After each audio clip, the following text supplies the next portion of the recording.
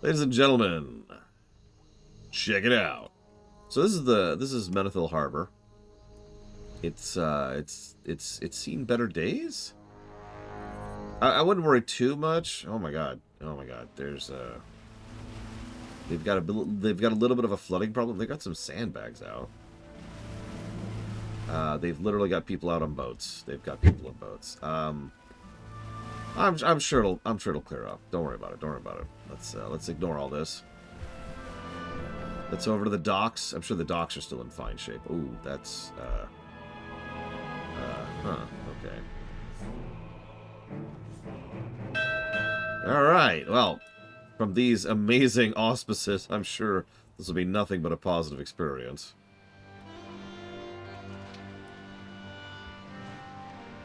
Let's go and get a front view here. By the way, as usual, I still like the icebreakers. You can tell the older textures are older textures, but I like the concept of them. And of course, they're steam driven. Gotta love a good ironclad.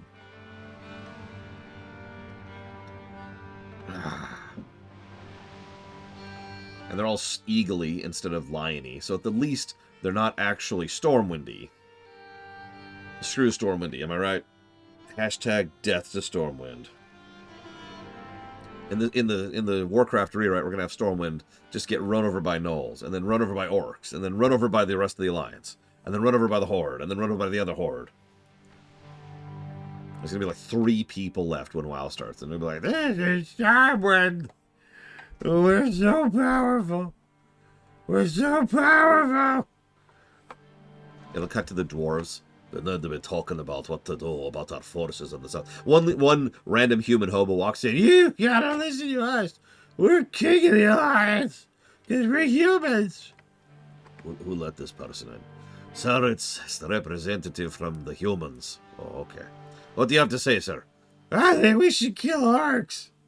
Sir, the orcs and us have been a military alliance for the last 20 years. And we should kill them. Kill them all. Okay, anyways, so let's go ahead and see this entrance. I actually rather like this. Howling Fjord, Part 2.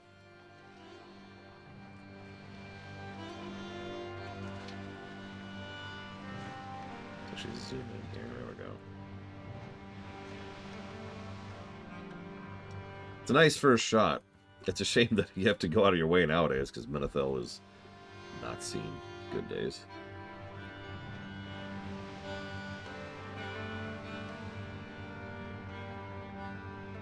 Yeah, the Brightcool have left a message for us. Actually, I tend to agree. What's funny is if you're paying attention, both Howling Fjord openings, both Howling Fjord entrances, are things you have to go out of your way to see nowadays. For the Horde, they no longer have the Zeppelin from the Undercity. And for the Alliance, you have to go from Menethil, which barely is even a town anymore. And nothing really indicates that it's still the way to go there. And there's our spit of land. We actually referenced this already. Not much of an outpost. And right in the bay of that keep. Meanwhile, you tend to go there. In fact, if you're paying attention, the actual go-to quest, which you can get if you do time walking, points you to the docks in either Orgrimmar, which leads to Borean Tundra, or Stormwind, which leads to the Borean Tundra. And it's not like the Zeppelin into Warsong Hold is bad, but it's not at this level, right? We're not even there yet. We're still taking the trip here.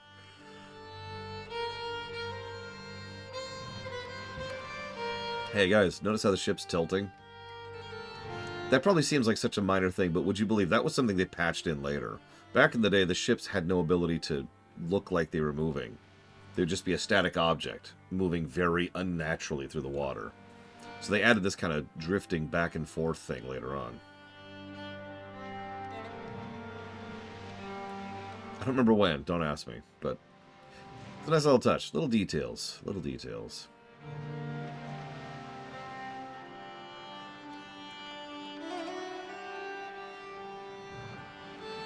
Oh, this is messed up.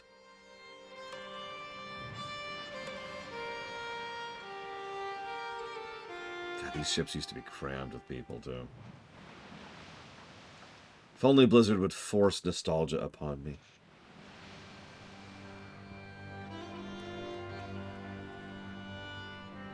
Talk to me.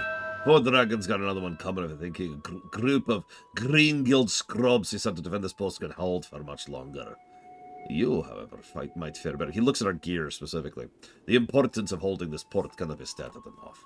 And with those monsters flying overhead, and the situation around here has gone bad through worse, report to Vice Admiral Keller. Let him know you're all out of bubble gum. Off with you. Yes, that's actually what he says. I'm not making that up. Loke asked a question. Loke says, Lore, you suck and you're dumb. Why is it? And it's like, well, it's like this. See, you see all those Valgard defenders here? You see how we've got, like, I don't know, maybe like a total of a company here trying desperately to hold this post? Well, these people think they can hold out against the forces of the Vrykul. They're wrong. In fact, for the fourth and final time, this is yet another beachhead on Northrend, which would be pushed back if not for us. That really is a consistent trend, isn't it? Anyways, so, what would happen if the Scourge found the massive pools of corpses in Gundrak? Yeah. What would be really funny about that is all it would take would be one infiltrator. Sneak into Gundrak, start raising corpses, and we're out. And then just start fighting your way out. You know, this is a terrible beachhead. So, let's actually look at our 4 beachheads. So over here we have Warsong Hold. That one is fine. Not very well positioned, but at the very least it's got some nearby resources with the quarry. And they also had the landing, which they immediately lost to the Kvaldir. Over here, we've got Valiant's Keep, which they threw together in quicker order. They had some of the leftovers of a farm and some towns, which were some of the old towns, the land. So they had a little bit more in the way of resources and able to hold it. But once again, we're being pushed right back to the ocean by the undead. A little pro tip, if you're ever fighting with your back to the water, you got problems. That's a pretty basic strategic rule there. So both of these posts are not really super strong launch spots, but at least they are beachheads, right? So then we scooch over here. The Vengeance Landing beachhead lands at the base of a giant-ass cliff. Now they have to. There's really not a lot of other landings, but this is the Howling Fjord. It's cliffs all around. But the point is, they are once again starting on the back foot, especially since they're fighting each other. This, then, is one of the more, geographically speaking, better beachheads, which is probably why there's a giant-ass keep right here. And so, yeah, this is actually probably the worst of the beachheads. Whoop, hang on. Just because of the fact that there's the enemy town, and there's the enemy fortress. Also, all this stuff around here, that's also enemy town. It's no wonder that this is the specific beachhead that has a giant alliance ship burning up here, chained up to the cliff edge, as a sign and a symbol to those who decide to show up. Yeah. Once again, the Alliance and the Horde wouldn't have even made it a mile inland, if not for us, 4 separate times. That's not a complaint. That's actually awesome. It kind of helps to reemphasize not only the fact that we are important, which, frankly, I like it when we're important in MMOs, thank you, but also, it's a nice insight into the Lich King, the second Lich King, and the Scourge's mentality. This is another filter. You'll notice that despite the precariousness of all 4 of these beachheads, these are not the elite of the Scourge. In fact, almost all this stuff is lowbie crap. These aren't even enhanced or augmented Vrykul. These are just Vrykul. That's it. And over there, all they're fighting is like basic ass. Well, they're also fighting Vrykul on the Horde landing. On the Borean Tundra, they're fighting low-level Nerubians and the occasional Crypt Lord, and a small army of the undead, and some Kvaldir. That's it. Arthas actually landed in Dragonblight. We kind of skipped over it because we didn't really do it. It's the Forgotten Shore right there at the lower right. You can actually see the broken ships where he destroyed his own ships. So yeah, no Death Knights, none of his super strong abominations. He pulls, it's such a fascinating concept. because it fits the video game concept. It's so rare that video games do this, where there's a lore reason for the game to get harder as you go through it. Oftentimes that doesn't make any sense, right? We just kind of accept the fact that, you know, this place is higher level than the previous place, and we just kind of walk away from that. It's like, yeah, okay, sure, we're just going to accept that conceit. But in Northrend's case specifically, it makes perfect sense that the weakest stuff would be at the southern edges where the Alliance and Horde land, and then he would place stronger and stronger and stronger and stronger stuff, more and more and more and more, until we get to Icecrown. And in Icecrown, he keeps all the big boys, and we'll see that when we get there. This is where his elite Vrykul are. This is where his elite undead are. This is where his elite plagues are. This is the big stuff right here. And then, of course, the actual best stuff is in the Citadel. All of that makes sense because his whole goal is to find the super, really elite force. I believe he actually calls us the strongest fighting force on Azeroth, and he's right. Because that's what he wanted. That was the goal the whole time. Anyway, sorry for ranting. It's just, I love this moment, and I do love that, and I do think that's a story positive worthy moment.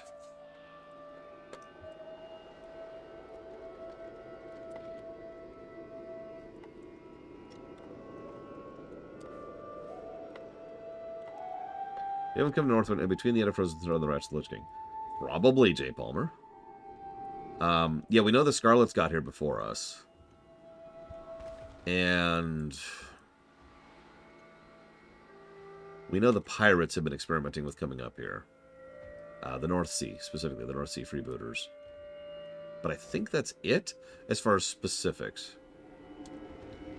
I mean, if I didn't pick up on that, I'm not doing my job properly as Miristar. I'm just saying.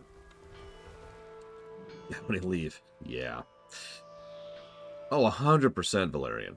Remember, and this is a lot of people tend to forget this, the Lich King provoked the attack into Northrend. He deliberately was like, oh my god, it's the Scourge. And everyone was like, oh my god, it's the Scourge. Go! And both factions signed a temporary truce with each other and, like, just piled up every single resource they could and fired them all at Northrend because the whole world is still suffering from very recent, like, it's not even species-wide. It's like sentience-wide trauma from the Third War. Because remember, what the Scourge did, they just swept over the world. Like if you look at the map of the whole world, what the Scourge swept was all of Northrend, the entire northern chunk of the Eastern Kingdoms, and a huge swath of Kalimdor over here. Like, that's basically everybody has at least some experience with the Scourge being a planetary level threat. You know, a global threat. So, yeah, no, Noxramas shows up in Vidal, and there's a little bit of an asterisk here, because the idea is that Noxramas technically only showed up during the Wrath launch event in lore. Let's just ignore that for a second. And so, yeah, just... And then he sends the Scourge down, and everyone's like, oh my god, it's the Scourge, we've got to... And everyone reacted the exact same way you think they would. We've got to respond with everything we've got. And so they send everything up north, and which is why you see stuff like this, with the yeoman here dragging resources off and just throwing them into the pile, and the guard captain being like, hey, we've got to work this together, and all the troops, and there's this constant vibe on both the Horde and Alliance that the people who are here are barely holding on, and only the elites actually go past this point. Only elites get anywhere. And if you pay attention, the geography of this is fascinating. So we've got the barely holding on the southern shores, right? Dragonblight has a couple of outposts. We've got Agmar's Hammer over there. We've got Winterguard. Both of those are held by some of the more elite forces. Grizzly Hills is kind of just an outposty thing. So we've got Conquest Hold, and then we've got the Amber Pine Lodge, and that's kind of it. But we also have the Westfall Brigade, which has been putting north. But by the time we get up to Zoldrak, which, if you're paying attention, is only really 3 zones in, the Horde and Alliance don't have any foothold at all anymore. They haven't even gotten that far. The only groups that got this far were the Argents and the Ebon Blade, the most elite and dedicated to the forces to fighting the Scourge. When we get to Storm Peaks, no one's here. No one has made it to Storm Peaks. And when we get to Icecrown, all we have is 2 airships. And the Argent Vanguard. And that's it. Like, I love the filter as we get more and more and more north, and friendly territory shrinks and shrinks and shrinks. Well, the goblins made it to Storm Peaks, but they don't care. They don't count. They're just down here at K3. They don't really count for anything. Anyway, sorry. Moving on.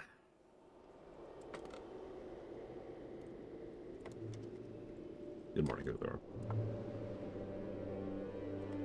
Good morning, Blake Duval.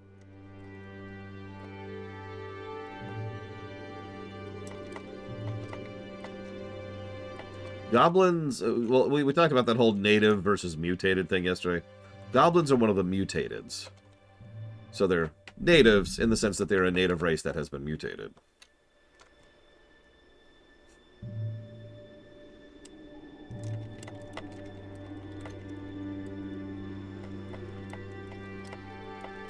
Yeah, they're like elves. Pretty much exactly right.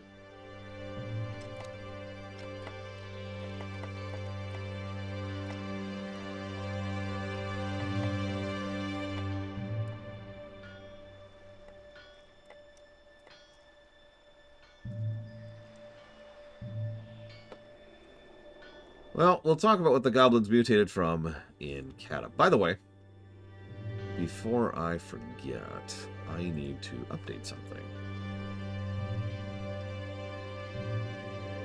So, I meant to do this morning, but again, I have not been sleeping well lately. I apologize. It really is the only reason I was late. Sleep has decided to be like, no. And I'm like, but I could go to bed. No. I'm really tired. No. Okay. I guess I accept that.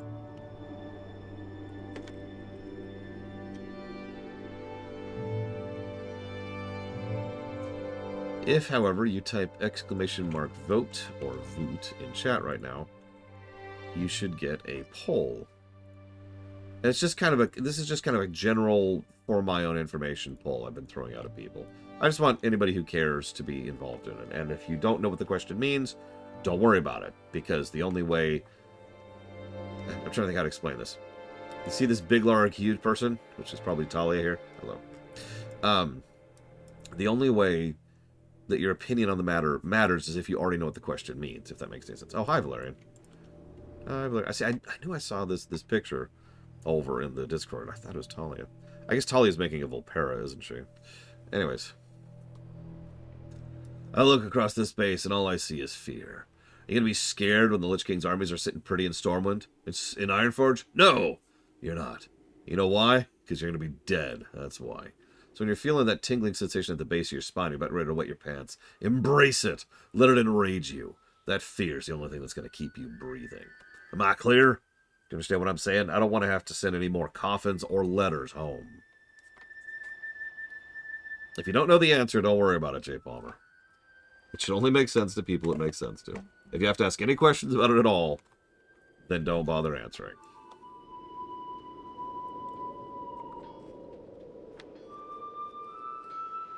All right. What can I do for you? The dwarf speaks the truth. We can't afford to lose this port. It's one of 2 safe harbors the Alliance has in this chunk of frozen hell. The other's a few hundred miles west of here. For the Alliance. That would take me like 5 minutes to fly there. If Valgard falls, our primary supply line into Northrend will cease to exist. From there, it'll only be a matter of time before we all lost servants of the Lich King. Now, I don't know about you, but I've got a wife and 3 kids back in Elwyn, and I'll be damned if I go down without a fight. The situation here is critical, and we can use all the manpower you can muster. Get to the front gate and help the guards defend the city against the invading monsters. Go with honor, friend. Speaking of which... Did I not? Whoops, I didn't. Wow, I'm so stupid.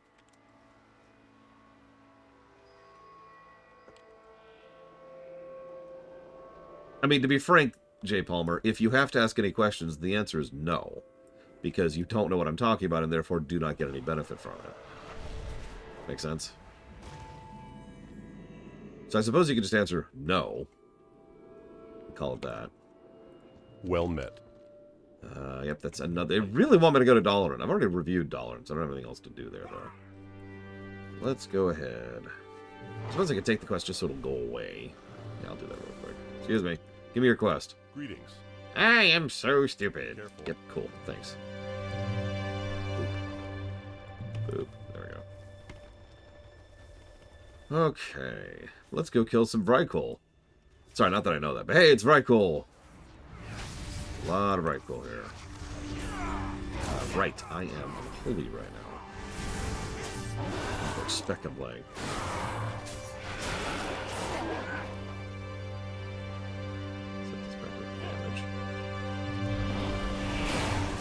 This fucking wolf is running from me here. I should throw up the wolf. Cursor Trail.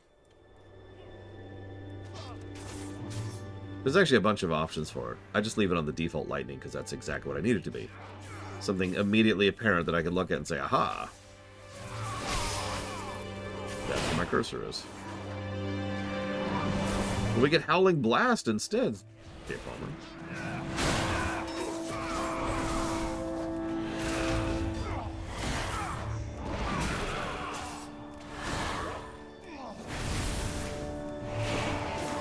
I'm ready, Lord Harrowmont. I'm ready.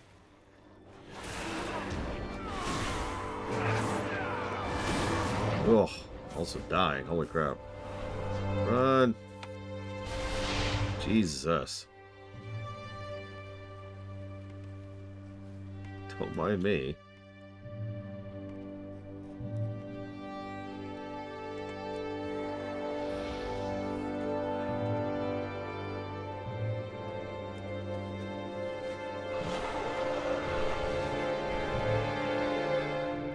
Need help? You gave our defenders extra support they needed. Morale is higher than ever now, thanks to you. What, because they saw me nearly dying and ran into the wolves? I think they'll be able to handle the remaining onslaught on their own. I got bigger plans for you. Go with honor, I've friend. been here for a month when those malformed giants appeared out of thin air. We were ill-prepared for any sort of attack and paid dearly for our complacency. Yeah, that's why their walls aren't really finished either. An entire archaeology team was lost, and several townsfolk abducted and taken to the ruins.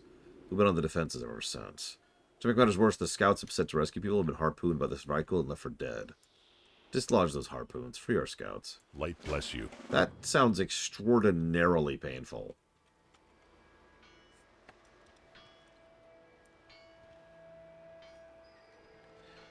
That is not something that... Okay, so we did a test on that, Lord Harrowmont. Like a week ago. A brand new person with a brand new account got to level 20 and just had dragon flying. Healthstones. Yeah, healthstones. Okay, so... For example, I lost Valerian. Oh, there's Blaine. Do me a favor, drop a healthstone thingy. I forget what it's called. That's extremely strange, Lord Helmet, because again, we did a test where you make a brand new account and a brand new character and you get to 20, and you, as soon as you get 20, you have dragon flying. So what it sounds like is that's a bug. Oh, you don't have that ability. Ah, I spit on your hellstones. Tui. No, go ahead. You can trade me one, I guess. Ugh.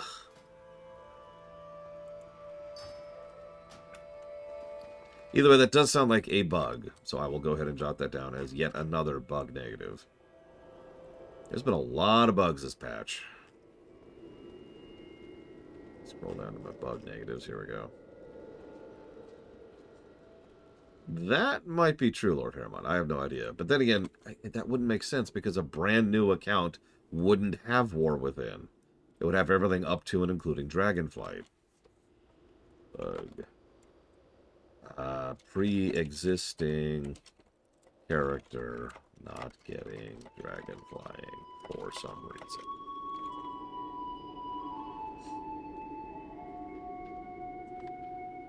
Okay, so this is a Hellstone.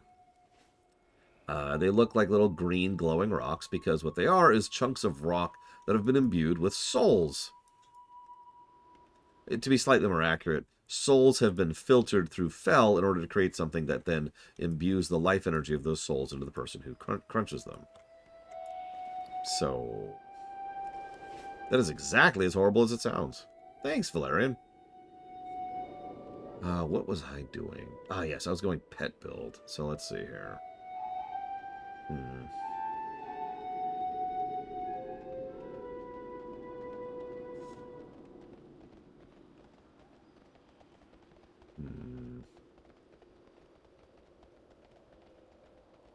We can also get Defile. That might be fun. Hey, Mr. Floyd Pinkerton.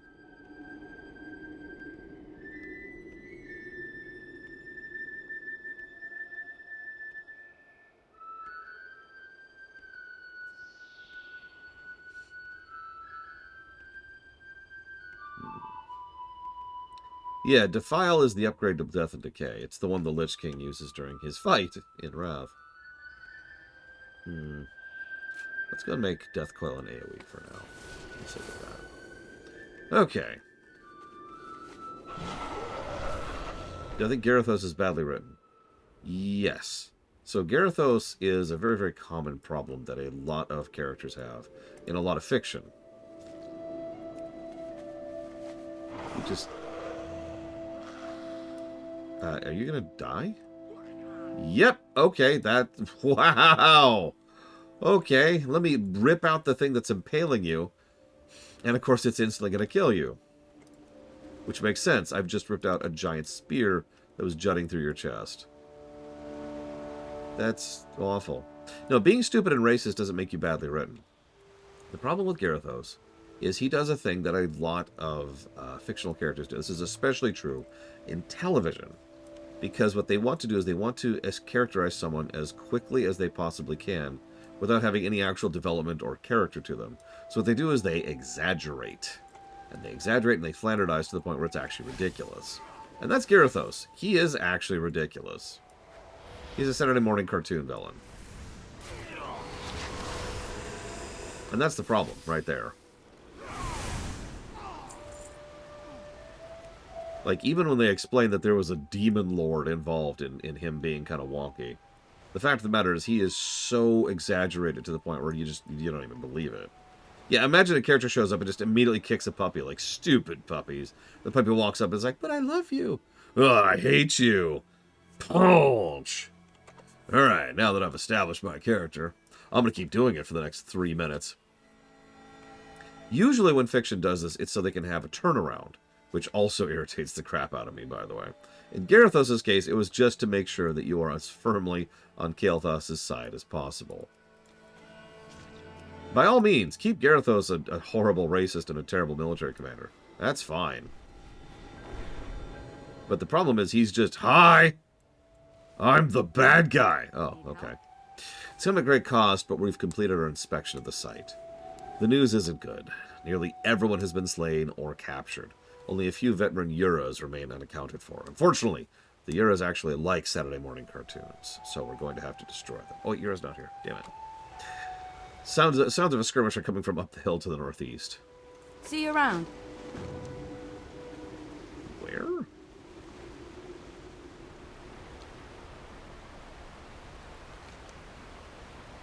Oh, that's a dungeon quest. Yeah, like, there's several ways they could have made Garithos interesting. Like, let me use a random example. So yeah, him being the one in charge because everyone above him died, sure, but nobody's going to follow that idiot, especially in a survivalist situation, right? In order to retain command, you need to have some reason for people to keep following your orders. So one thing we could have done is maybe Garithos is actually a legitimately good commander.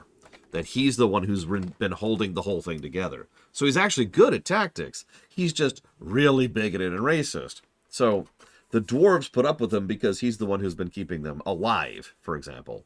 Or if he looks at the elves as if they're just people who honestly shouldn't even be in the alliance, really.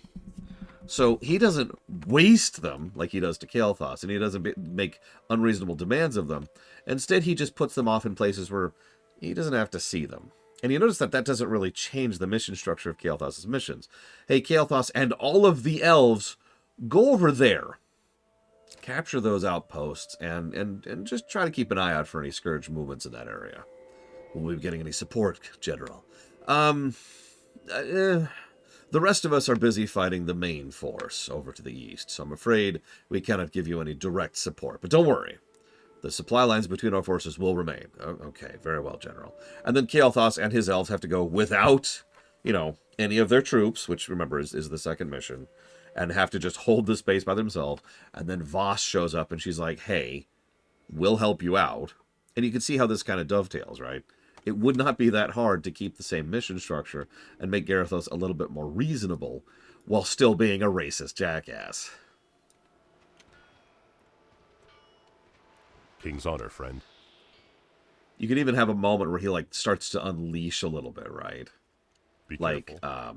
maybe there's this moment where, you know, he perceives Kael'thas to have betrayed him, and it's, like, vindicating for him. It's like, you know, I've never quite trusted your kind. Ever since you and yours hid up north when we were dealing with the demons, and with the orcs, and with the undead. And by the way, you'll notice how that's actually in a statement in ignorance, too, because he has no idea what the elves were doing, and that the elves helped in all three of those conflicts. So just ignorant racism, right? So, it's gratifying to know that I was right this entire time. You and yours are no longer part of this military alliance. Well, I see you in irons. And then they throw them into the prison, right? They don't execute them because that's stupid. They just throw them in prison and throw away the key, and it's like, oh, traitors, all of them. Now, let's go and save the alliance. And then Kael'thas has to break out, and Vosh breaks him out, and you get it, right? It would not be that hard to adjust things to make it work better. Instead, Garithos is like, hello, I hate elves, and also puppies. Yes, die! Die, puppy! Also, I'm an asshole. Goodbye. Well, I feel like I just answered that question, Mr. Floyd Pinkerton. Thank you, Woo. Always appreciate your support. And, as usual, if you know what you want to put the shorts, up to 3 things, please let me know. I understand it's supposed to be woo, but I can't do it. I can't do it.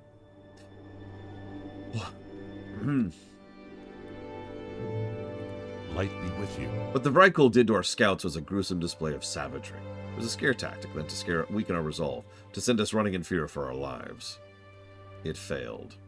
We are going to show those monsters what it means to wage war against the Alliance. Or the Alliance. Because we're the Alliance, and we have an identity of some kind somewhere.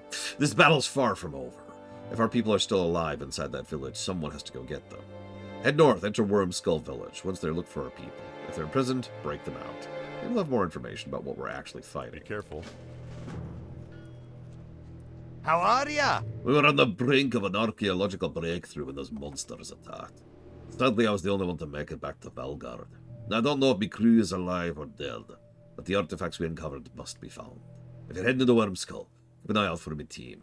If there's any hope of recovering that information, we must pursue it. See you soon. Yeah. What's going on? Woo! Thank you for coming to the funeral, Woo.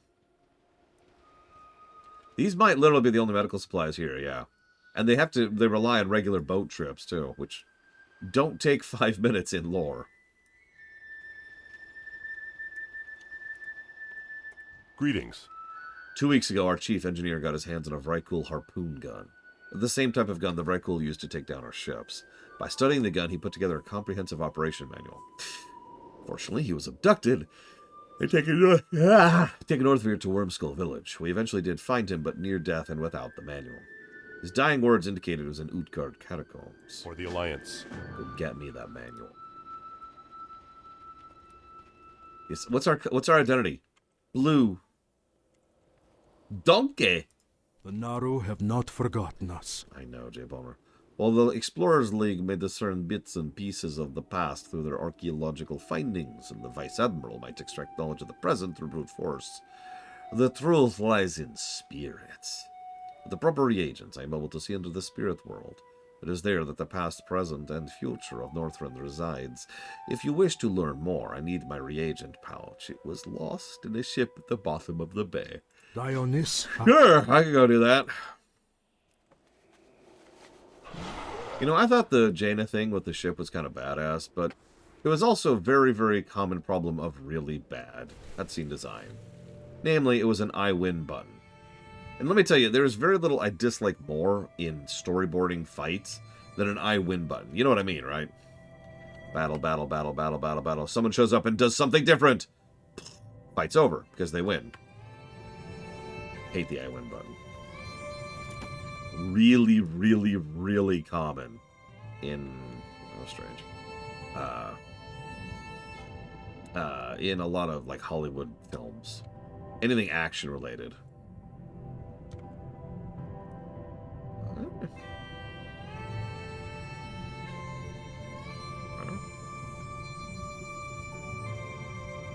I mean, there can be an I win that works. In fact, ironically, I can actually think of an example in this very game of an I win button that works. How are you? Hey, what's up? What are you doing down here? Oh, me? I'm trying to clean this place up. Orders from Keller himself. He says, Harry, I want you to put your diving bell in search for shipwrecks for our stuff. Say, maybe you can lend me a hand while you're down here? Getting the, all kind of goodies? I mean, supplies? Go out there and bring back whatever you find. Use the diving bell. See you later. Sure, let me go ahead and loot our gear. I hate to keep referring to it because it's just one of the really good cutscenes in this game. But the final cutscene of the Frostfire Ridge for the Horde. That's a good I win button. It's worth noting, though, that that was built up over quite a bit of time and work and effort, and wasn't so much as an I win as, oh, thank God we caught a breather. But it still qualifies, right?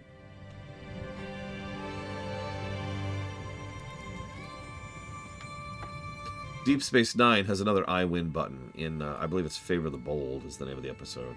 Season 5 or 6's season opener, I forget which.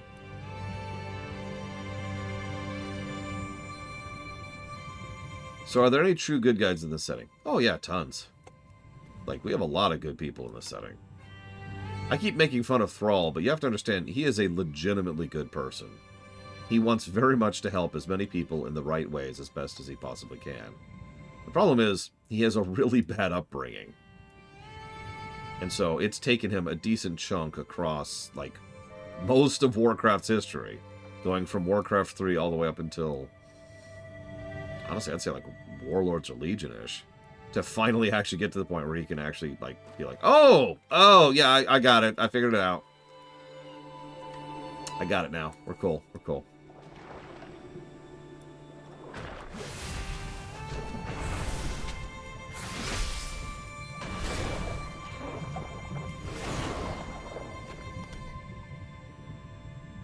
Warlocks are one of those interesting things. Hi, Yura.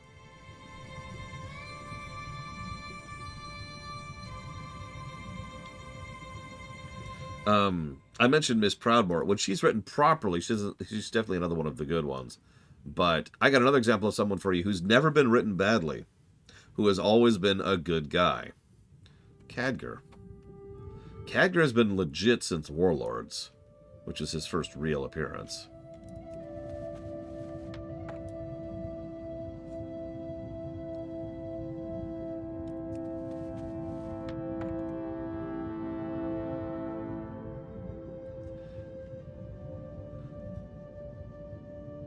Was there much of him in BC? No. Hi, I'm here, and I'm from Warcraft 2. Do you remember Warcraft 2? You don't remember Warcraft 2. Oh, okay. Well, don't worry about it. I'm from Warcraft 2. Hello. And that was his character in BC. Safe travels. Wow, you sure are efficient. Yep, I'll just give me those crates. I'll need to document them, take inventory, and some other stuff you haven't been trained to deal with. Don't worry about it. I'm sure I'll let Kellen know what a great job you have. Yep. You can leave now. Skedaddle. I'm gonna go back to robbing you. Bye. You don't like... Okay, for real. Do you not like Khadgar, Lord Haremont? Or are you talking about the BC Khadgar? In which case, never mind.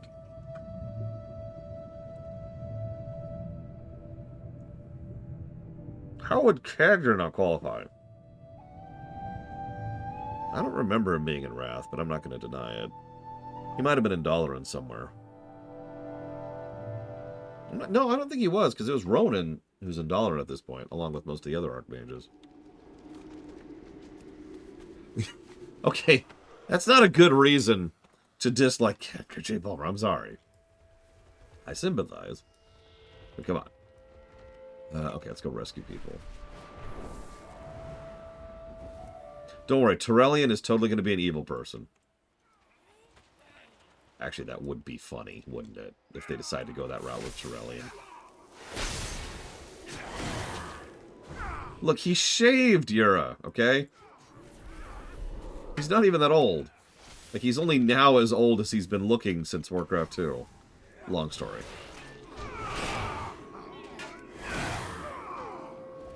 No, I'm not going to do anything with Tirion. Like, he's a placeholder at this point.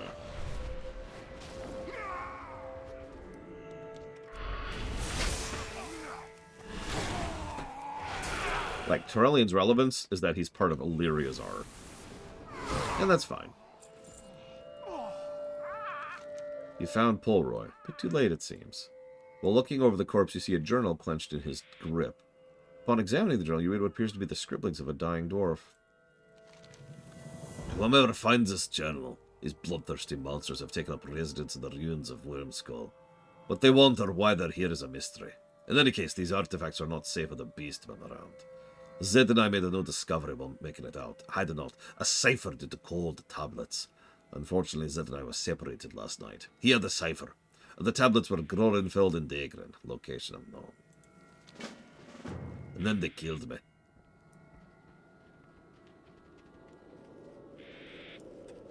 And then Zolog decided to subscribe. So, here's the problem, Zolog. I noticed this the last time you subbed. But the problem is you then left, like, immediately after subbing. So I couldn't really clarify. See, what you just donated towards is the humor block. But the problem is you just donated towards the humor block, like, 3 times, which you can't actually do. So you can pick 3 things. You functionally only picked 1. Make sense?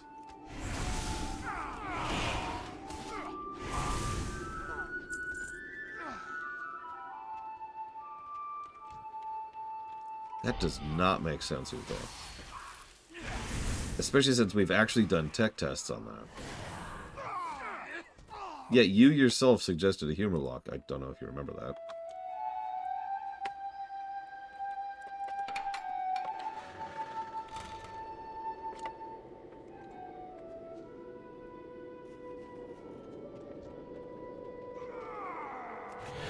I mean, if that's true, that is 100% a negative. That's very, very stupid to require someone to go do that in order to unlock something that really should just be a feature regardless. If so, I would be tempted to say that that's actually in the realm of a bug rather than a design choice. Like, we know they got rid of the talent thing, right? Everyone just has all the talents because the developers themselves admitted outright. It's like, yeah, no, that would be really stupid to require people to go do Dragonflight in order to gain access to this Dragonflight tech. So, no.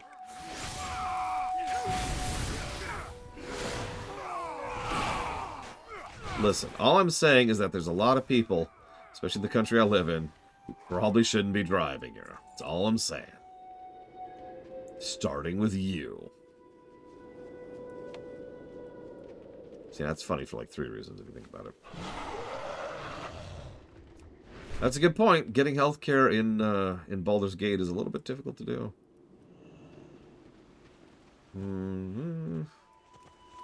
Oh, there's one.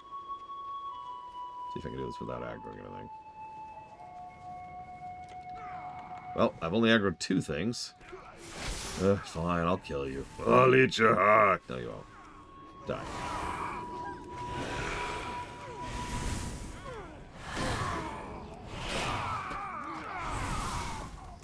I don't know, in order to do... Oh my god, go away. Go away, you don't exist. Go away.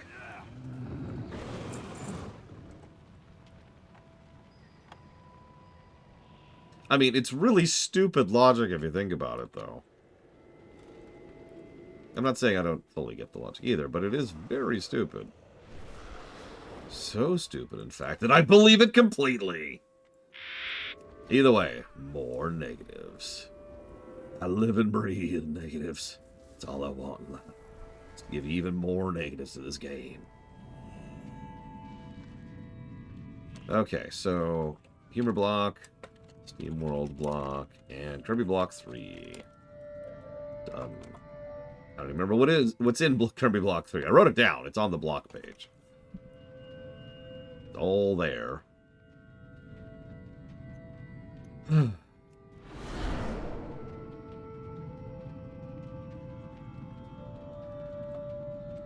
I actually have already gotten that accusation, by the way. That the only thing I'm doing this review for is to give this game negatives, which just really, really proves how much those people do not watch my content. High five. You know what? That's actually true, Huthor. I can't argue that. Ironically, that still qualifies for a negative, just for different reasons at that point.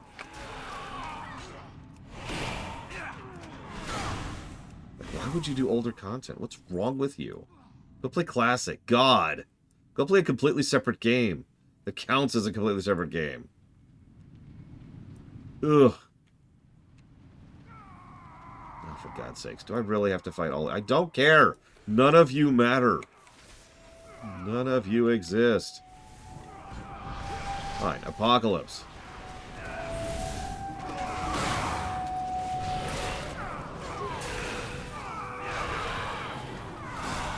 I was actually thinking about it. Part of the reason we've been having so much problem is I've been trying to insist on experiencing the content relatively at level. Because this came up because someone I know was like, you know, I've been having trouble following your specific path, because I gave them a recommendation of exactly how to get through the game in order to experience Cataclysm. And that led to a conversation with someone else, and blah, blah. Long story short, most of the problems involve trying to bully time walking into existence. If I just accepted going and doing the old content, then I would be fine. I would, of course, just be soloing everything and effortlessly crushing everything like a bug as soon as I outlevel it, but I'd be fine. Like, could you actually imagine that? Like, what's this stuff scaled to? 70? Yeah, 70. So I'd already be 70 on several of these characters, past 70, and all the enemies would stop scaling to me, because they would just go up to 70. And I just keep going. And slowly, inch by inch, get stronger. Every time I go up to a dungeon, I just walk in and one-shot the place. There's the... It is what a lot of people want. Go figure. Ares grasps for air as he tries to speak. I'm an envoy of the Argent Crusade, charged with a sacred duty. Our forces were decimated in the Plague Lands. By the light of the dawn, the artifact was cleansed and made pure once more. So many perished in the wake of its redemption. There's still a chance. There's still time! The artifact was hurled into the den of the fallen far below us, guarded by the unmerciful dead. Light protect you. I have the buff. Light. Yeah, you'll notice they have never made the mistake of giving Sargeras stats in-game. It's an old rule. The moment you give something a stat block is the moment you have made it defeatable by the players. Doesn't matter what you make those stats. Doesn't matter how strong you think you have made that character. Players will figure out a way to kill something if it has a stat block.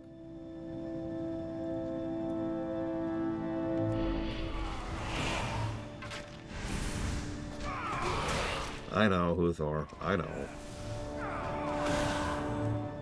Doesn't change the review for the perspective of things. I mean, at absolute most, the only way that could or would change the review is we could no longer give any pluses or negatives for pretty much anything. Like, for all intents and purposes, it would stop being content at that point, right? We actually have precedence on that, even.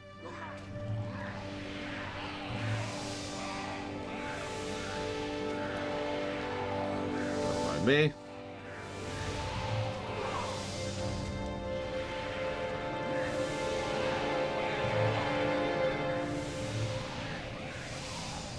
I am just on the verge of death here. It's kind of funny.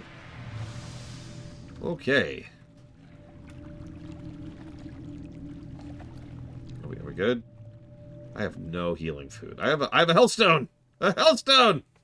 It saved my life! Those rotten souls saved my life.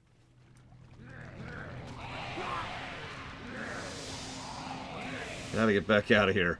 Hopefully alive. Oh, Jesus. Oh, Jesus. Oh, Jesus. I'm dead. I'm dead. Oh, jeez. I'm dead. Yep. Okay. So we're actually going to just res here, because it is not worth going back down there. Damn.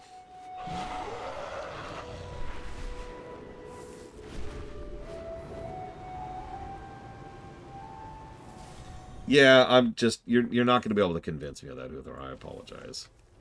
I have heard the argument. I just kind of don't agree. Sorry.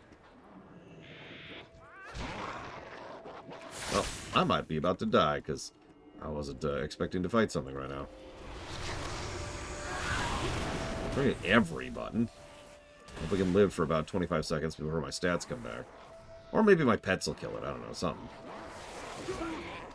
What is this?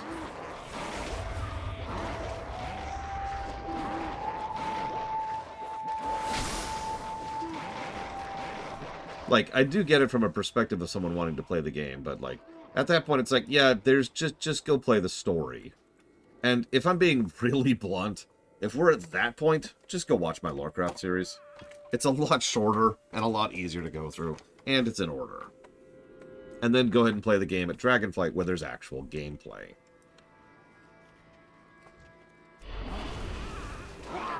Just don't watch the other Warcraft series, because he stole my frickin' branding. Ugh. Still mad about that.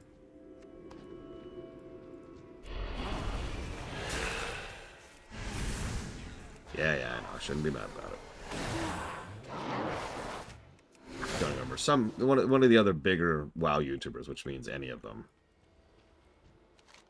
He found Zed. You're no doctor, but the prognosis for Zed is most assuredly negative. Looks as though they're preparing to feed him to the wargs. There's no sign of the Cipher. After carefully searching the area, you have something in the dirt. The catacombs. I was just in the catacombs. Is it Nobel who did it? I don't remember. It might have been Nobel, because he is kind of a dickwad. He's not as bad as Asmongold, but then again, nobody's as bad as Asmongold. It is Nobel. Screw him!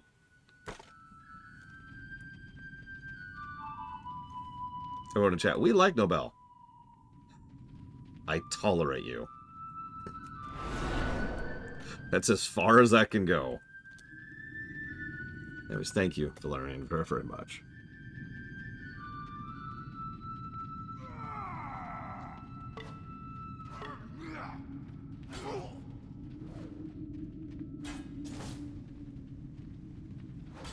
Hopefully I'm not dead when I look up. Okay, we're okay, we're okay.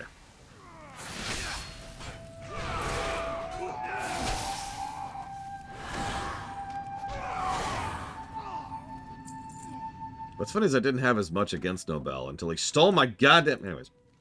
About bloody time, Pulver and Zed are dead. And Tigran, taken by the Dragonflare chieftain to the depths of the catacomb, sacrificing him to a dread king. The Cipher is hidden away in his grimy beard. What? Dwarves hide things in their beards all the time. It's the Dwarven bucket. They're keeping Degran locked up in a cage at a large fighting ring.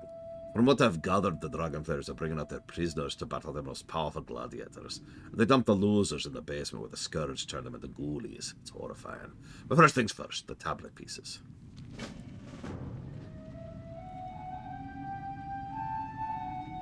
No, I do not, but that's kind of a weird topic. So, like, for example, Huthor would completely disagree with me on that. That is something I absolutely do not agree with Shadow Machine. But that's because I actually believe in the concept of universal quality. Which is not hard to explain, because that's exactly the performance that I use for my own review system. If anything, you know what? Hang on. I take it back, Shadow Machine. I agree completely, because that proves exactly how stupid the X out of 10 system really is. Moving on.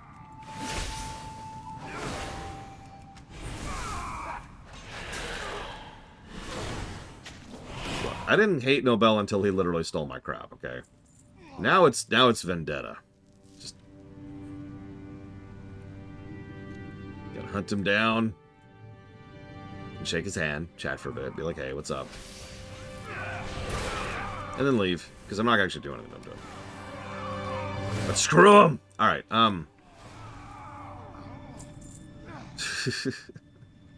so.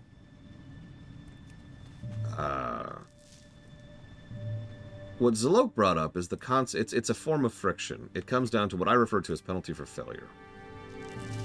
Now, penalty for failure is something that you actually have to think about very, very carefully in very specific and precise ways, because you do not want too much of a penalty for failure, and you do not want too little, generally speaking. In a whole lot of games, if you have too little penalty for failure, the player will get bored. Now, I'm going to say something really controversial here. That's the player's fault. No, hear me out for a second. Because I've played several games. Like, I had the opinion for the longest time that you had to have some kind of big penalty for failure. Otherwise, it'll just be boring. And then I just played too many games that doesn't do that. And doesn't have any real penalty for failure at all. And those games are still perfectly enjoyable and still perfectly engaging. So, what's the distinction there? Well, it kind of depends on what you, the player, want out of the experience, I suppose, but it also comes down to the player themselves being willing to engage in the game in question, rather than just trying to beat the game in question, which, again, boils back to what the player's actually after. This is why I figure Huthor will completely disagree with this, because this is essentially a form of player friction. Let me use a specific example rather than speaking in generic. You ever played Celeste? Celeste's penalty for failure is essentially non-existent.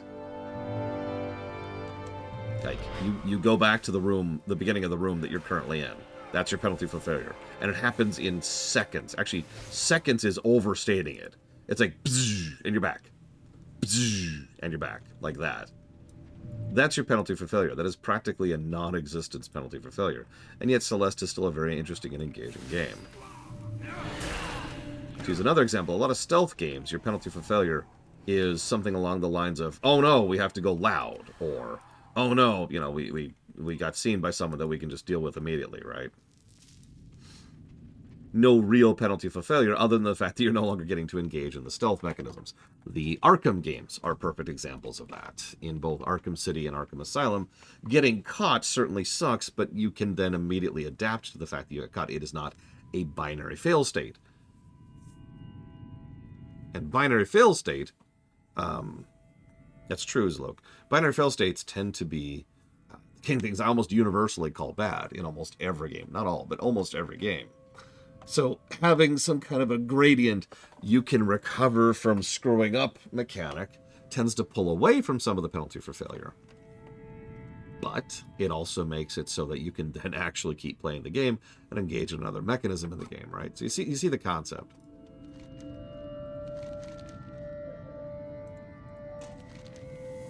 Glory to the light, you did it. Take this artifact, return it to Valgard.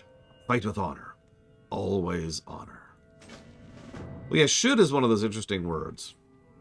There's a saying that I am fond of, and that is that there's no such thing as an automatic positive or an automatic negative. And it's true. There are... Every single point of positives and negatives that we tend to give is something that's debatable. Now, there's some standards. Of course, there's some standards. Like, for example, unskippable cutscenes usually is a negative, but even that is something we debate and dither based on the specific game and cutscene and whatever it is that we're getting into, right? Save systems is another thing that tends to be a standard. But in general, everything is debatable based on the game in question. You might have already seen the room where Dagrans be held in your gathering the tablets. It's through the corridor down the set of steps. Get down there and find him. Okay. I guess I can do that. I knew it. I always knew it. They were secretly playing, let's see, modern Metroidvania. You're playing... Hang on. Wait, really? That's not a modern game. It listed Shadow Complex. Do me a favor, look when Shadow Complex came out. Hint, it was not recent.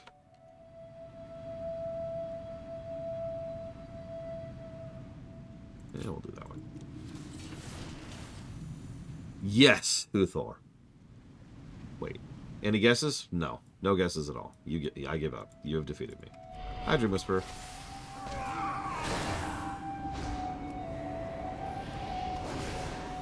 Nine Souls? I've never even heard of that. Well, I guess that's not saying anything. I was introduced to a game like this week, and I've already started playing it with my friends. It's our latest co-op game. It's called Core Keeper. You've heard of it. There's a whole lot of games I've never heard of that are like, ooh. And then some of them are like, ooh. And some are like, ooh. There's a lot of ooh going on around here. Yep, you found me. Whoop-de-doo. And no, I don't have the Cipher. The beard was the first thing those beards checked. Olaf's the one that's got it now. He's the chieftain of the gladiators. Olaf will come out if you defeat the other gladiators. It's about the only way we're getting that Cipher back. Put on your wampum boots and get in the ring of judgment. If you manage to get the Cipher back, bring it to Glorfinfield. Me? Oh, don't worry about me. We're on the brink of discovering the missing link of humankind. And that's why we're so interested in these. We're literally here because archaeology. That really is the driving motivator here. What, the fact that it wasn't a game for me, Hudor? I mean, it really was a wild thought, because on paper it's like, yeah, but then I got into it, it's like, oh. I could also say that something like a Total War game would be the kind of game I would enjoy for a brief period of time, and then it would hit Dragon Age 2 syndrome quickly, because I would just be tired of the central loop. And those are not games that are designed to be played quickly.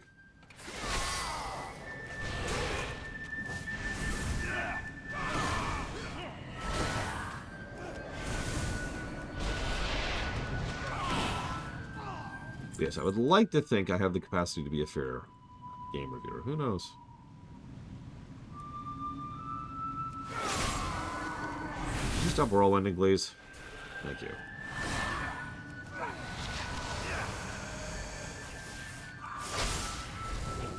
Four-phase boss fight. See, that just sounds arduous, honestly.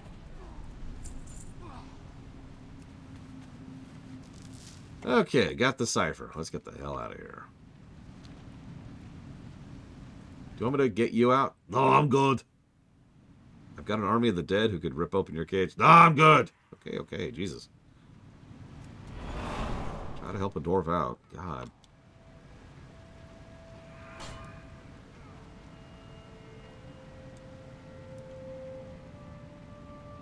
Listen, it's just a bunch of weird giants and winged angel death creatures. It's fine. It's fine. Don't worry about it. Don't worry about it.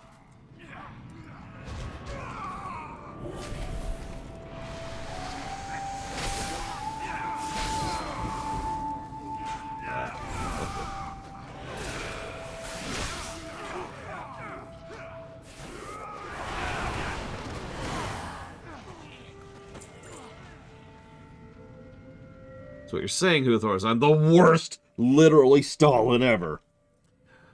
Egrin, the Cipher. Fascinating tale. Something's actually judging these things. To what end? To what purpose? Ah, never mind that nonsense. Someone else can figure out that stuff. We've got the Cipher, we've got the tablets. And only 2 fatalities!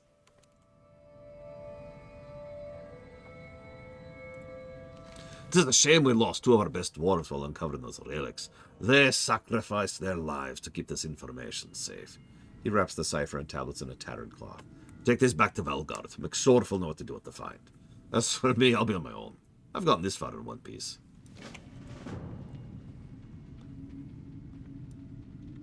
That's why we decided to go with standardization. I was really torn on that, admittedly. Because usually I tend to like bespoke negatives and positives, because that's just the point of the whole system, right? But in this exact case, it really did feel better to standardize it. Especially since it means we can then part and parcel negatives out, as if they decide to go back and fix this whole problem. Like if they, I mentioned this already, if they standardize BRD, then we'll be judging the new BRD, right? Like that, hey, this is now permanent content. Well, okay. Like, this is a made-up example, but imagine for a moment if they go back and they say, hey, we've decided to make Utgard Keep accessible and playable in a modern format with a heroic version. Boom, here you go. Well, we remove the specific Utgard Keep negatives, and then we go run Utgard Keep and see how it is, right? Because if this is anything like the FF14 team, which it absolutely isn't, they might do that kind of stuff as a rollout, rather than doing everything in one bundle.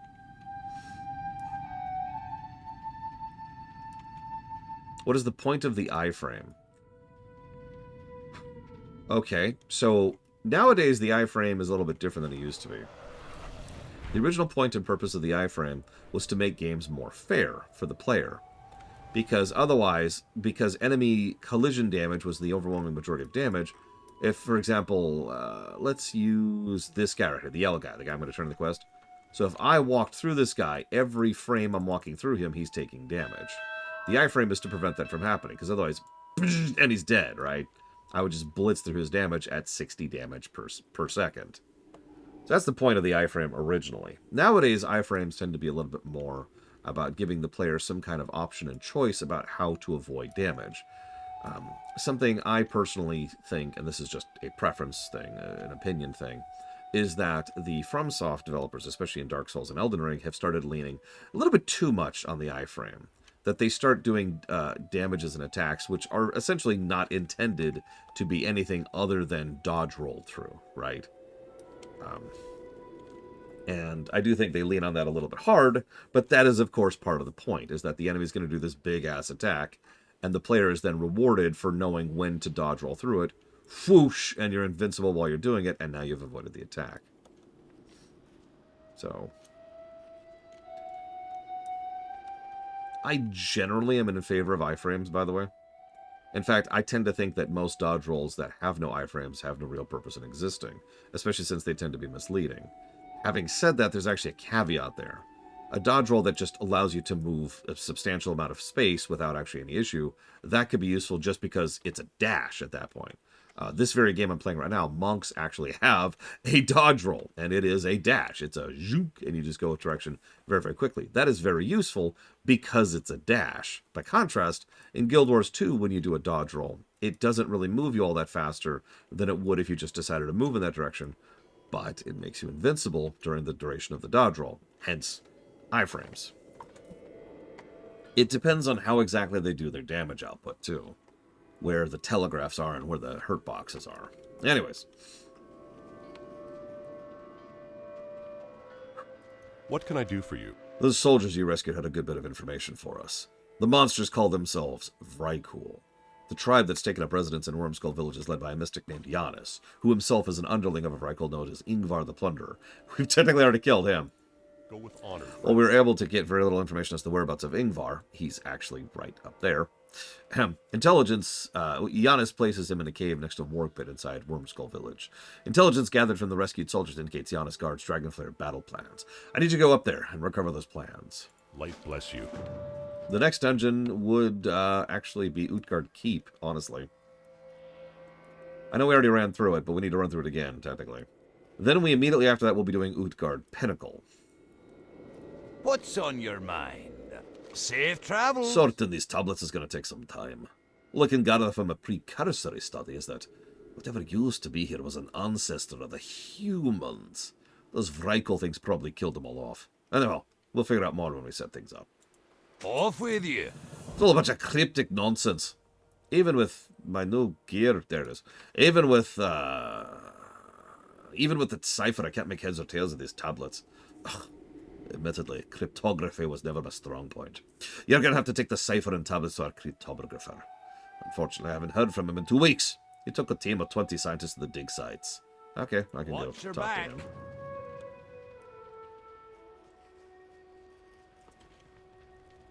Yep, we're about to find out about human ancestry for the first time, actually. I've already talked about that, but, you know, this is where this actually shows up. Well met. By the light. For the Alliance. Many men and women died to recover this blade. Alas, I fear Ares will not be the last. But you do the light's work. This sacred blade, wielded by Lord Tirion Fordring himself. Even now, the Argent Crusade works towards Icecrown. Lord Fordring has vowed he will tear down the walls of that cursed place. And with the blade, he might have a chance against it. Is this Ashbringer? Is that freaking... Is that what this is? Is this freaking Ashbringer? How did you lose Ashbringer? How did he ever let Ashbringer out of his grasp? What is wrong with you people? Do you have any idea what that weapon is? Lord Fordring, you mustn't reveal yourself. The boy's death, and in fact the deaths of all the knights involved in the redemption of the blade, could have been avoided. Damn it, Fordring. Stop hiding yourself. Their passing weighs heavily on my soul. The path of freedom has always been beset with tragedy, sire. We could not risk losing you. The Crusade could not have survived such a blow. You're too important, Tirion. Just trust it. Your dick is so big. It's just huge. It should have been me that carried the blade to Northrend. The burden was mine to bear. You're right. The price of our freedom will undoubtedly cost thousands more of their lives.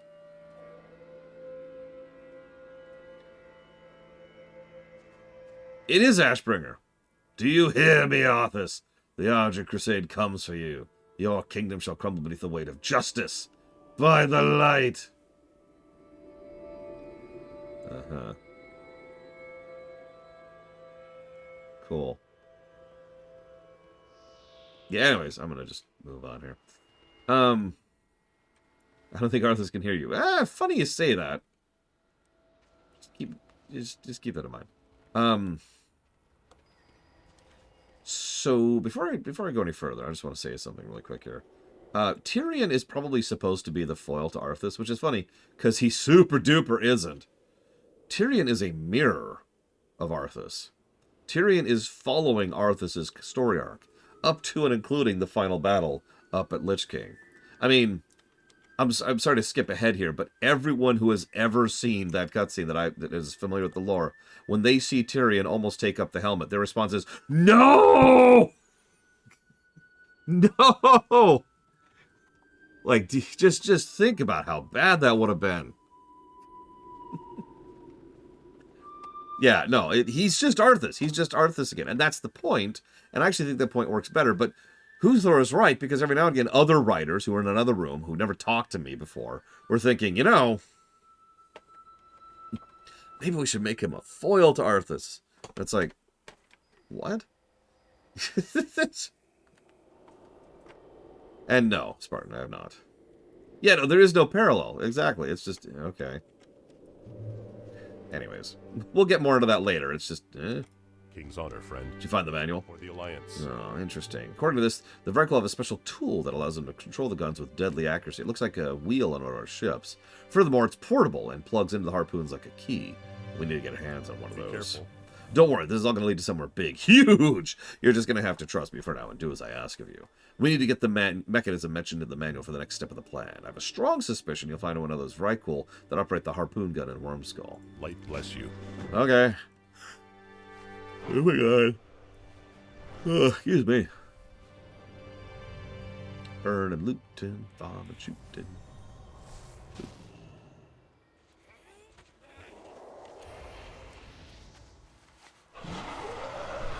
It's... Twitch is really pushing this, like, Cliptober, Clipsember nonsense. I don't even remember what they call it. Just ignore it. Just ignore it. I apologize because I cannot seem to get rid of it. I don't even have that enabled. Like, it's an option you enable, and it's like, hey, you're in the mood for, like crypt, whatever, trip, oh my god, I can't talk. The Twitch clip holiday. And I have that disabled, and it doesn't seem to be disabling it. So, that sucks. Huh. There we go.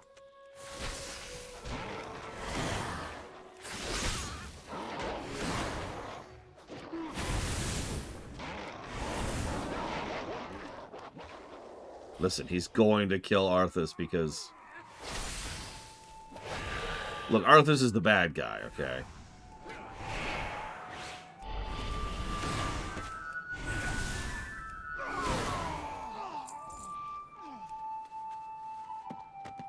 I mean, Arthas actually was a member of the Silver Hand. Actually, maybe he was never inducted. He was at least ostensibly a part of the Silver Hand. He's Uther. Oh god, what if they just wanted him to be Uther and they just turned him into Tirion instead? Because, you know, Uther's dead.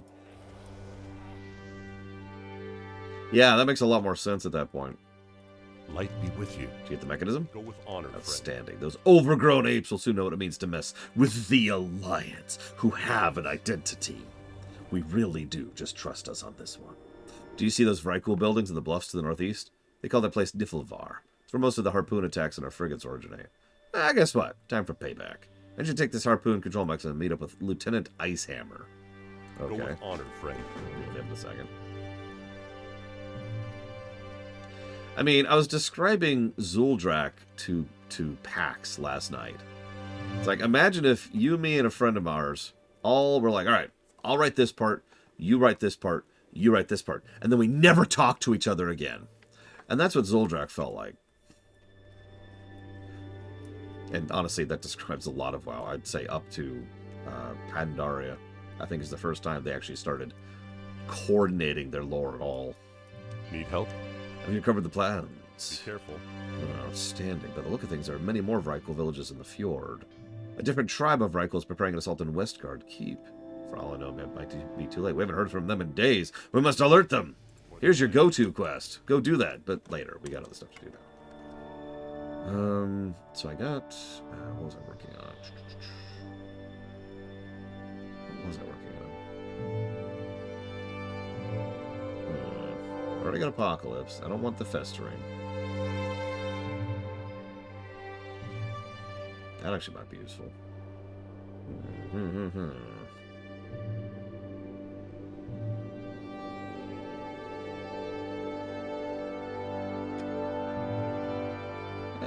Let's turn that into a dot. That way we could at least have the next tier unlocked. Because I want the Gargoyle. I also want Army of the Dead. I want pets, yo. I like pets. No, pet. Warm wishes to you. Have you find my reagent pouch? May your days be long, Bit worse and for your wear, but hardships still few. functional. Let's see. Now place them into the fire and inhale. What? I can... Remember the lessons of the past. The spirit world has fallen under the sway of the Lich King. Fearsome creatures made of pure nightmares now stand watch over the realm of the elements. I sense these Valkyr guarding a terrible secret. I am too old and weak to survive another journey. You must go in my place. Take this incense burner. Safe journey. Okay, I can do that. Let's discover the secret of Wormskull. We got this.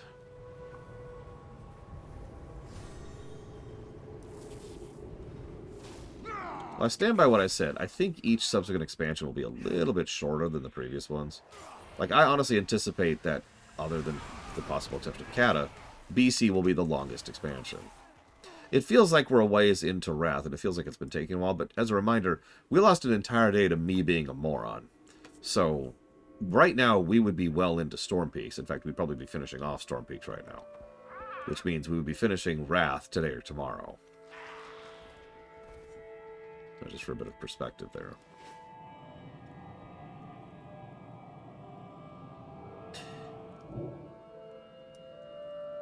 There's some Vrykul here. Hello? You gonna say anything? You gonna do anything? That was when the dungeon problem reared its ugly head, Spartan.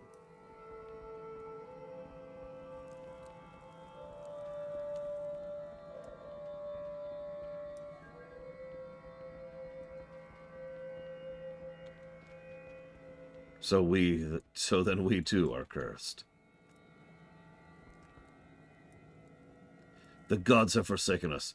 We must dispose of it before Yimmeron is notified.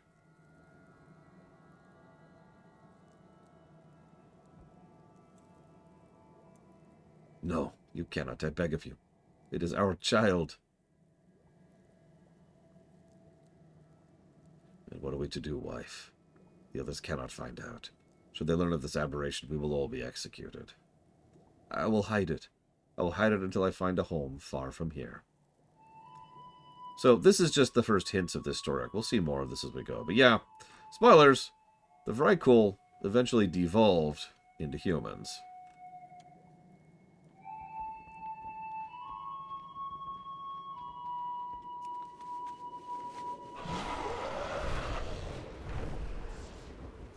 Checkmate, atheists.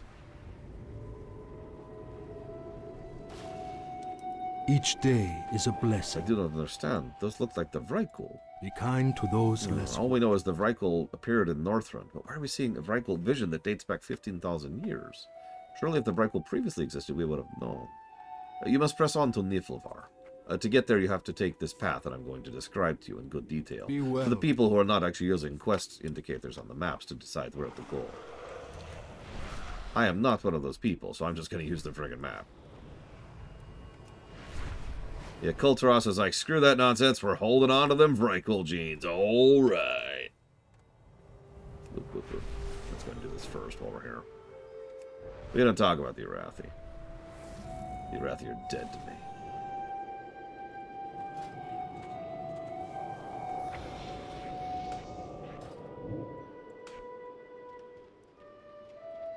So there's King Yimmeron up there.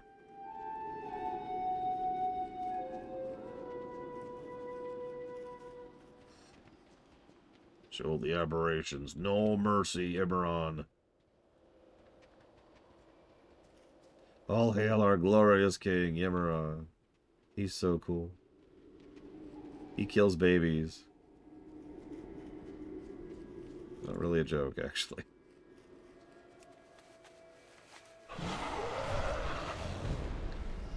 Silence!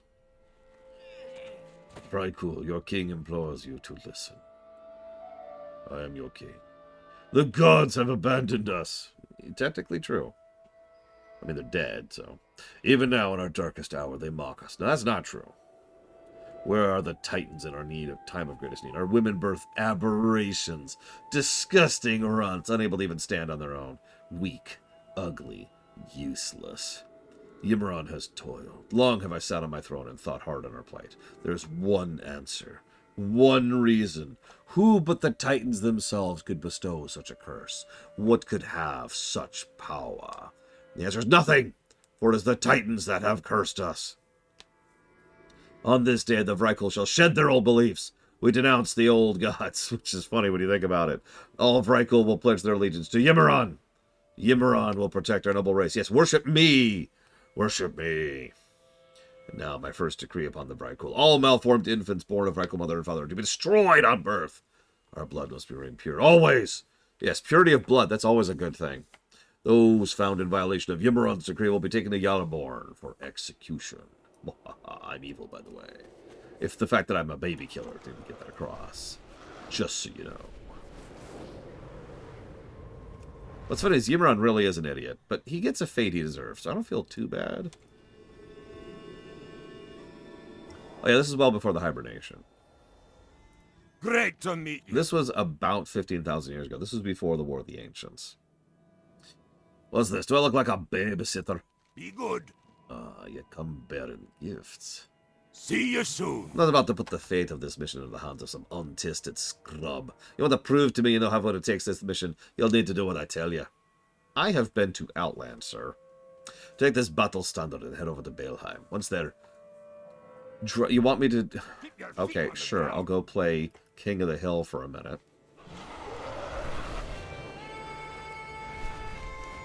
What progress?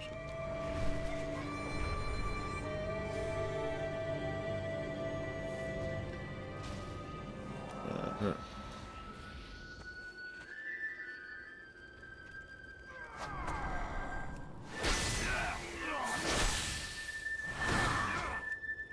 I do like playing Capture the Flag. Yep. March into the center of an enemy fortification, which is currently under assault by Horde forces, by the way. And just stand there and fight things until you're bored. Only then you will prove that you are worth my time and attention. That guy literally just said, your sacrifices now bring themselves to us. Have you no sense? Yeah, I like that Alliance flag, by the way. I kind of like it. It's kind of cool looking. It's actually a multiracial flag for once. We've got gnomes, we've got elves, we've got dwarves, and we've got humans. That's actually kind of neat. Unlike most Alliance flags, which are essentially human flags. I don't know how I said essentially. They are human flags. It's your envelope.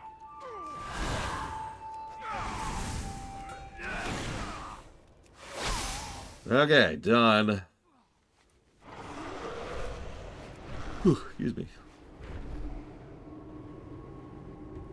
But yeah, sorry, Valerian, if you're still there, I can show you something. But if you're not, that's okay, too. What's on your mind? Still alive, I see. Clearly you're not trying hard enough. Safe travel. For the Alliance!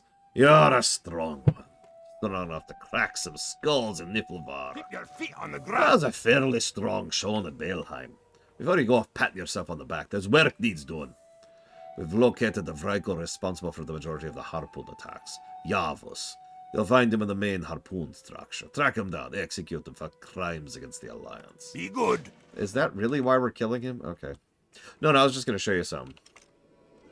So this is the cursor trail menu, right? You can actually do multiple layers now. This is a new feature. So you can have like a ring around it, or like, say, like a gradient ring like that. Or, For the Horde. For the Horde. You can also just get rid of the first layer, so it's just the For the Horde thing, like that. There's a whole lot of options. That's actually all I'm showing off, is there's just a whole lot of options here that they've added. We also have an inner ring, like that, if you really want to. And you know what, here, let's make it a little bit smaller, so it's kind of in the middle. Then we've got like a gear inside the Horde symbol. You know, stuff like this. I just use the lightning thing because the lightning thing does exactly what I need it to. But even the lightning thing, there's actually a lot of options here. Like, say, you just want purple spot. We got purple spot. Here you go. What's that? You want a pulsing? Or no, that's not. Oh, God. You want a wispy trail? Here's a wispy trail. Ghostly trail. Here's the pulsing.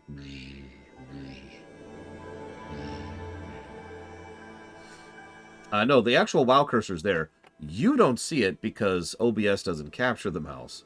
So you're only seeing the thing under the mouse cursor. So I see both. I believe there's a way to turn that off, though. Hang on. Is there a way to turn off the mouse cursor? I don't see anything. I should do exploding ring. Anyway, I just wanted to show off the options here. So I want this one, I think. Whoa. Oh, that's way too long. Look at that. Oh, my God. You're gonna have a green one.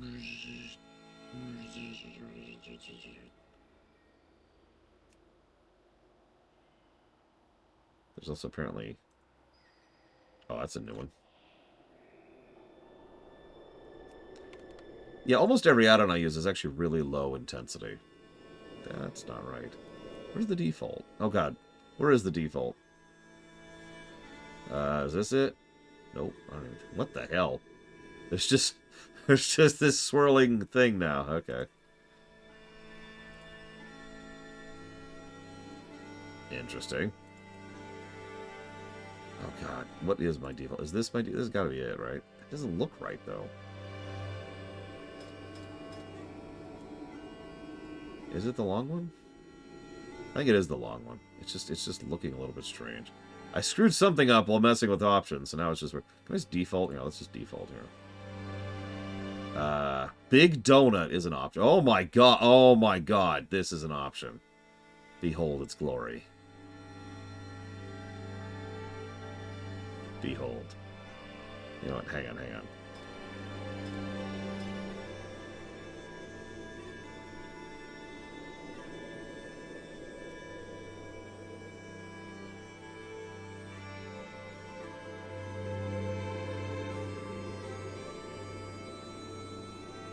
I might stick with that for a bit. Just see how that feels.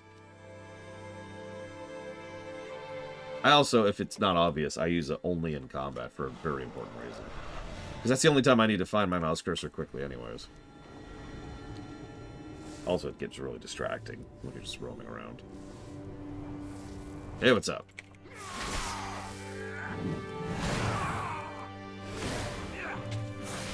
Narcissus is a fascinating add-on. I also recommend that to people who aren't sure what they're doing with certain things. And yeah, it's kind of a G-pose kind of a thing. It's fine.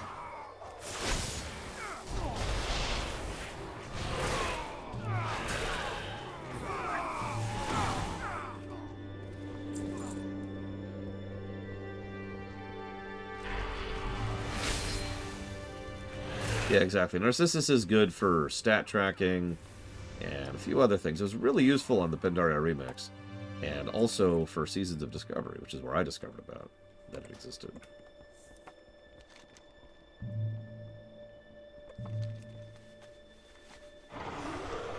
I've only modded Guild Wars 2 very briefly. I decided I didn't really need the mod, so I kind of stopped. Good morning, Rucker's Beard. We are, I'd say, about halfway through the Fjord, our second Fjord run. How are you? It'll take them a while to find a replacement for Yavas. Now's the perfect time to unleash Zorik's plan. While they're scurrying to regain control of Niflfar, you're going to use their own harpoon guns against them. See you soon. A strike while the Vrykul forces are in disarray. Take the harpoon control mechanism to Niflfar. Locate the northernmost harpoon building on the bluff side of the village. Once there, commandeer one of the Vrykul harpoon guns that are stationed on the building stack. And do all the obvious stuff. Yeah, blah, blah, blah. Here's some point-by-point instructions. Go kill stuff. We do to both, but I don't remember off the top of my head, to be quite honest with you. It has been a minute. And it's honestly not really super important lore, as weird as that sounds.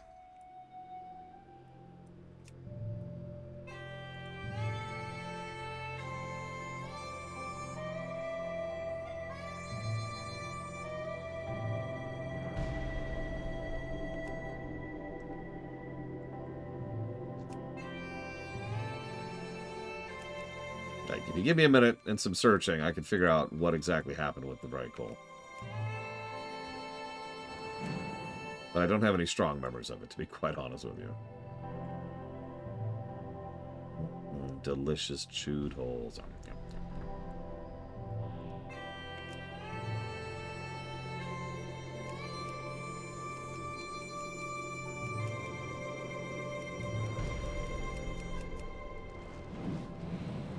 Tirion J. Palmer.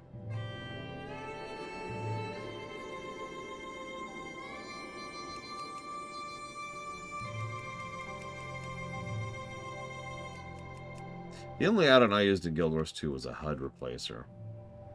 I tend to not like default HUDs, just in general.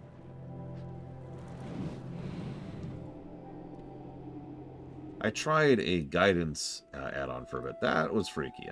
I stopped using that. Like, it would paint roads on the ground and be like, here's where you should go for stuff. And I'm like, okay, I'm not going to do that anymore. I was just trying to finish out some maps, is what that was about. Because I'm at like 89% of the map filled out. I was just like, you know, I should finish that out sometime. What can I do for you? Excellent work. It took out a good chunk of the Dragon Riders and really pissed off their leadership. You ready to go back to Valgard and report the good news? If so, I got a crazy idea. See you soon. Remember, you don't have a flight mount at this point, logically so. You're gonna go surfing on the big gun. Be good. Do I have to? Apparently I do. You know, that add-on was just a bit... Let's do that.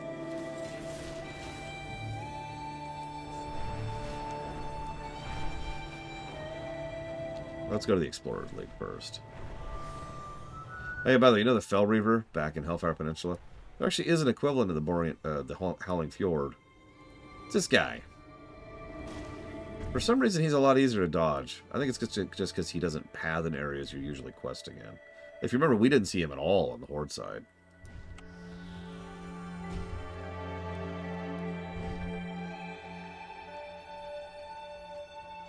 Interest you on a pint? What's your back? He takes the bundle from you and sorts the data. Wow. How many people did you say died to get this information? Ugh. You'll be happy to know that what McSorf and his group bumbled upon was an ancient recipe for tundra stew. 2 people died for a recipe of tundra stew. Did he notice the icons of common vegetables? The pictograph of a humanoid mouth chomping on veggies? You don't need a damn cipher to break this code. Be good. As usual, the real work is left up to me and my crew. Thankfully, McSorf's team didn't die for nothing. The cipher they recovered will help us crack the stuff we found up here. That is, if we ever get back to it. Damned iron dwarves have sprung up like leaks out of iron dwarves. What are those? Off with you. Fascinating. You got my attention. Over half our team is dead or missing. It's our last stand on the high bluffs. Those damned iron dwarves pushed us out. Now I've got to get back in and before they bury up all our goodies, and we'll lose that data forever. Safe travels. I've been studying the deactivated construct for days. I think I can create a reasonable facsimile of a golem that would have the room to fit inside one passenger. The idea being it would fool the iron dwarves and let us get into bail guns. I'm not going to make anything with a hammer and poker. I need my tools. Unfortunately, I left those at Eval's ruin when the iron dwarves first attacked. Go get me tools. Watch your back. Okay, but this guy wants me to get turkeys. Can you get turkeys for me? What can I do for you? Please get me turkeys. Yeah, I'm good. Thanks. For the Alliance. I mean, Bats, yeah, he's pretty secret. That's kind of his shtick. He lives and breathes secrets, which is funny because it's so obvious that he's Bruce Wayne. Everybody knows he's Bruce Wayne. Come on. Nobody in the world thinks he's anybody other than Bruce Wayne. When he's real, people are like, oh, yeah, that makes sense. Not, oh my god, that's such a shocking twist. They're like, oh, yeah, no, that tracks.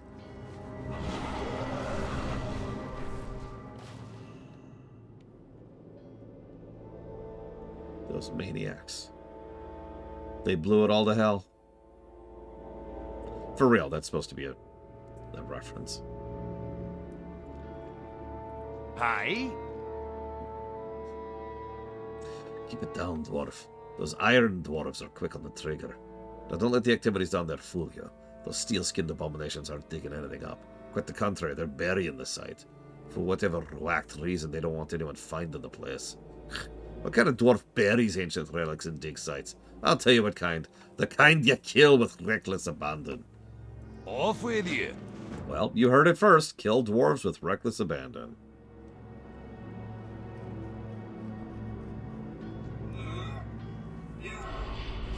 So these are iron dwarves. We'll talk more about these later. But all you need to know right now is these are not dwarves on any level.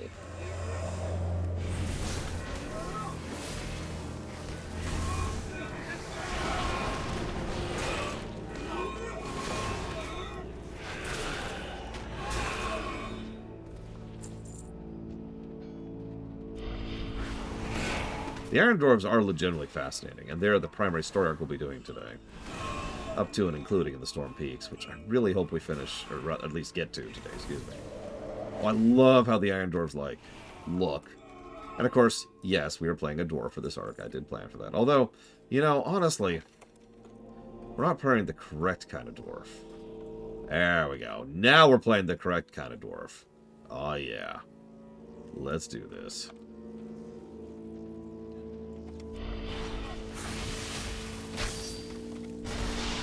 One thing I like about the Storm Peaks is the story that's in Storm Peaks, at least the main story, is actually built up from all the way back in the Howling Fjord.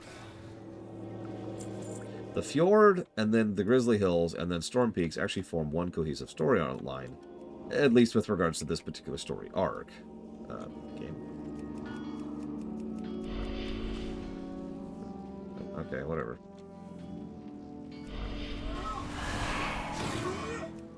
Oh no, I actually really like the look of the Iron Dwarves. I'm not making fun. Iron Dwarves are awesome. They're just fascinating because they really aren't dwarves. Like, I know that's kind of pulling a little bit of it technically, but it's still true. I suppose I'll explain right now, because it'll be a while till we get there. See, the Iron Dwarves are not people. That's the simplest way to put that. I know you can argue that, and there's kind of a bit of a gradients involved in there, but the simplest way to put it is that Iron Dwarves are constructs. They're built, and they're built recently, and they're built for a specific purpose. They're enhanced earthen. No. Earthen are a completely divergent thing from Iron Dwarves. That's the point. Dwarves came from earthen. Iron Dwarves came from nothing. I mean, they were obviously built off of the earthen template. But Iron Dwarves are crafted whole cloth from just metal.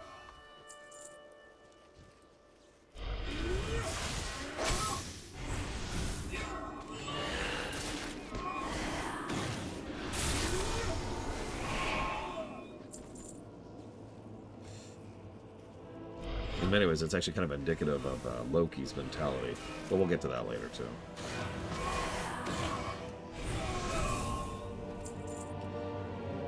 I suppose I should clarify that, too. So, Titan Forged are interesting in terms of sentience.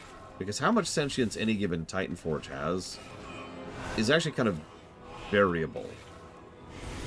There's no individual, like there's no singular metric for exactly how sentient a given Titan Forged is.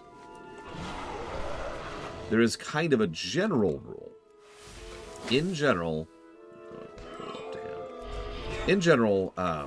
the higher up the command structure you are, the more likely it is that you have full and total sentience and sapience. Like the Keepers, they're definitely sentients, right? And most of the Watchers are probably sentient. But even Watchers have to obey Keepers, 100%. And yeah, that's another thing. Quite a few Titan Forged have been exposed to Old God influences, and there's some inference that chaos can and does lead to free will.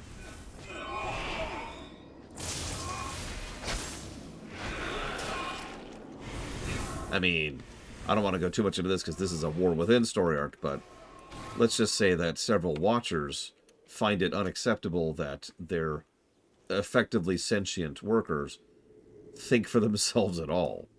And when they rebel, because they've been treating them like tools and garbage, they're confused by that and decide to go to war with them, which led to an Earthen Rebellion, which the Earthen won, by the way. I am just stuck in combat with something. And I don't know what.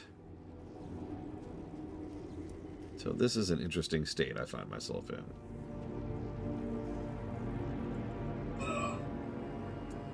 Still in combat.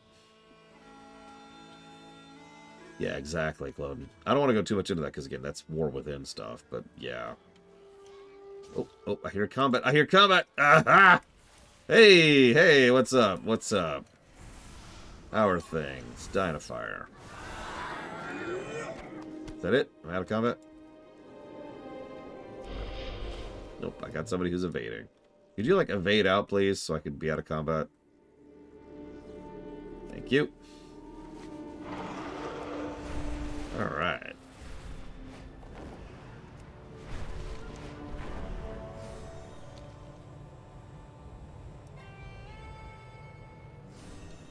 We know Odin certainly is the kind of person who is in favor of his tools having no sentience at all. Jackass. What can I do for you? Good job. That'll slow down the burial process a little. See you soon. You're welcome, I guess.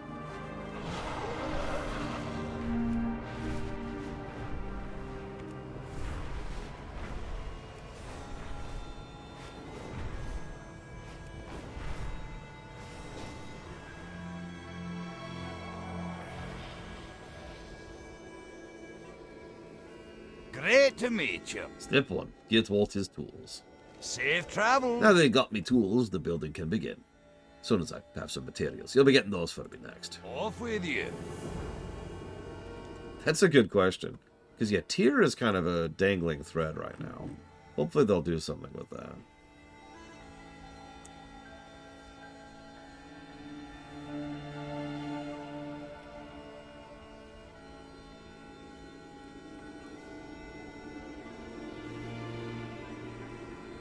Watch your back. Tools, check. Materials, negative. Yeah, if you're gonna build this thing, you're gonna have to get me materials. First things first, for the skeletal structure, I'm gonna need a large barrel from Niflvar, and some dark iron ingots, and industrial strength rope, and all these other things. See you soon. Off with you. Well, the infrastructure for a piece of machinery like this is important. We can't underestimate the appearance of it. But to fool the iron dwarves, the claw must be exact. I can make this happen. Bring me some shovel tusk hide.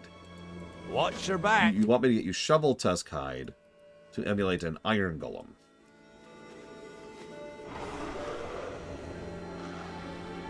Okay. Sure.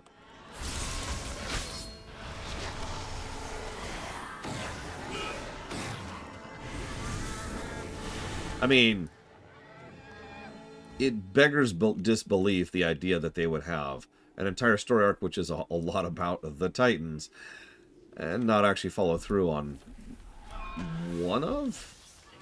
Hang on. Yeah, one of the last remaining keepers. Oh, there we go.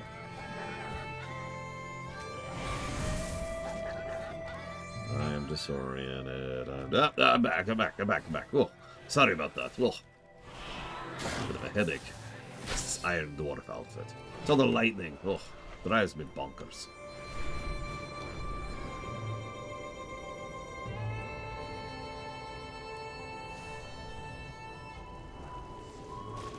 Hey, I need to kill you. What? Why? Ah! I mean, Tyr should be above the level of Torm and Freya. No, you're right. I'm wrong. Ignore me. You're right. Sorry. I was thinking of,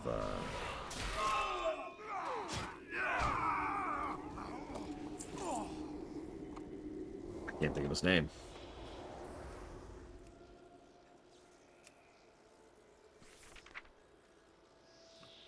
I just didn't even list him. Ah, Ra. I was thinking of Ra. Ra would be above the others, but he's not part of the equation anymore. So yeah, you are correct. He would be at the level of Freya and the others. And they're still active. Although the only one we really interact with is Mimiron. You ever notice that? He's like the only one we do anything with.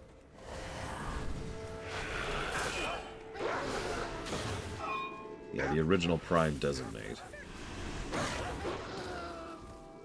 I do find it hilarious that the single highest ranking Titan Forge on the entire planet was the one who gave in to despair so completely. They just sat around for literal millennia doing nothing. Sorry, you asked that earlier, Yura. No, of course not. That's insane. Crazy. A bit erotic, technically, but... Oh, wait, no, no! Ah! Well, good thing I have flying so I can get back up. I do like that this quest was here for back when we didn't have flying, though. You'll notice that, as usual, some of the early quests actually have some decent flow to them. Go figure.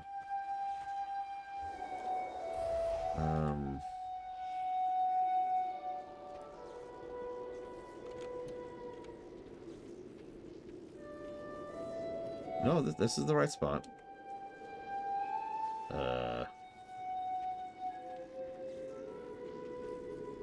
Here's the... I'm blind.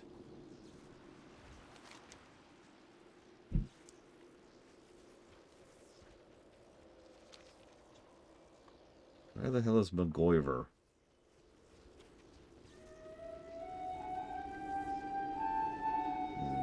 What can I do for you?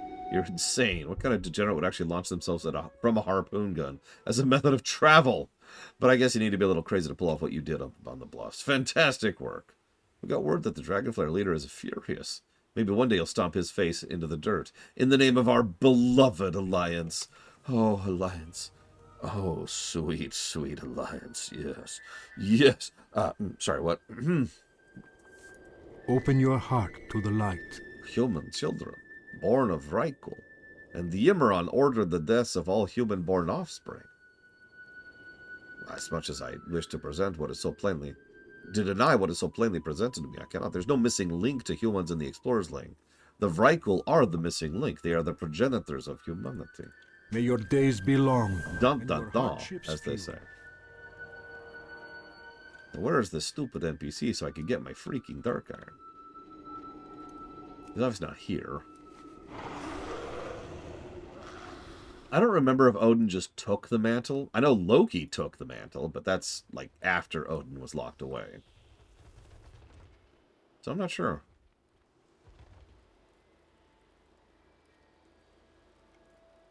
I do not see this guy who wants me to get this from.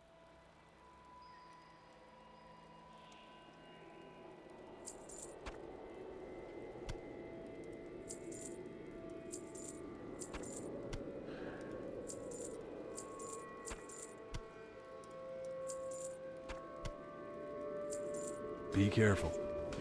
What the... Why does that keep happening? What's this guy? I've got to be staring right at him. I don't know WoW had this at this point. There he is. Hey! Hey, can I get some Dark Iron ingots? Thanks. Off and away! Appreciate you. Okay, now I'm gonna get the rope. I like how he offers me a ride. No, I'm good, thanks. Swoosh. Knowing Odin, it wouldn't surprise me if he just kind of presumed control. Because of how the Titans do things, and because of how the Titans don't believe in things like backup programs, because they're terrible programmers. Seriously, what kind of programmer doesn't program backups into their programs?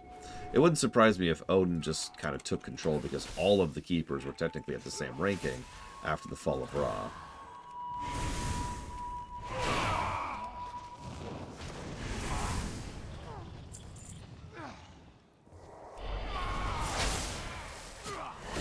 It's probably outside, isn't it? I probably came in here for nothing. I guess I shouldn't say that. Lord knows that their machinery keeps working after millennia. But at the same time, one of the most common types of encounters we see in this entire game is Titan such and such that isn't working correctly anymore. Go deal with it. It did, Spartan, but it kind of ended on a to be continued. It might be more accurate to say it didn't end conclusively.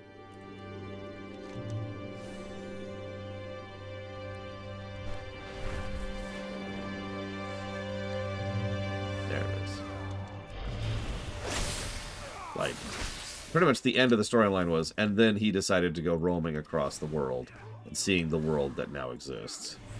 That was about as far as I went.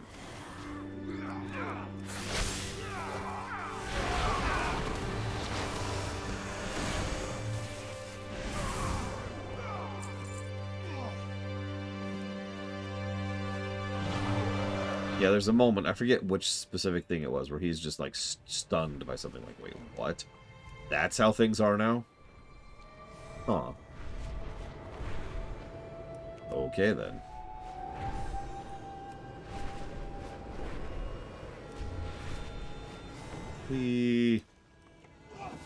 Watch your stuff. Hi. Safe travels. See you soon. Safe travels. Off with you. Alright, the time has come for you to climb inside this thing and learn how to use your basic abilities. When you're ready, get to the workbench. I'll get you situated inside. Your first lesson is using the transportation system. You'll notice they have special rune carvings around the dig site. These constructs use those to power up and fly from point to point. Watch your back. Okay, sure. Let's try it. Oh my god. Behold my perfect creation! Whoa, whoa, whoa, whoa. Hold everything, fellas.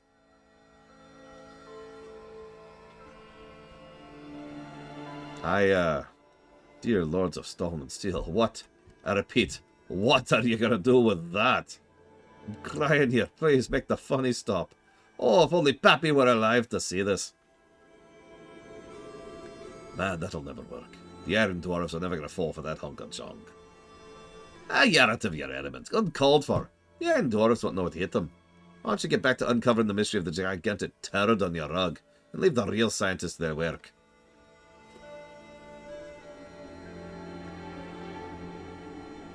I mean, Raw was kind of legit. And he was pretty tight-kneed. But then again, we'd have to beat some sense into him. Ugh. So, you know.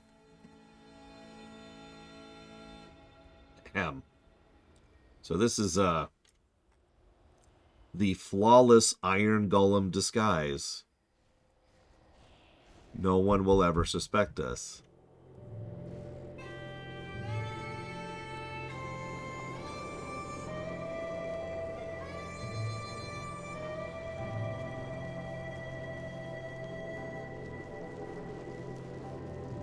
Listen, Rikersbeard, I asked for 9 usages of the potion. 9, 9, 9, 9! I'm actually making fun, but I actually rather like that reference. I like that whole story arc, though, so what the hell do I know? What can I do for You're you? almost ready to take this work of art into the field. See you The soon. most important part of the job is controlling the construct of the collector's data. I've placed an Iron Dwarf relic in the cart over yonder. Go do this tutorial. Well, Off okay, with you. I guess I can do that.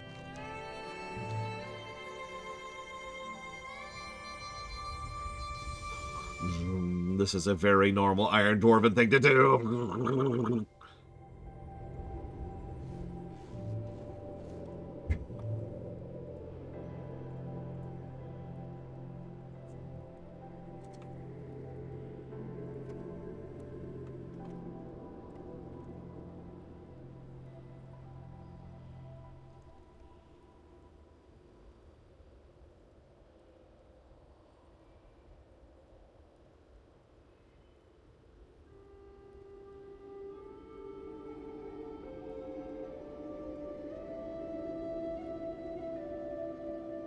Hang on.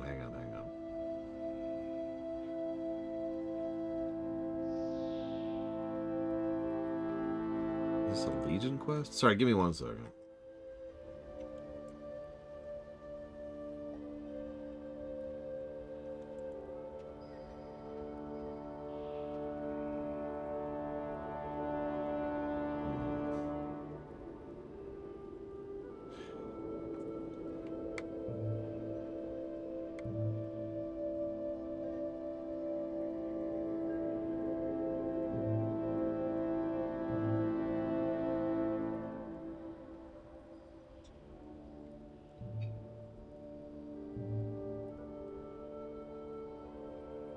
Sorry, I'm just reading up on this. So, like, if you check the Good WoW wiki, right? You always check the references, right? So it says, he was granted the title of Prime Designate, leader of the Titan Forge, and tasked with watching Yogg-Saron's prison. Okay, no citation given. And that's the important part, no citation given. So there's no information on what that, when he was given the point of Prime Designate. The only thing it mentions is that he was then given Yallarhorn in order to bound the other keepers to its call, which that is true. That is actually something that happens in Legion. Either way, Odin can suck a dick. Moving on. Let's see here.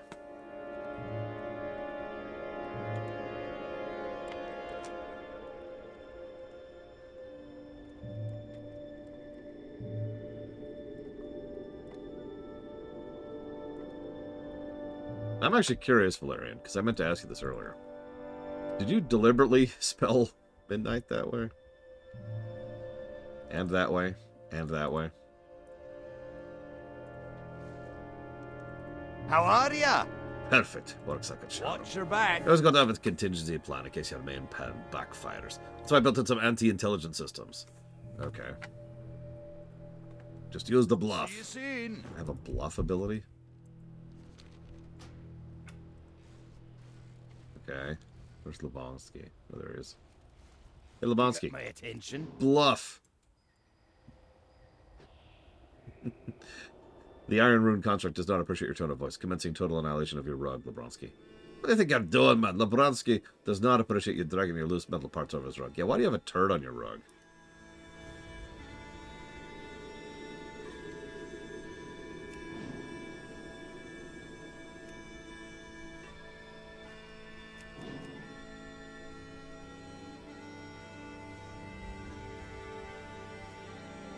Don't answer. You got my attention.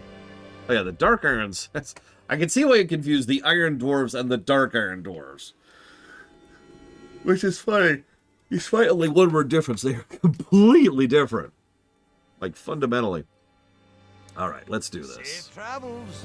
Off Go. with you. Your construct's ready to go. All abilities have been given a once-over, and I've programmed the machine to both comprehend and speak the language of the Titans. Take the construct to Belgun's excavation site and collect data from the lightning-infused relics. Remember to bluff any Iron Dwarfs that suspect your construct is a fake. Safe travels. See you The soon. cavern we opened there was the place that's most steered clear of. Can't blame them. The sound of thunder shot out of the cave. Boom! Loud thunder. I think at the end it was abandoned by all. Bad things happened when you went in there. Most never came back.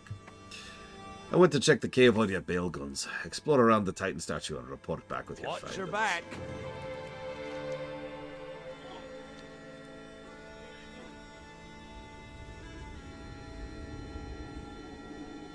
So, is it still Metal Gear Solid if we're the Metal Gear? Like, does that still count?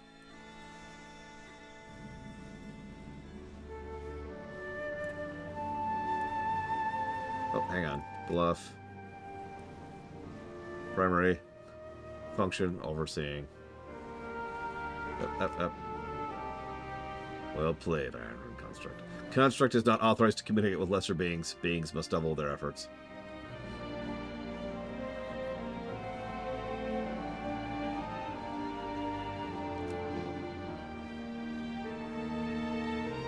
To interfere with this construct's function results in termination. Move along. I don't know, I don't mind most of the references, but I have to admit, at least part of that... What the...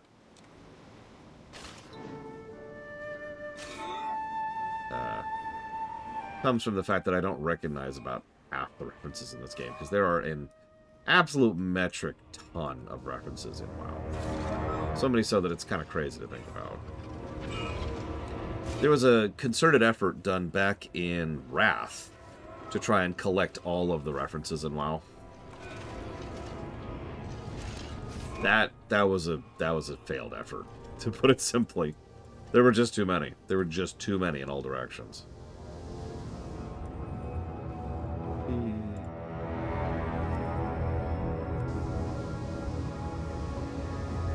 That break.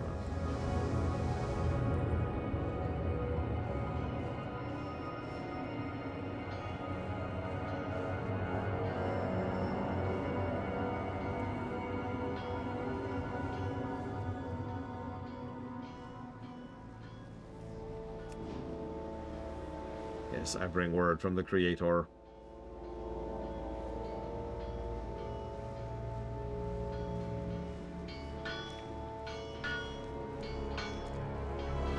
See, this is my favorite part about this quest chain. It's kind of a joke because, haha, these people are so stupid they can't recognize that we're not an iron golem. But remember, iron dwarves aren't sentient. They're constructs. They're not even droid level, really. So it actually makes a weird amount of sense that these bots would be fooled by us. Go figure. Can you tell which one of these contains any stop signs? Click every panel that doesn't have any stop signs in them.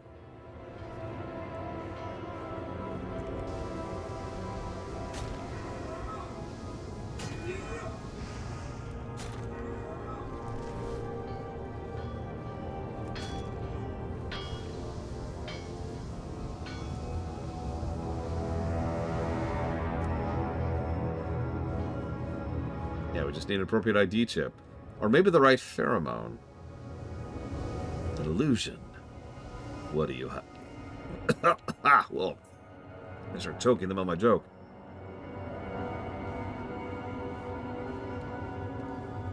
Excuse me.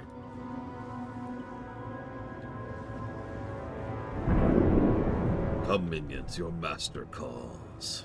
Oh, hi, Loken. The work of your brothers in the Storm Peaks has reached a frenzied pace. Soon, Father will be freed. Your brothers to the north have subjugated the stone behemoths that set them on the path to Ulduar. Soon the remaining defenses of the Pantheon will be neutralized. 3 fissures opened by the mortals of this region must be silenced. The earth hears and sees what we do and will continue to interfere with our efforts if the way is not closed. Bury this place. Your master demands it. Sure thing, Loken. Yes, Fabrin, with some exceptions. Obviously, PFR always applies.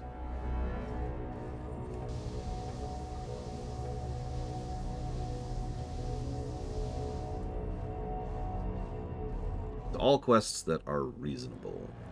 That'd be a better way to put that.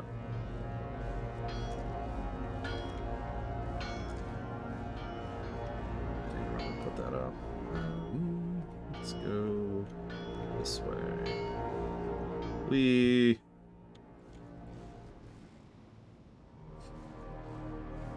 Yeah, Loken is he's honestly fascinating. He is someone who has single-handedly caused an absolutely insane amount of harm to a crazy amount of things, all for the most basic of possible reasons. And his motive has never changed, not once.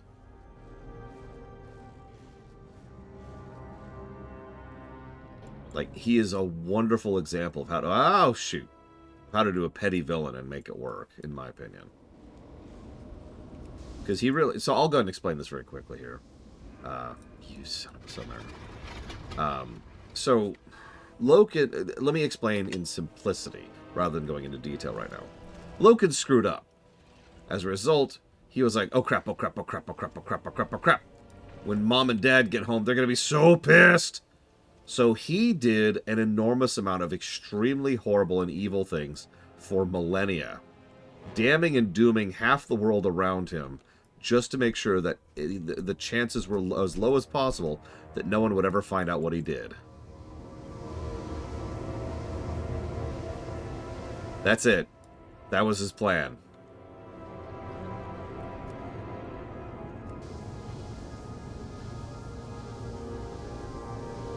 Like, the dude literally started spreading misinformation in Titan artifacts, which other people will then find, in order to try and be like, no, nothing to see here. Nothing to see. Nothing to see here. Yeah, no, it is a severe sunk cost fallacy. Like, it's crazy.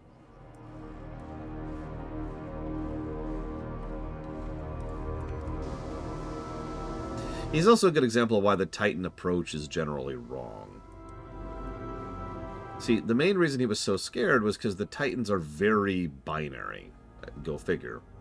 But what I mean by that is, if you fail, sucks to be you. Like, and we actually see a lot of this in a lot of expansions. If you are a flawed construct, then you are thrown away, or more accurately, recycled and repurposed. So, he knew that if the Titans found out that he had been screwed over, that he had made mistakes, he would be a flawed construct, and he would have to be removed from the equation. And he was right about that. What he was wrong about was the Titans being involved at all. Because he didn't know what happened with the Titans. Only Ra knew that. Exactly. You're not a subordinate. You are a tool. A broken tool has to be repaired, recycled, or, destroyed, thrown away. What's on your That's mind? Titan think in a nutshell. See you soon. Once again, Walt proves he's indeed the top dwarf. What do you think of a construct now, Bronsky? Thank you, Metafrost. This data will be valuable. As soon as I figure out how to get it out of the construct. Yeah, disposed. That's a good word. What could those iron menaces be up to? What are they doing to the Storm Peaks? What is Loken? I'll forward this information to our central base in Dragonblight. I'll let them know you're invaluable in the Inquisition of said info. Thanks, I think. Off with you. That's now Watch 2 your quests I back. have to go to Westguard Keep. So I think we'll go to Westguard Keep.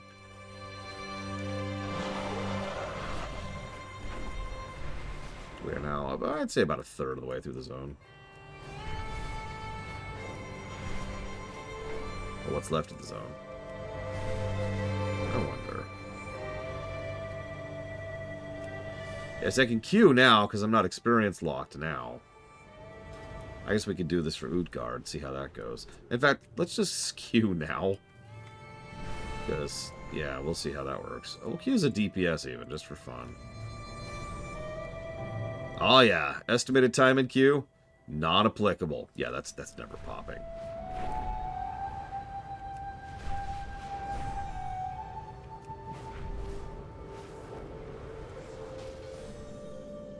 All right.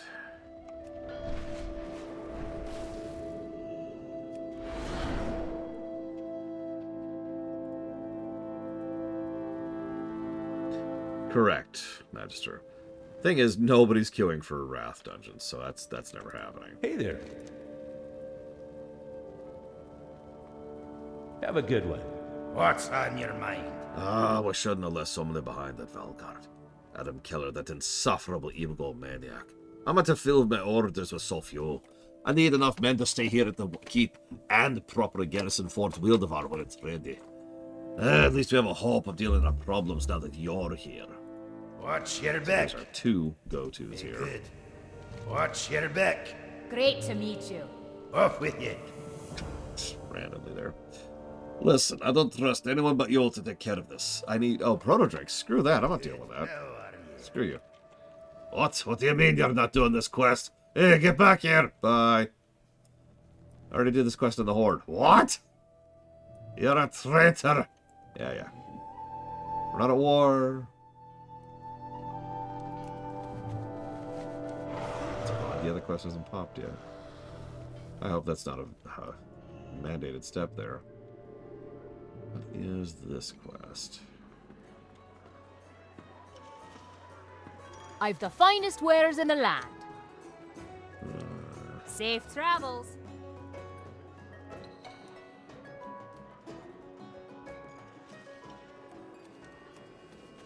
I really hope I don't have to do that quest. Because I'm not going to do it. I'm going to bypass it completely. Surely we can do that. Surely. Maybe.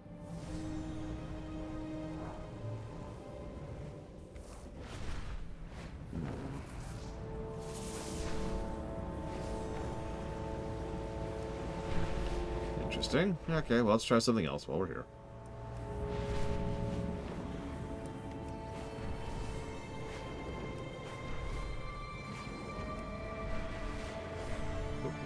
What's that?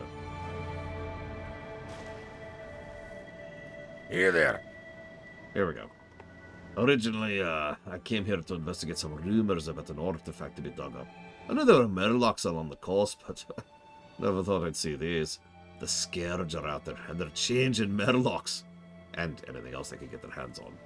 I think it's our duty to see something about this. Can you go kill some Scourge for me? Sure, I can kill Scourge. killing Scourge. Yeah.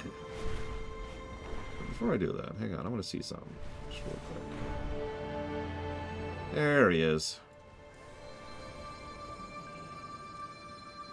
Excuse me, Mr. Murloc. Hello, hello. Ah, sploosh!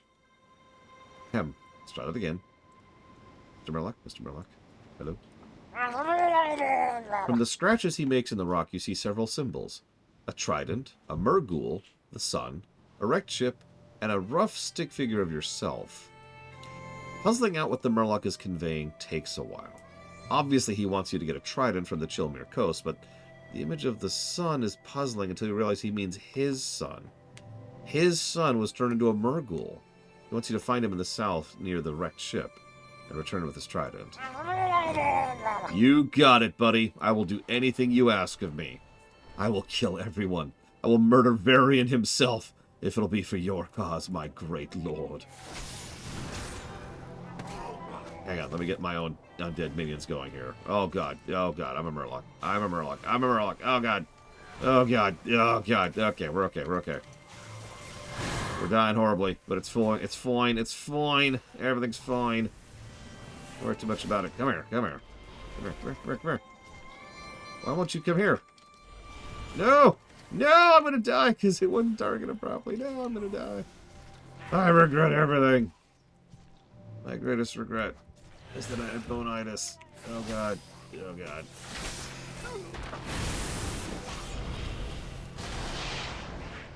Yeah! Why don't I have the runic power?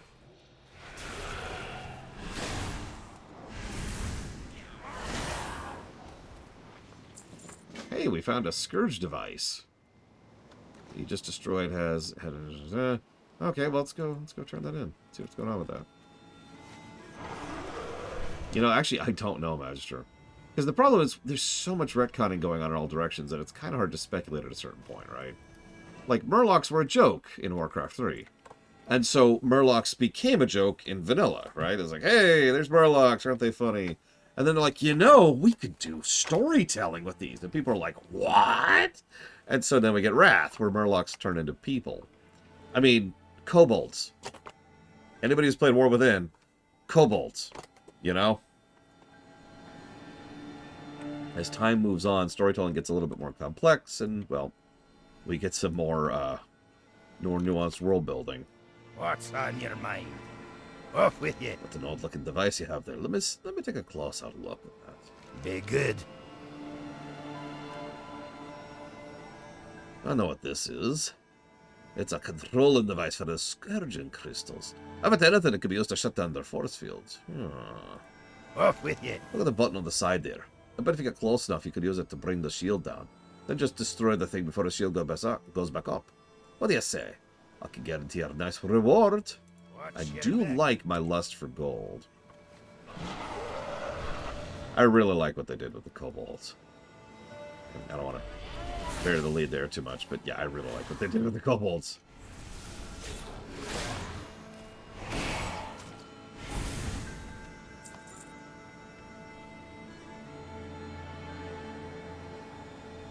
Hell, even the kobold dungeon, you think, oh, that sounds dumb. And then you actually do it, and it's like, oh, wow, this is awesome. Who knew we could have awesome content that involves kobolds? Yep, we've decided they can finally keep the candle. My sister, you might have noticed this when she was still playing with me back in BC.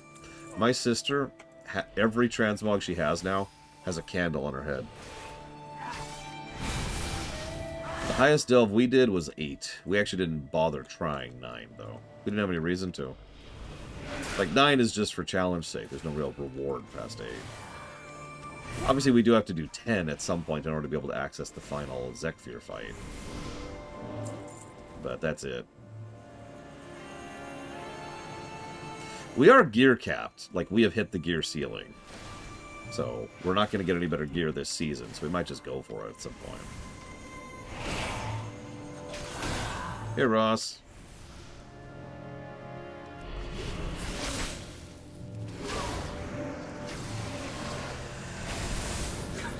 Now listen, Ross.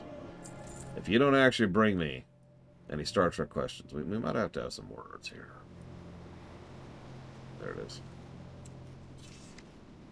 You know, Claude. Whoop, whoop, whoop. Hang on. Yeah, there's a Murloc. Let's see. Where's Delves? Is it here? It's not actually. Is it under Feat of Strength, maybe? No. There it is. I'm just going to show off this achievement right here for no reason, because I'm legitimately proud of that. You can make fun of me if you want. I am legitimately proud of that. In case you can't read that, that's the Nemesis achievement. It's not the big one, but it is the middle one, and I'll take that. I do like Disney questions, too. Have I watched Silver Spoons? Yeah. Let me Google. Silver Spoons? Let's see. It's apparently a show. It's a sitcom that aired on NBC from September 25th, 1982 to May 11th, 1986. I'm trying my hand at being a Wikipedia tuber. It was a first run in syndication from these dates. The series was produced by the Embassy Television for the first 4 seasons, until Embassy Television Communications Group moved the syndication after being canceled by NBC. Silver Spoons was created by Martin Cohan, Howard Leeds, and Ben Starr.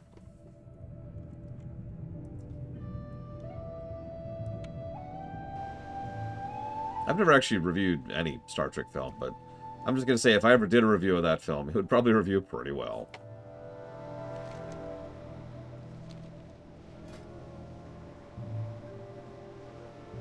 Grab that just for requirements. And then let's go ahead and do my stamina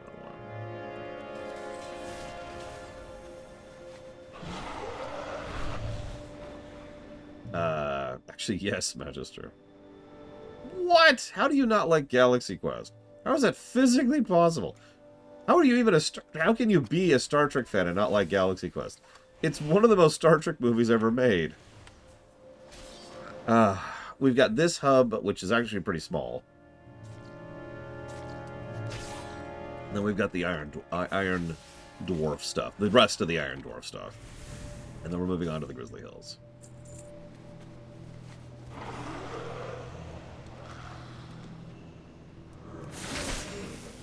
So I'm going to go ahead and admit I'm not actually a huge fan of Tim Allen. But I do like him in a couple of things.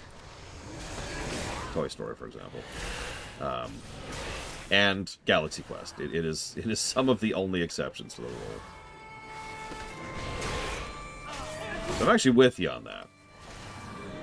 Except in this case. Yeah, everyone just kind of nailed it. Although, if I told you my favorite actor in that film, you'd make fun of me. Go ahead, just guess. You're not going to guess. Yeah, I noticed they were called Necrotech, and it's like, it makes sense, but like you didn't. It sounds cool. What are you using? Necrotech. No, not Monk, whose name I can't remember. He's a good actor, but that's not who I was thinking.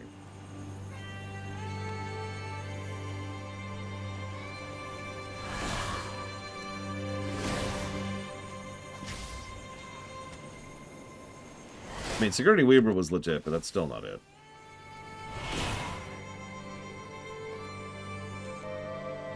Necrosurgery. Yeah.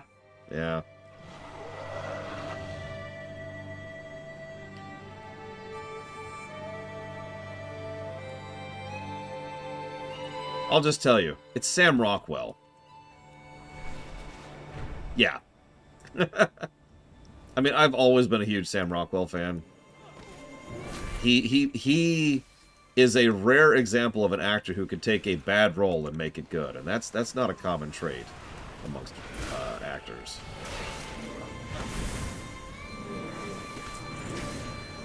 Okay.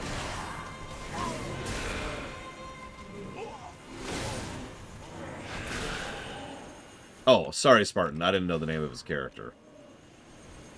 I didn't even catch that.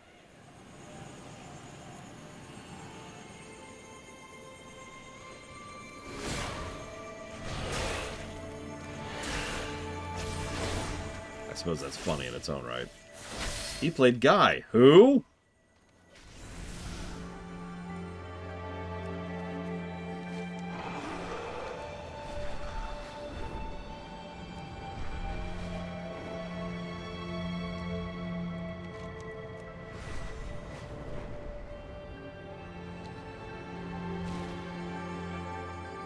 Oh, there he is. I guess I just missed him earlier.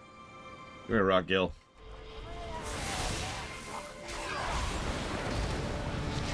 Oh, now that we're going to disagree on, Ross. And I've gone through Insurrection recently because of the Trek lore run, so I've got a recent opinion on that one.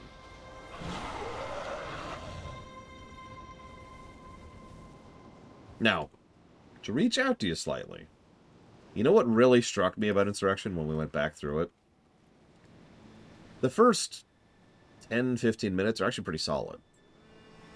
Like, almost all of the opening parts of the film are actually what I would consider legitimately good. There are some exceptions there, but overall, it's like, yeah, okay. And it starts to get bad the moment they go into, the moment they get to the planet.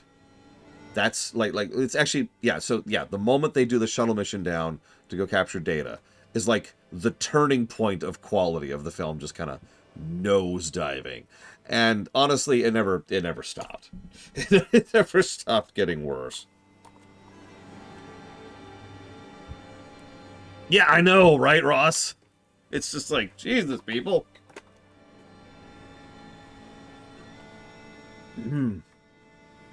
How are you? Be good. He seems excited about your success, but motions to keep your conversation to a whisper. Oh, great job.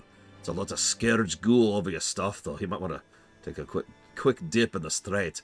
It's cold, but it'll get you cleaned up right quick. Watch your back. Ah, nice.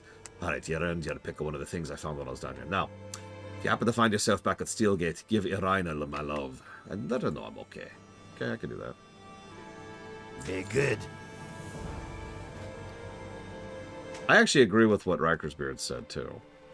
The vibe of Insurrection and Generations is definitely TNG. And I think the actors carry a lot of that. But the writing is really, really, really bad. Like, it's good presentation. Like we differentiate that, right? There's presentation and then there's core meat. The presentation of Insurrection and Generations is actually quite good, but the core meat of both films is just, what? So I don't blame anybody for liking it. By contrast, Nemesis fails on both. You could tell in Nemesis the actors just weren't into it, and they were no longer carrying the film on their backs.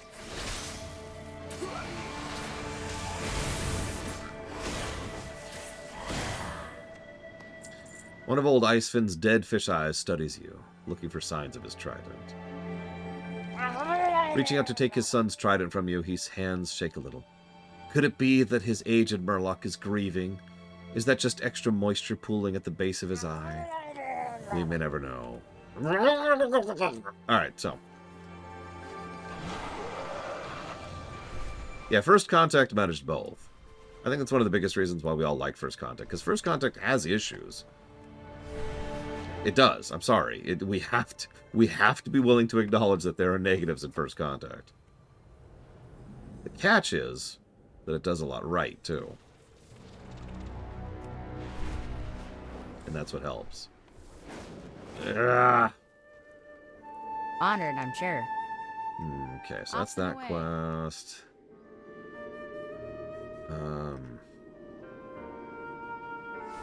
See you That's a soon. go-to. Elune be with you. A sharp And that's the light. war quest that leads to Grizzly Hills, okay. Yeah, exactly. Star Trek 6 has negatives. I mean, come on. Great to meet you. See you soon. Off with you. No, you gotta pick a worse film to say something like that with Suffocon. Like, say, X-Men 3! I mean, nobody likes X-Men 3, right? Come on. Nobody would ever enjoy that. You know what I love most about these little bases? Relatively recently, I was playing Warcraft 2. Don't make fun. I needed the degaussing moment. And so I just sat down and I did several missions in Warcraft 2. And one of the first things I noticed was that the Orc Barracks is, of course, the barracks they use for Orc buildings in World of Warcraft. And the reason I bring that up... Hang on, let me swap this here just to really showcase this. Is when you're doing Warcraft 3, you're playing from up here, right? Like, the camera's up here. And by the way, I've said this before, but a lot of these maps make a lot more sense when you zoom up here and start thinking of it like an RTS map. I mean, there's your forest, right? Gold mines down there. Anyways, because this is, like, it really puts into perspective, because you look at these towns, you're like, oh, big towns. But actually, no, it's this dinky little outpost, which once again helps tell the nature of how under the gun we are in Northrend, how barely we are pushing into Northrend, because we got the barracks right there. We've got, like, an inn, one lumber mill, which has just been finished, and then another house which is under construction over there. That's it. Other than a couple of walls. That's the whole outpost. And it really helps to sell just how little these people have been holding on to what tiny scraps of land they have out here. Especially when you think of it from an RTS where it's like, okay, I have to go get an expansion, right? I need to go get another gold mill because my mill's running low. Chukunk, you know? Sorry, it's just, I like pointing out this kind of stuff because, frankly, I don't think anybody else does. Like Nobel would be like, as you can see, this is all about the old gods. The Star Trek II flaw, there's actually a few. A lot of them are on the presentation side. If you pay attention, the budget problems are really noticeable. Like, on just everything about the budget is definitely lower tier. And it's a shame, because he was just handed an extremely tiny budget to make that film. But if you want a big flaw, it has everything to do with how Kirk approaches the Reliant the first time. Star Trek VI has one big flaw. And it's actually a pretty small flaw, if I might be so bold, but it is still their biggest flaw. And that would be, why exactly did the Excelsior show up at the end battle? At the very end of the film, the battle for Kittimer?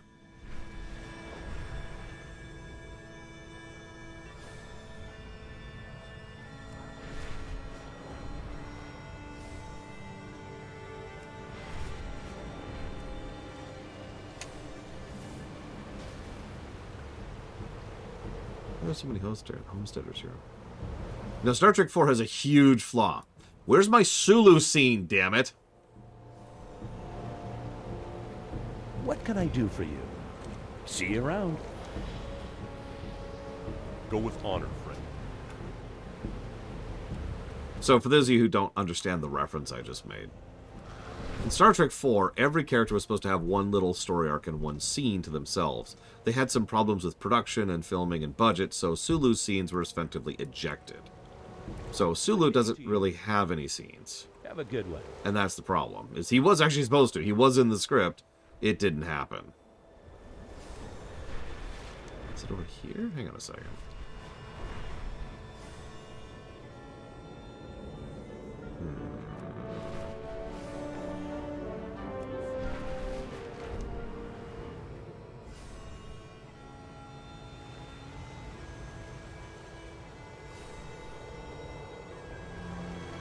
That's not right. One moment. Well, yeah, they were having trouble with the child actor. I just mentioned that, Riker's Beard. Proof that Riker's Beard is not listening to me.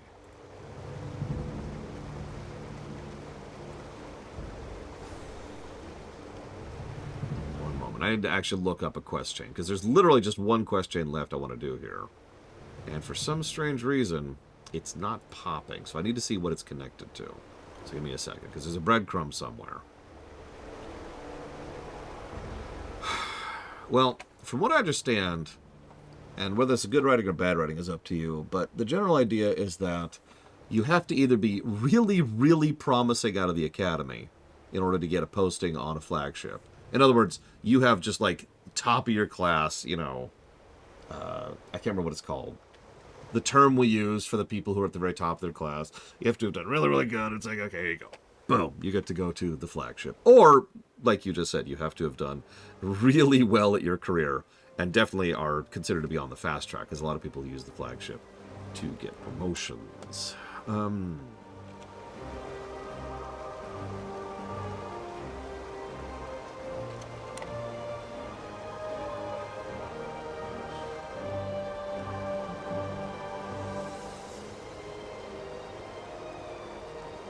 Or have connections, yeah. Looking at you, Wesley. No, valedictorian. That's what I was thinking of. Valedictorian.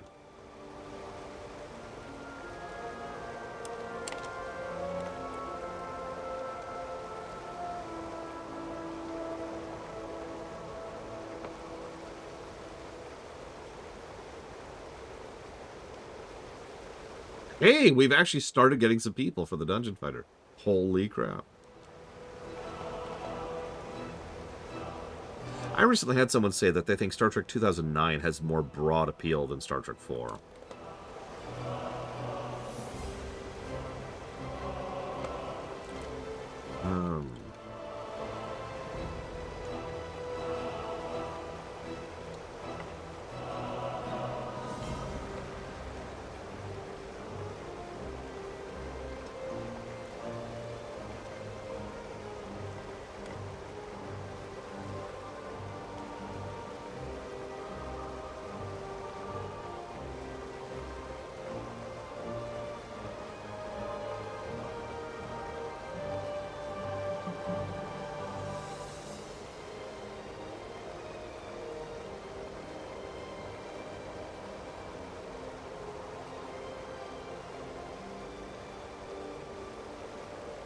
Ah, here we go. This, I found the breadcrumb.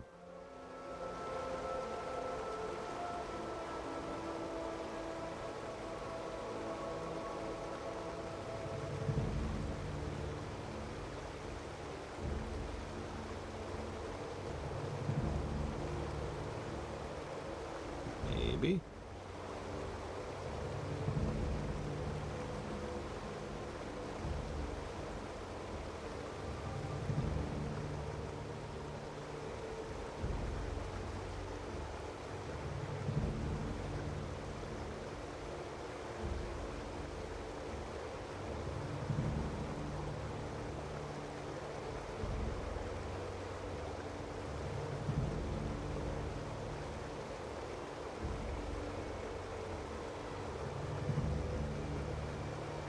I mean, I don't agree either. Speaking of someone who is not a boomer.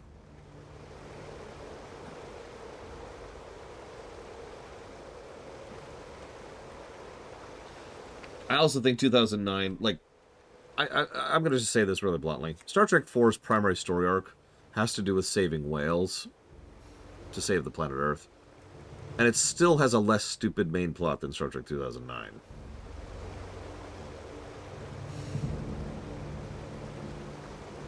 Okay, so where do I start this chain?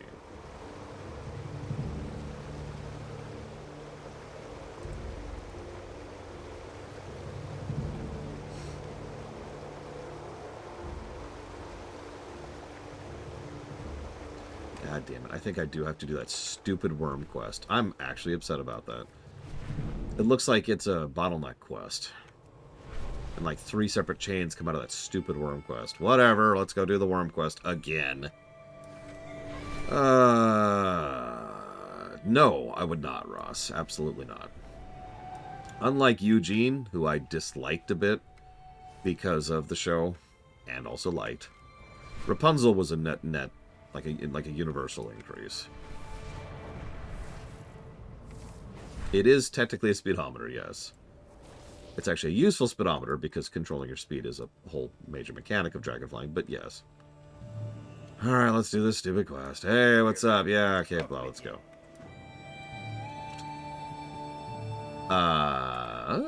That is called Dragon Rider. 2 words. And the actors I didn't like in 2009. If I'm being honest, the guy who played Nero was not someone who worked for me. But in the interest of fairness, I'm not sure that's his fault.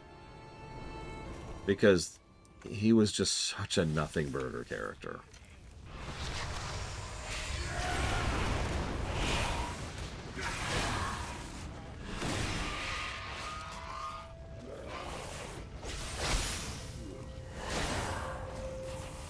I mean, we talk a lot, excuse me, let me be specific. I talk a lot about how there's nothing wrong with brainless entertainment and something you just want to turn your brain off and enjoy. But all of that really does boil down to the same general concept, the suspension of disbelief. Because... Oh my god! What was that? 40 minutes? Alright, let's see what a legit... Wait, hang on. How many of these people are people I know? So that's Spartan. Spartan's my healer.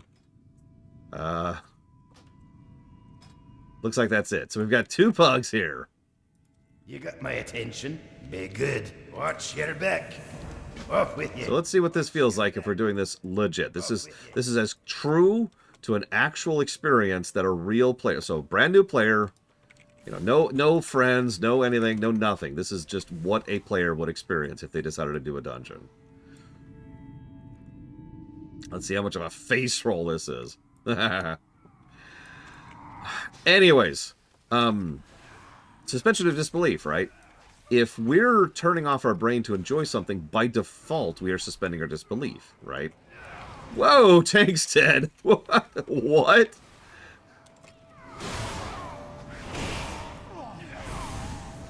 He's a level 10 tank, too. What the hell happened there? Jesus, boy. Well, no, so my overall point, though, is like, if even a brainless action flick, if it's just too much, or if it's too ridiculous, or if it's too silly, it breaks it, right? It breaks the suspension of disbelief. And it goes just a little bit too far, right? Like, you know what I mean? Because we want to enjoy it. Like it's so funny to me that so many people accuse us of being in the wrong when we are the ones who want to enjoy the film, or the show, or the game. We are already on board. Our goal here is to have fun. You know? So we're already on board and we're already trying. And if it's like, hey, this is great. Yeah! And yeah, we have Demolition Man, which is a great example of a film that is ridiculous and stupid and awesome. And then we have Star Trek 4, which I honestly hold in a very similar layer for a very similar reason. Oh, delicious rat burger. Yum, yum, yum, yum. Yeah, there's space whales. Okay. Hang on. Ugh, okay, I'm good. Let's go. Let's do it. Right? But you have to get over that. Yeah, Independence Day, another fantastic example.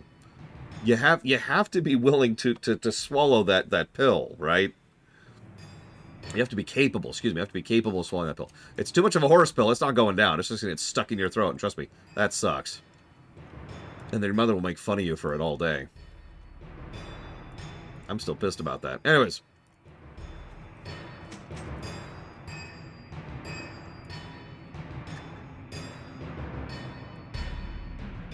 Okay. So, like, I'm trying to think of a really good example, because some films fail at this because they weren't trying for it. I actually do have an example of that off the top of my head. Battlefield Earth. Battlefield Earth was trying to be serious, and that's pretty much the problem right there. It was trying to be a big, serious, we're going to save Earth, you know, action fic, and all about the triumph of human existence, and it's Battlefield Earth. Nuff said, right? Like, just nuff said. One of the worst films ever made.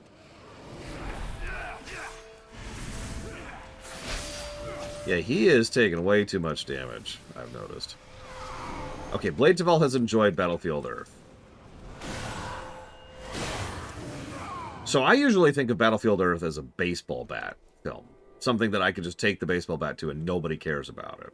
I have never in my life heard of anybody speaking in defense of that film. So now I feel bad because I wasn't trying to be like, oh, your taste sucks. But I have unintentionally done that because I have actually analyzed Battlefield Earth, and that film is incredibly bad. This is, like, shockingly bad. I'm not even going to talk about the fact that that film literally was committing crimes. Yes, really. You can look it up. Anyways.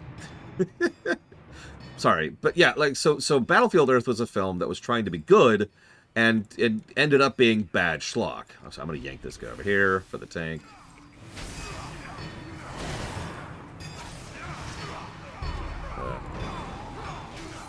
Okay, that's fair, Blade Jamal. That's a little bit different. So now I'm trying to think of a film that actually knew it was going to be bad and still failed at it. Alright, so here's the boss that gave us so many issues. Let's see how this works out. Alright, let's do it. This is going to be a very difficult boss fight. We have to be completely on it. If we die at any moment, everything will fall apart instantly. And he's dead before he even does his mechanic. Yeah, that's exactly what I was expecting out of this. You know what? I'm actually going to go with Sharknado 1 on that list. Now, I know you're going to look at me weird, but for real, hear me out for just a second. Have you seen the first Sharknado? Because the first Sharknado isn't actually all that great. It is trying to be schlock and failing at it. It would be the later Sharknado films that started, you know, having a little bit more budget, ironically, in order to do something other than what they were doing in the first film. Because the first film was just kind of drag. So that's actually a good example of something that was trying for schlock and failed at it. I would also agree with Birdemic, if not for the fact that Birdemic was totally trying to be serious. Like, have you watched Birdemic? Because I have. There's a scene towards the middle of Birdemic, looks like right side, where they actually just pause the film to preach about environmental change. For like, I want to say like 5 minutes, which doesn't sound like a long time. But imagine just pausing the stream right now. Yeah, we need to talk about global warming now, and how I never realized just how much the world is being changed by that. And you think about all the greedy corporate... And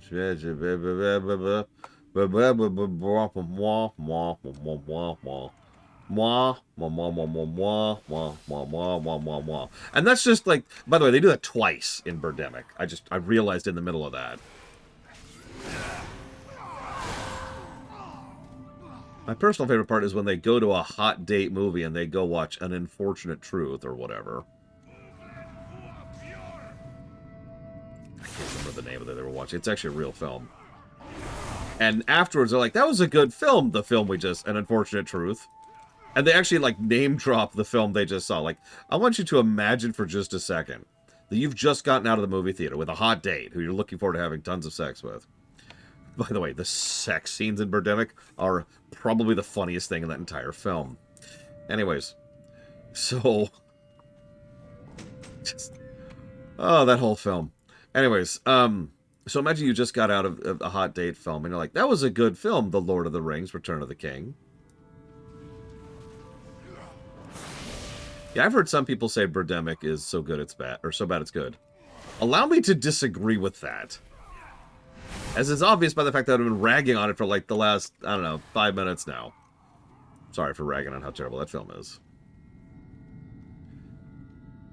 You know what? Mortal Kombat 2. That's another good example. Mortal Kombat 2 is a film that was trying to be schlock and failed at it. I've actually got another example, although some people are not going to like this. The Street Fighter movie.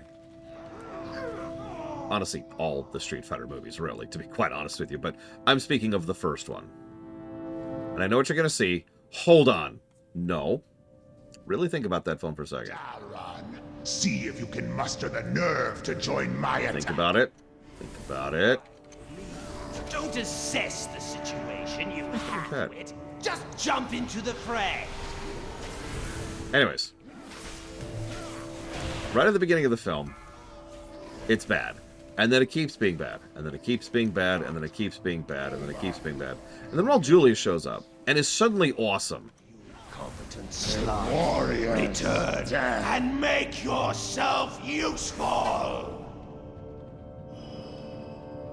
Yeah, Raul Julia is why the Street Fighter film is enjoyable. I'm sorry. But it was definitely a good example of a film that was trying to be schlock. And,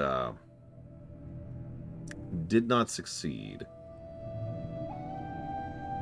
Let's go with...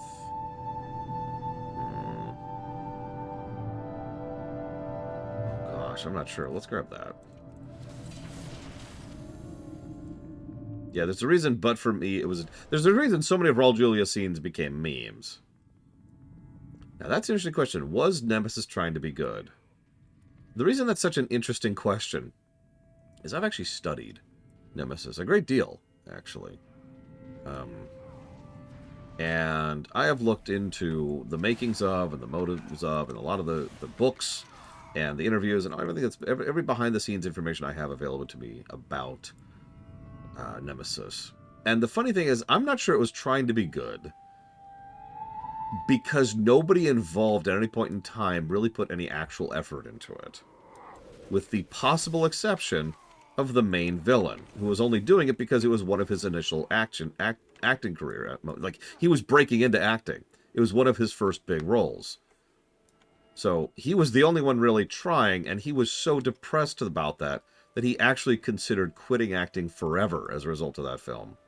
Never mind the severe amount of pain, Tom Hardy, literal physical pain he was in over the course of filming that film because of how nutso they were setting up his outfit.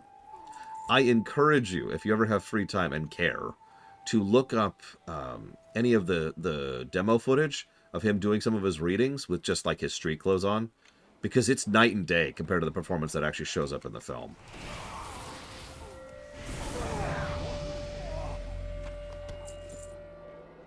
Anyways, so yeah, I'm not sure anybody involved in Nemesis was actually trying to put in a good film.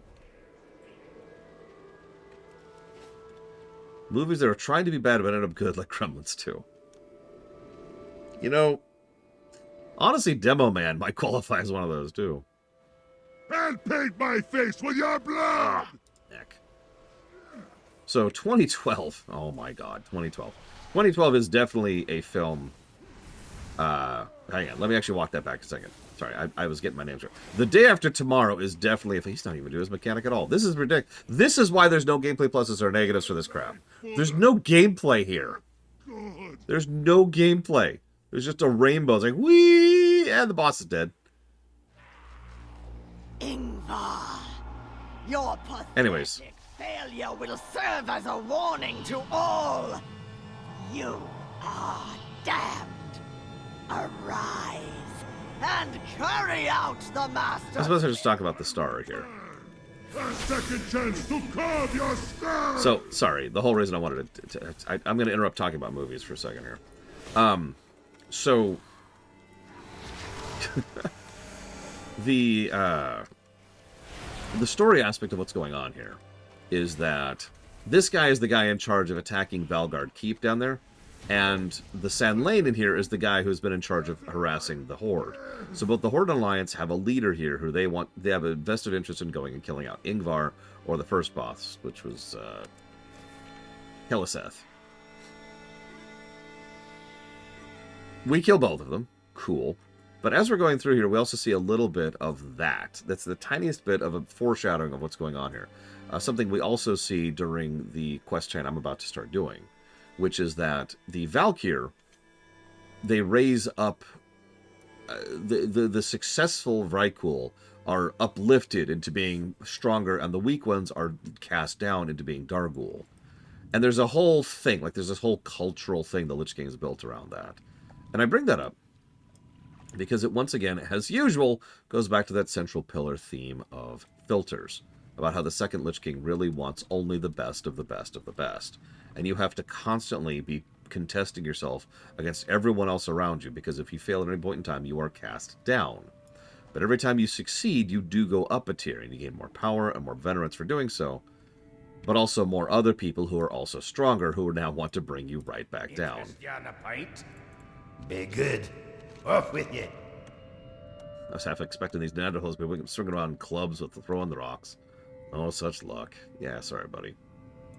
I guess I'll grab that. Be good. Watch your back. I'll grab that. Off with you. Watch your back. Be And good. 14. That one. Okay, cool. So yeah, that's what a normal dungeon looks like nowadays. No gameplay at all. And yes, that's the idea, Mr. Red. We're just gonna walk away from gameplay scoring for these.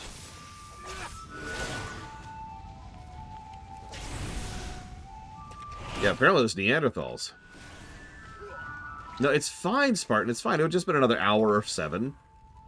Okay, if I'm being completely honest, I'm shocked anybody was queuing as a tank, or in general, honestly.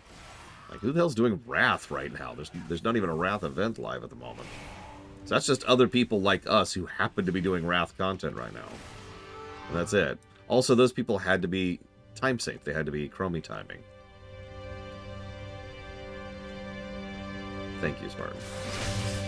Anyways, so what film are we talking about? Day After Tomorrow. Day After Tomorrow is a fantastic example of a film that absolutely is more enjoyable than it should be because it's a terrible film and wasn't trying to be. Day After Tomorrow is trying way too hard to be way too serious, and that's part of what makes it so funny. Like, you remember that part where they just get, like, weirdly, abstractly political for no reason in the middle of nowhere?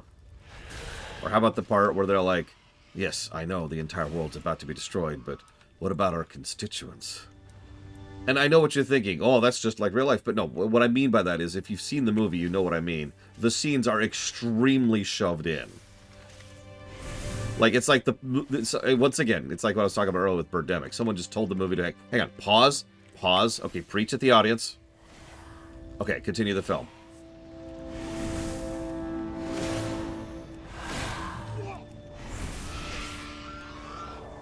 Oh, yeah. Hey, climate change? Okay, back into it.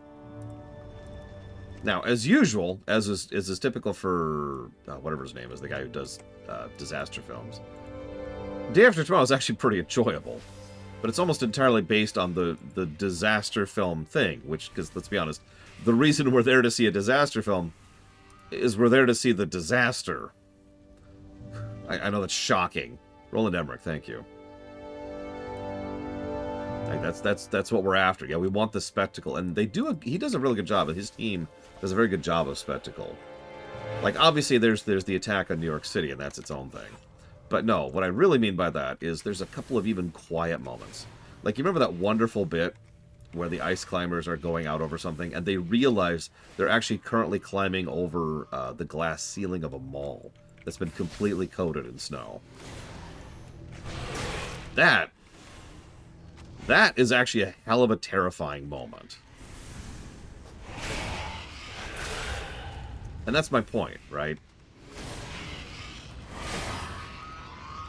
The team actually does a good job of the big whoa, but also the oh my god kind of a moments, right? They also have a scene where they outrun the cold wave by closing the door and then burning some books really quickly. That's a scene that happens in Day After Tomorrow. Just in case you forgot. There's a romance in there for some reason. Oh no, global warming cutting! Oh, sorry, that's the South Park one. Much better episode, by the way. Like I said, there's a fine art to being dumb but enjoyable. So that's where this topic is all circling around. Being dumb but enjoyable is an art skill. Just look at Charlie Chaplin. Not that I'm calling him dumb. I'm just saying he was really... you know what? Three Stooges. A lot of people underestimate the sheer amount of work and effort and thought that the Three Stooges put into their craft. I know, but... well... ugh. Anyways.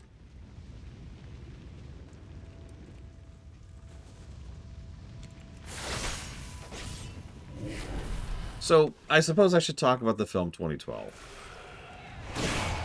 I have to. So here's the biggest problem with 2012. And if you're paying attention, I've kind of already given it away.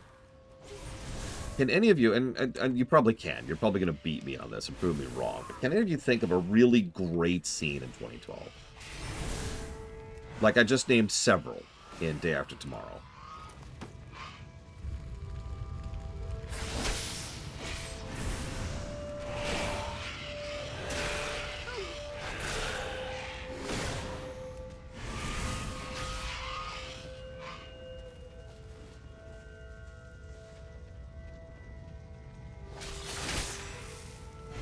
I don't even remember the way of going over Everest. But that's sort of my point. We go to these kind of films for the spectacle. That's the whole point and purpose. That's what we want. But I honestly don't remember any of the big spectacles. Like, I vaguely remember them. There's like the car, and they're going through, and they're like, oh no, we gotta get out of here. And the old grannies die, you know, for some reason. Yeah, Woody Harrelson and Yellowstone. I remember those scenes, but they're not really memorable. Like, I've never gone back and rewatched parts of that movie just to enjoy to those particular scenes. By contrast, I have rewatched several parts. Oh my god. I've rewatched several parts of Day After Tomorrow several times because they're enjoyable scenes. Because the spectacle is ridiculous and crazy and enjoyable. Talk to me. Watch your back. Be good. Yep, what? You need something? See you later. Accelerating lava that chases the taking off plane. Yeah, just... Yeah. Like I said, that's the problem with 2012 right there. If you're going to be big, dumb spectacle, you better make it some big, good spectacle. Let's contrast this for a little bit. What is the first scene that comes into your mind when you think of Independence Day?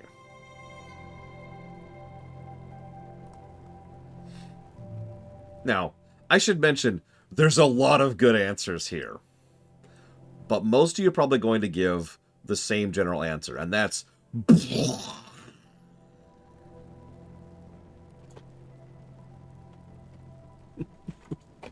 like, the attack, right? The fulcrum point of the entire film.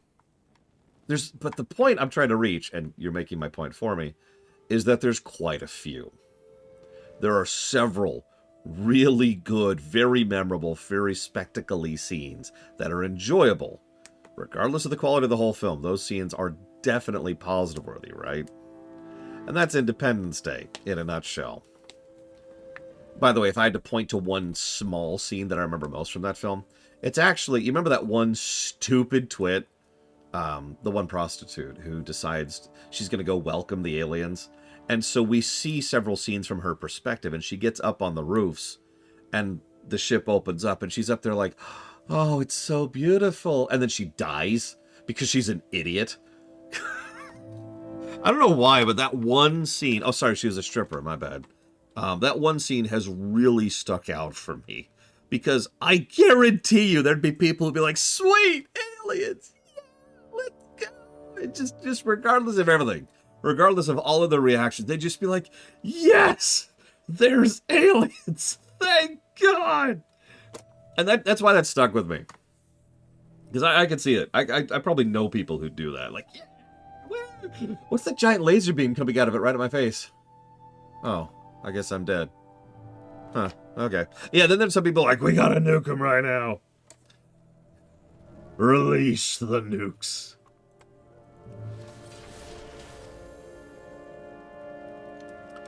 Oh, God, we do not talk about Independence Day 2. That is not done in this household, Jay Palmer. Shame on you. Shame on you. They're lasering me to death. This is so awesome.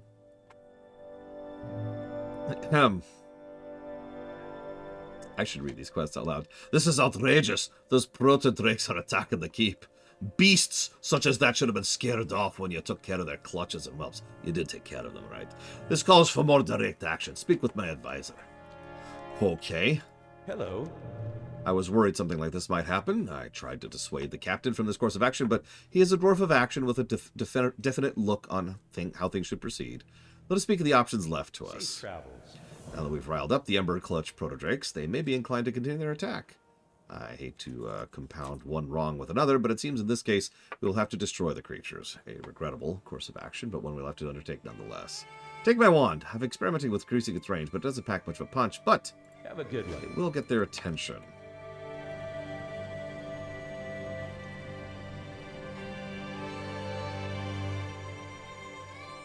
One change game for Jurassic Park. Ooh.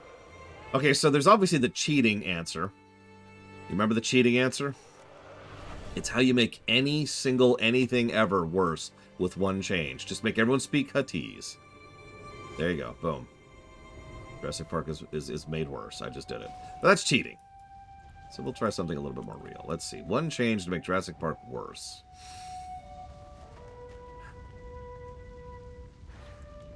Make Hammond the Hammond from the book. Oh my god, Blake Duvall. I stand by that. Hammond was such a dick in the book.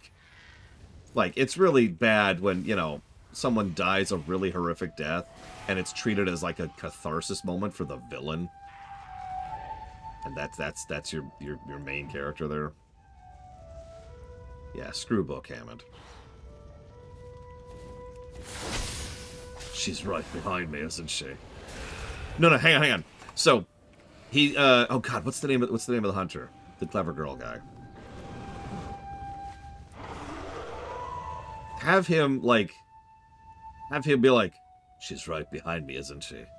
And then he turns, but then he looks at the camera, looks directly at the camera, is just like, and gives this kind of wah wah, and then the raptor eats him. Just completely ruin the entire film and tone of the work right there in one easy scene. Yeah, that would be awful.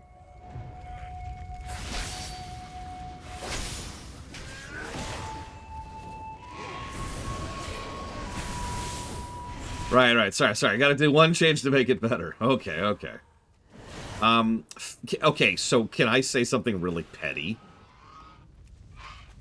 Yeah, the Raptors have figured out how to use assault rifles. They're too intelligent. They're adapting too quickly. Ahem.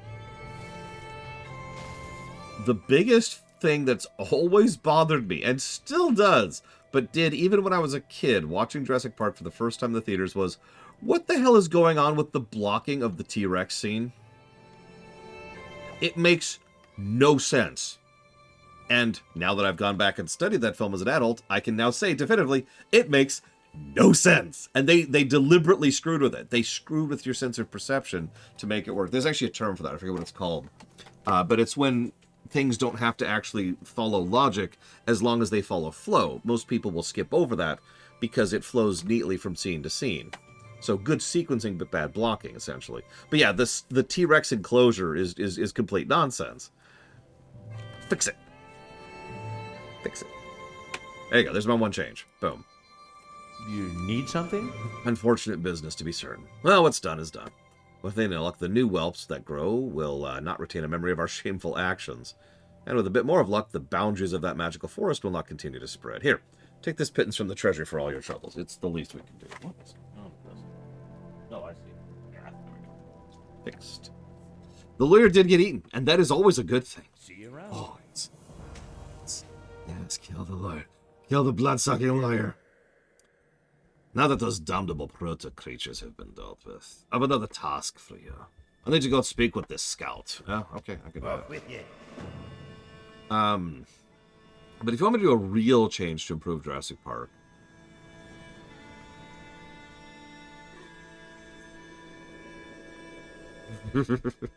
I take offense to that. Look! Nobody cares! He's a lawyer! Whoop, hello. What's this? Is that what I need? Talk to me. Aha! It is the quest I was looking for earlier. Yeah, no, just... there you go. Boom. Easy fix. Done. There was a mode on the other side. It's really simple to fix. One of the biggest changes I would want to make to Jurassic Park, I would actually probably restrain myself from doing, because it would fundamentally change the theme of the work. Watch your back. And that would be... The whole theme of the work is you just can't control nature. It's hubris and we're dumb, and that's all stupid. Like, the reason Jurassic Park fell apart was because, despite his constant statement of spared no expense, he was actually cutting costs constantly. Like, that is the reason why everything fell apart, right? If Nedry had been properly paid for all the work he did, and they actually had a proper people on board, and they actually took care of their people, and hey, guess what? There would have been no problems. It's funny how that works. So, like, the big message of the film has never worked for me.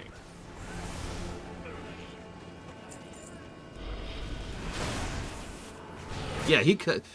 I mean, a lot of people tend to forget that the spared no expense thing was supposed to be said as an irony, as an ironic statement. It's easy to forget because he spends a lot of money on big, stupid things, you know, billions of dollars on stupid things, but he cut, as Mad Overlord points out, he cuts costs constantly.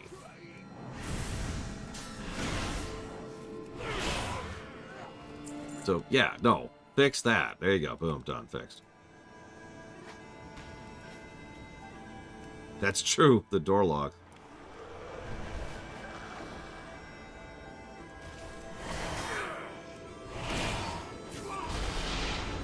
Anyways, sorry. So changing that, you know, make it less about, oh, we cannot control nature. Which you'll notice the whole Jurassic Park series follows that same theme, too. To instead be like, you know, this guy's a moron who should probably take care of his employees. Like, honestly,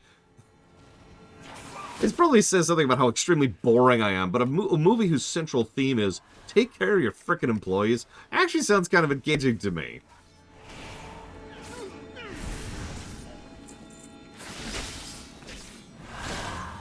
Anyways, one change game. Hang on. Back to Star Trek 4. Let's do Star Trek 4.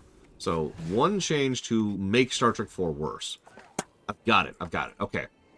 We're going to make a scene where the whales, they do have their big speech, and it's actually subtitled, and we can hear what they're saying. Okay, I'm making a joke. For those of you not aware, that was originally what was going to happen. So, thanks for that, for the fact that that didn't happen, because that would make it worse, I think.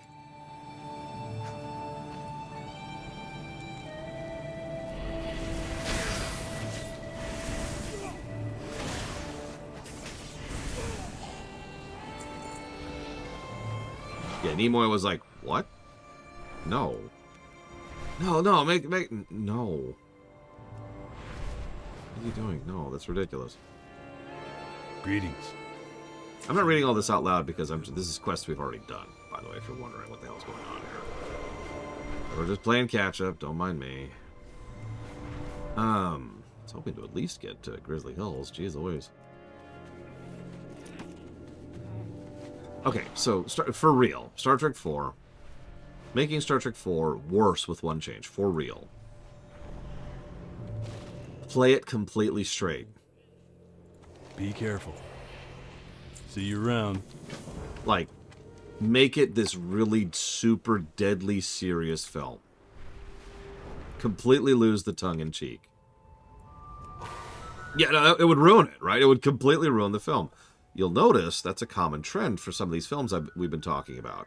That they weren't, they were trying to be serious films, and that was the problem. There would be no, everybody remember where we parked. You know, that line wouldn't even exist in this version of the film. Pleased to meet you. You have a great day now. Off and away. You want me to... Okay. Seeing you. That's actually evil. You really want me to do that? Hang on. Let me read that out loud. Voila, instant plague vaccine. But I'm not going to try it on myself. And I know you don't want to be my test subject, so I've got an idea. We got a Vrykul prisoner being held down under the keep. Why don't you use this mix I wrapped up and get the giant to drink it? We're just forcing him to drink random things as a test subject because Welcome. Screw it. Keep your feet Did I understand that correctly? I should make sure I understand that correctly. Yeah, no nuclear vessels, none of that. Just, have you ever seen the behind-the-scenes interviews that were made at the time about Star Trek 4? Because I have. And there was definitely some sincerity on behalf of some of the people who were working on that film. Not in a, what I would consider a good way. For example, one of the things was there was speculation on the commentary track that whales may be more intelligent than people. Now, I'm not here to debate the relative sentience of big mammals. That's not the point here. The point is, if the entire film had that overall tone and take of, you know, how the whales are doing, oh my god, this is one way to keep someone prisoner. Hey you, take this. Now hopefully this will not be a bad thing. Oh, yep, okay, he's dead. You okay there, buddy? Are you, Oh my god! We, Okay, that's, alright. So we just melted him alive from the inside out. Remember, we're the Alliance. We're the good guys.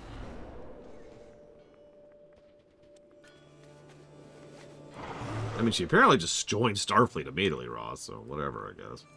Hey. Good day to you. That sucks. Darn, I made the things worse. In fact, I think I perfected their plague for them. I was hoping it wouldn't come to this, but there's no alternative. Very well, then.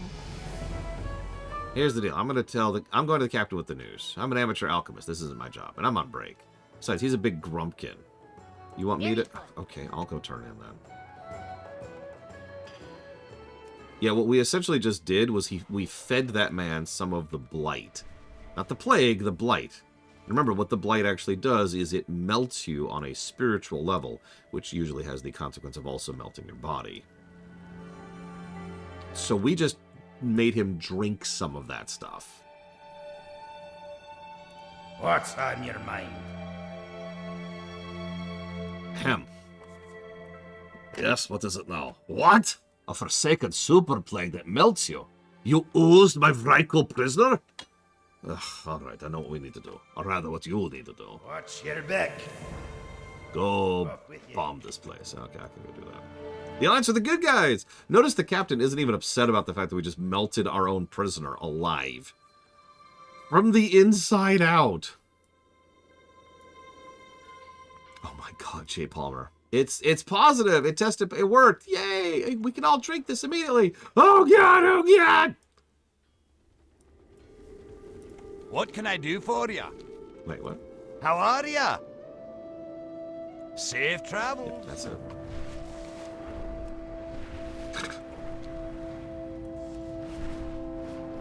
Anyways. How do I make Star Trek 4 better with one change?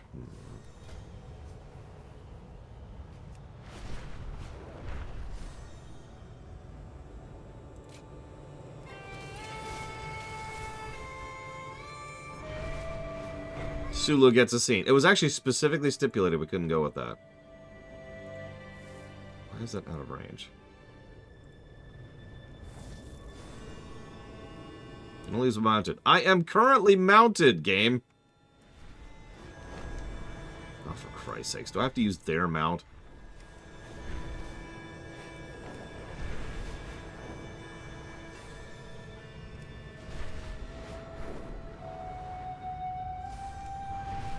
Put Warfin in. What?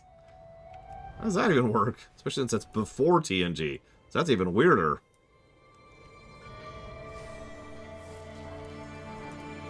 No. Can I go please do the mission? Thank you. Let's see. How to make Janeway in it. What was Kate Mulgrew doing in like 84 or 85 or whatever that was?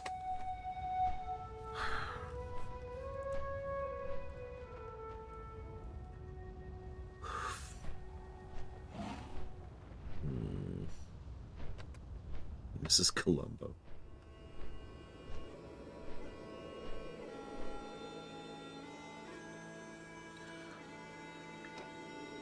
I don't know what Tim Russ was doing in the 80s. He's not that old, but he's not that young either.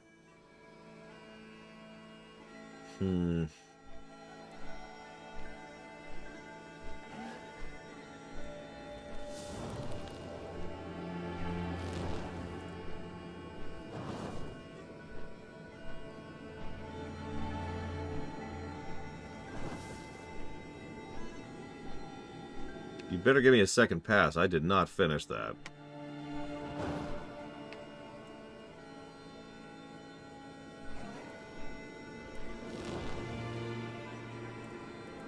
Could you get me closer, please?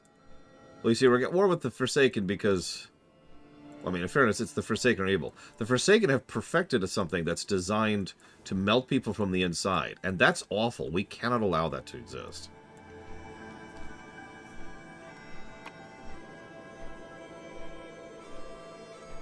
Oh, wow.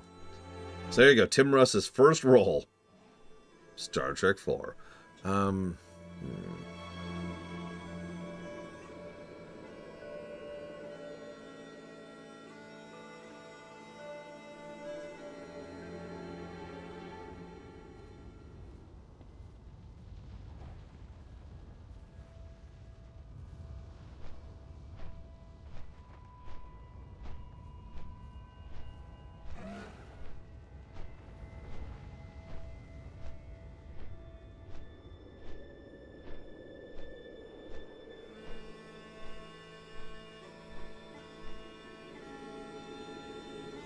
Okay. I actually have my one change. That actually really took me a minute. I was just running through the whole film in my head there. So you said I couldn't improve Sulu, which is the easy and obvious choice. There's a scene which is really stupid and exists for no good reason in the film. It's not a big deal, but it's the kind of thing that would be like negative to story and then we move on. So there's the bird of prey, and they all get here. And it's Kirk and I don't remember who else, but it's Kirk, some other people, and Chekhov. Chekhov is still injured, I remind you. So Chekhov and the others all go up the ramp, and the ramp starts coming up the moment they get on it. Kirk is still outside. Kirk doesn't go in the ramp to get on his own spaceship that everyone else just used because they closed the ramp. None of this makes any sense. And the more you think about it, the less sense it makes. Now, the reason they do it is so that she can jump onto him when transport happens. By the way, that's also not how the transporters work. What should have happened is she should have just gone through him and fallen to the ground and possibly screwed with the confinement beam. So, she killed Kirk. Congratulations. But that's it. Like, that whole scene just exists so she can accidentally whoops her way onto the ship. That's dumb. There's no reason for that extra bit of nonsense. Just make it so that they decide that she's like, hey, please take me with you. And they say, okay. That's what they do anyways in literally the next scene. So skip over that weird negative bump and then just move on with the film. There you go. One change improves the film. It's not a big change, I'm not going to lie to you, but it's as good as I got. Without involving Sulu. How are you? Nicely done, nicely done. This will show those good for nothing for a second to think about messing with us. Okay. Be good. Hey, here's the quest we were actually looking for. Oh, thank God. Okay. I did all that to get this quest. I have to do this quest to get the next quest. I might not even finish this chain before we get to frickin' lunch break. God damn it. Absolutely, Wrecker's-Beard. Assuming nothing else changed. Like, they were very creative with their limited budget, but the set design and the costumes and even the cameras... Like, I know it's a weird thing to complain about, but even the cameras in Star Trek 2 are just bad. Like, really watch Star Trek 2, just a few minutes of Star Trek 2 and then Star Trek 6 side by side. The difference is night and day. Well met. Hey, look, it's these quests, which we've already done. Keep your feet on the ground. Be good. No. Now, granted, some of that's technology, too, because time had moved forward, but still. Anyways, so, Demolition Man. You have to make the minimum change game to improve Demolition Man. I'm just going to move this down to 2. This is ridiculous. Although, actually, that's where I want Army of the Dead, isn't it? No, I want Gargoyle down there, don't I? Okay, so let's get rid of... Oh, great. That's not something I'm even using. A second Taco Bell scene. No, I've got it. In the Demolition Man thing, they're like, Taco Bell won the rewards. And they're like, huh. And they, like, pick up the Taco Bell, and they're like, it's funny. It makes so much sense. Because Taco Bell is just so amazing. Crunch. And it turns to What's-Her-Face, and she's like, yeah, I can't imagine anyone else ever actually succeeding at Taco Bell in the same way that Taco Bell themselves already have. Ding. Like, turn it into an actual commercial.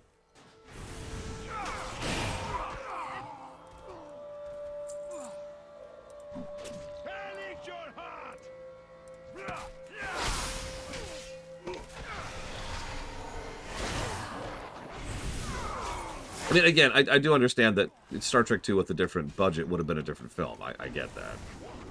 And who knows if it would have been as good or not, because a lot of what Star Trek 2 was dealing with an extraordinarily limited budget. So, who knows? Who knows? I'll eat your heart and make intestines out of your brains. What? Shut up, I'm new at this. Okay. Not here to judge, and I kind of here to judge. Demolition Man. So without cheating and just turning it into a literal commercial, although that is, if you think about it, it's a valid answer, right? So I'm gonna want Gargoyle over there, and I'm gonna want I want Army of the Dead over there, don't I?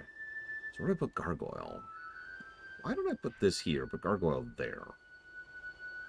How to make Star Trek V worse? Remove the first 15 minutes. It's just a thing, isn't it? Just the first few minutes of a Star Trek film are the best part of that film. At least when the film is bad. We're trying to make Demolition Man worse, I think? Or maybe it was better. Hang on. Ross, are we trying to make it better or worse? Clarification required.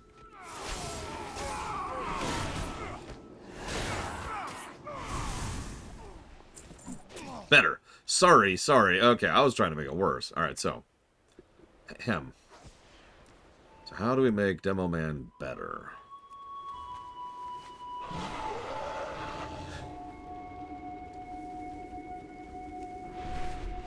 Explain the seashells. I'm joking.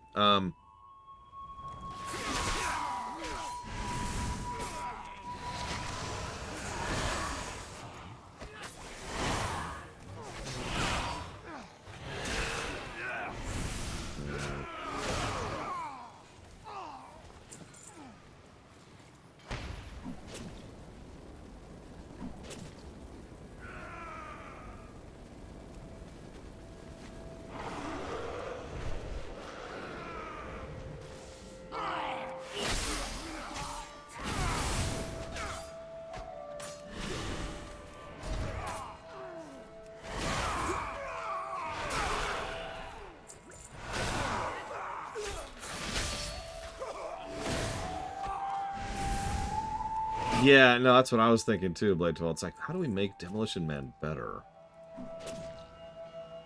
Like, if we make it longer and add scenes, it would probably start dragging a bit. Its pacing is quite good.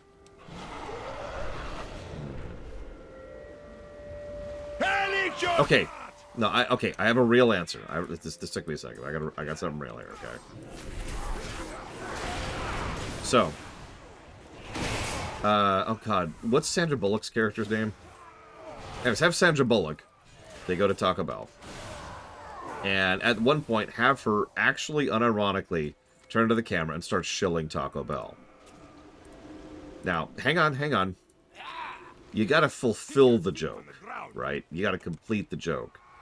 So what happens is, like, the camera's on her, and she's doing the Taco Bell commercial.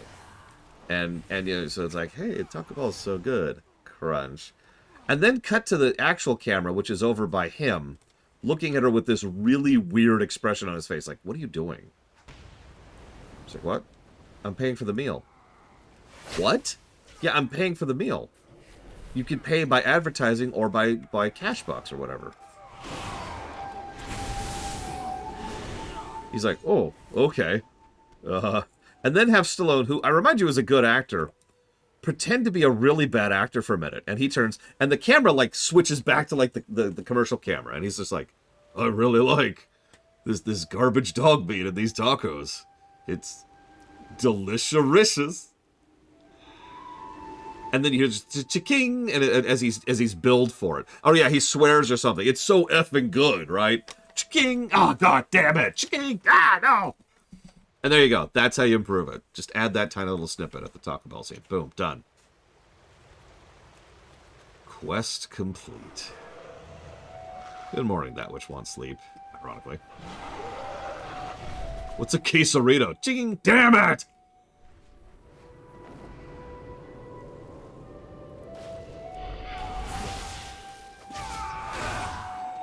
Oh god, and yeah, there's the Jumbotron where the ads are played, like, instantly live. Yeah, I don't know if that would make it better either, but, I mean, you can see what a challenge I was handed, right? Come on, give me some credit. Okay, so here's a fun one. So, let's do the easy one first. How do you make Star Trek V worse with one change?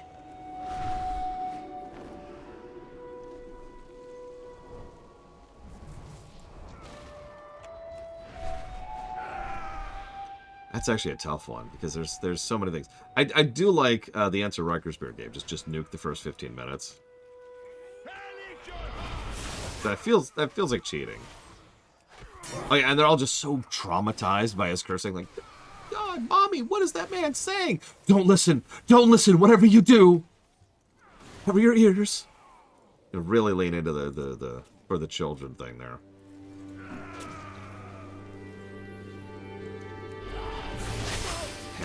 Anyways, make Shatner do the fan dance. Oh my god. I was gonna say make the effects even worse, but then I remember that Star Trek V has like the worst effects of any of the Star Trek films. That's not a joke, by the way. It really does have the worst special effects of the entire the sexology. It's awful. But anyways, yeah, honestly, yeah, Cybox actor was not bad. Like he was trying, poor guy. So yeah, I like that change. Let's go with that. How are you? Okay, so let's turn all this stuff. Turn this Keep your feet on the ground. This Safe in. travels. All hail Conqueror of Scorn. That's the one I wanted. Oh Jesus, that would be awful, Valerian. Ugh. Why? Okay, do that. But yeah, now that's the easy challenge, honestly. Here's the hard one. How do you make Star Trek better? Star Trek V better with a single change? Because Star Trek V is honestly fundamentally flawed. Like, in fact, I don't want to give too much credit to, you know, Gene Roddenberry. But even Gene Roddenberry looked at that script and said, yeah, this isn't going to work. Like, the core concept isn't going to work. Be good. Off with you. Shatner's no longer the director. Yeah, but that doesn't fit the script. Now, granted, Shatner was not solely responsible for the script, which I suppose is your point.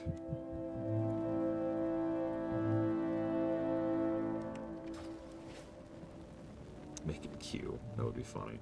Hang on a second. What? King's honor, friend. Oh, yep, no, that's right. For the I just want to read this text out here really quick here.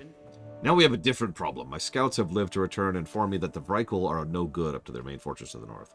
They call the place Schallerbraun, though you'd pronounce the GJ as if it were an SH. Odd creatures. Anyways, that's not important. Go up there and fight them. Okay. Be good. Need help? The captain may not care, but from what little we know, the Vrykul are conducting heinous rites.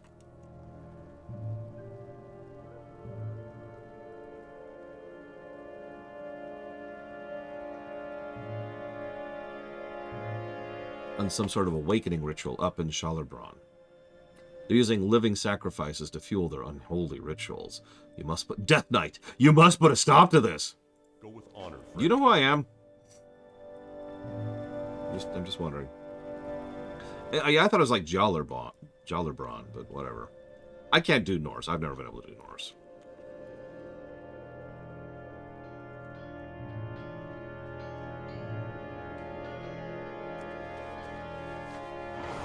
That's a nitpick change. We need like a big change. We need to make Star Trek V a much better film. How can we do this?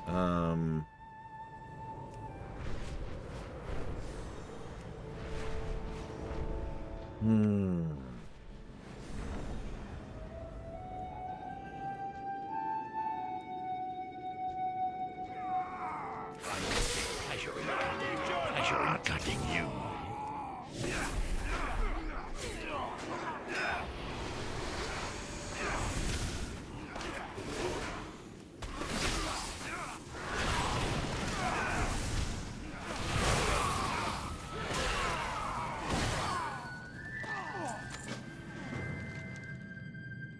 These plans detail an imminent attack on Westguard Keep.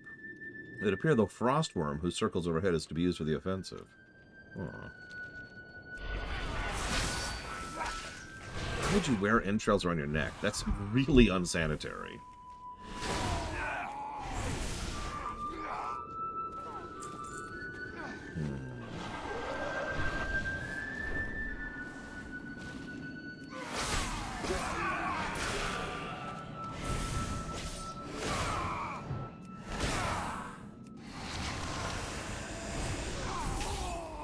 Look, Spock just has more random people he may or may not know who are related to him than he knows about. That's all there is to that. We just got to get used to the fact that Spock has like 13 half-sisters, brothers, siblings. Sarek got around. That's all I'm trying to say.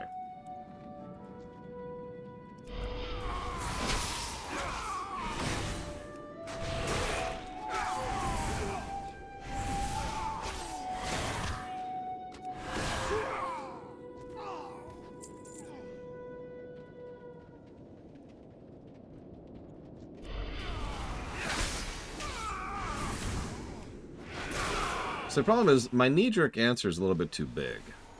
I'm trying to think how to parse it down to, like, a single change, you know?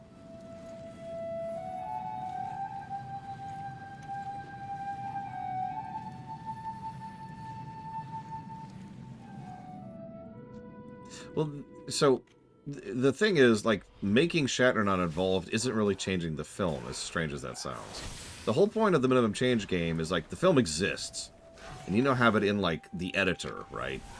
So you edit the film, now that it already exists and has been made, in order to improve it in some way. Like, you drag the film into the holodeck, right? It's like, okay, hang on, let me think about this.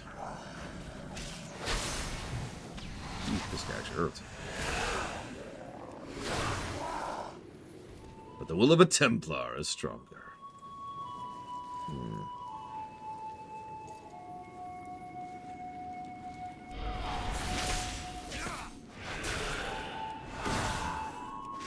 I hate this quest, by the way. You have to free 10 people, which means getting random keys off of the drops. You have to kill 31 enemies here. Specific enemies here. And there's elites patrolling there. This is just a padding quest. As with so many of the later quests in his zone, they just get worse the further in we get. God, I can't wait to get to Storm Peaks. We're not going to get there today at this frickin' rate. I have been this tempted to just be like, you know what? I'm just going to turn off time walking and just run through here as a level 80. Alright, here's this quest. I'm not going to do it. That would violate the whole point of doing a review. But God, I've been tempted, you know? I'll be asleep now. Don't mind me.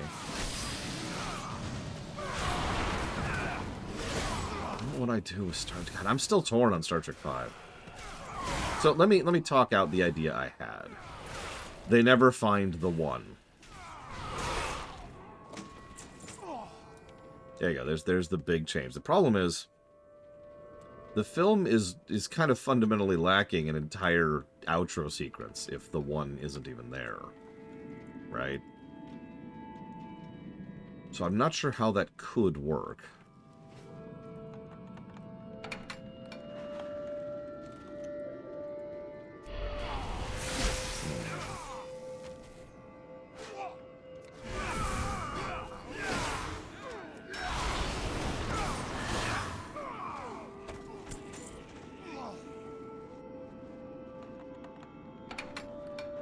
Okay, hang on. This is essentially stealing Paimon's idea here, but hear me out for a second. Axe the entire first act of the film, essentially. So, okay. In the actual film, let's discuss this for a second. In the actual film, Sybok decides to find a ship to go to a planet that has no ship to leave it, so he could steal a ship. I know, just bear with me. And so he gets the planet that has no ship so he can go steal a ship. He then kidnaps several of the representatives of the three superpowers, the big three, in order to try and force at least one of them to respond so he could steal their ship. Okay, if you're still with me, congratulations. You're smarter than the writers of this film. Immediately after that, Kirk is sent there because he's the only one who they can trust with a mission this extremely dangerous. This is such a serious, dangerous, super amazing, fantastical mission that only the most amazingest Kirk, whose dick is gargantuan and can be seen from space, can ever possibly actually do this mission. So we need Kirk for this mission. Okay. So then Kirk shows up, Cybok steals his ship, having converted all of the people on the planet, which is, by the way, about 1,000 people total. And all of them are like, okay, we're all here, we're all converted. They go to the ship. Cybok then converts everyone on board. The film makes it clear that his method of conversion is not mind control. I'm just mentioning it really quickly because it's important to note for what we're about to discuss. So, all the people are now fully on board with the choo-choo train. They go to the planet at the center of the universe, and everything's cool. Wait, God is evil, and Kirk doesn't have his phaser. So then they have to blow him up with a torpedo. The end. Okay, so that's the plot of 5, right? Now the problem is, if you're paying any kind of attention, the overwhelming majority of time spent on the film is spent on the Cybok is the villain that we have to overcome part of the plot. And the problem is, it doesn't work at all on any level whatsoever. It completely violates just basic, like surface level logic. Never mind actually digging into it. So the easiest change is make it so that Cybok is just some Vulcan. I mean, if we're doing only one change, he's still Spock's brother. Sure, whatever. Who the Federation has assigned to look into this, and he's been given the Enterprise as part of this. There you go. But the problem is that axes like 40 or 50 minutes of the film out of the film. Now this is funny, because the other change I mentioned, which was making it so they never find the one, would also axe about 30 minutes of the film out. So far, the 2 changes I've come up with both involve gutting gargantuan portions of the film out of it. Huh.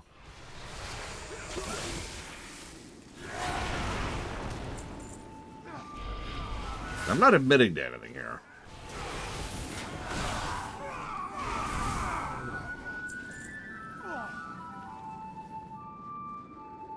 Yeah, pretty much, Kira White knows. If I did both of those changes, the film no longer exists. It's almost like the film is so fundamentally broken that it essentially needs to be ejected in order to be salvaged. If you remember, in the Star Trek rewrite, Star Trek V was one of our gimme films. Gimme scripts.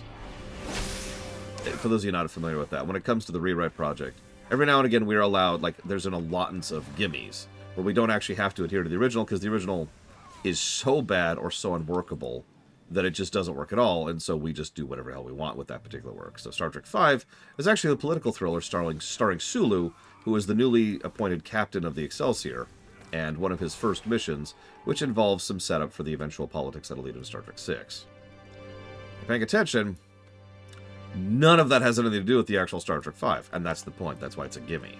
Make sense?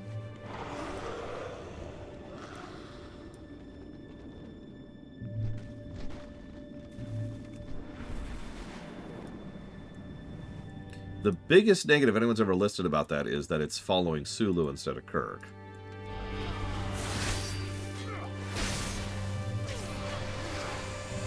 Anyways, just thought I'd share that.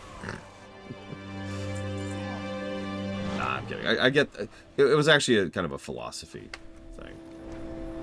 Because it came down to the nature of what the rewrites actually were and how limited we were being about what we could do. What does Admiral Kirk need with his starship? Listen, Kirk can't make a difference anywhere else.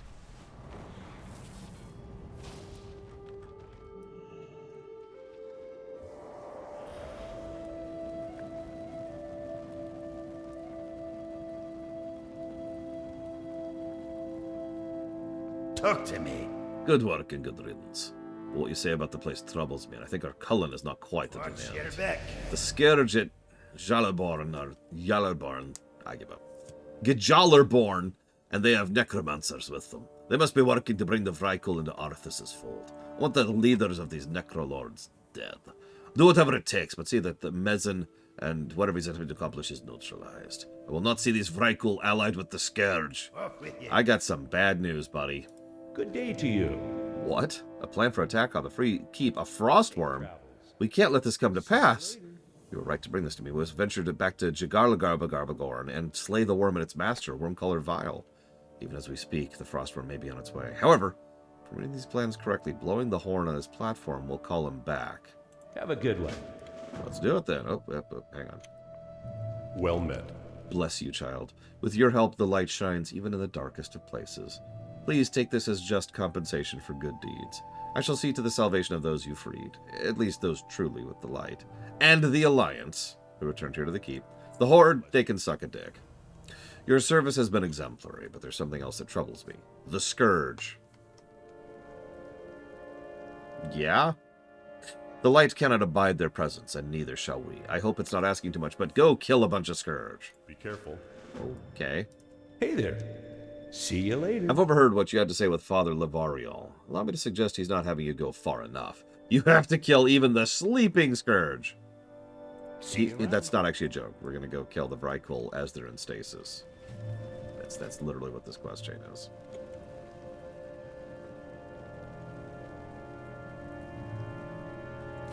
Anyways. Regeneration, J. Palmer. I didn't have that opinion until recently, but nowadays, yeah, absolutely.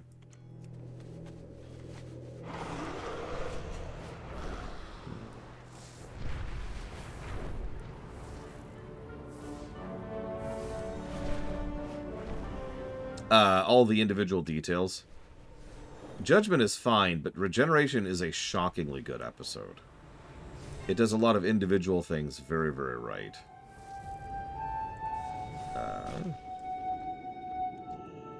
So, the answer would be, it would score higher.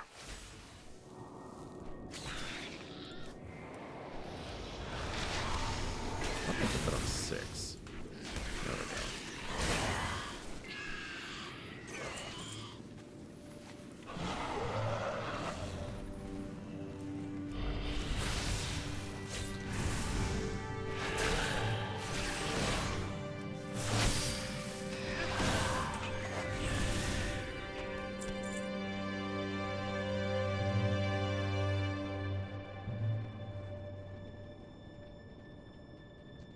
Well, yeah, obviously the Borg won't be there at all, J. Palmer. So, by definition, it is going to have to be rewritten. That might be a gimme episode, ironically.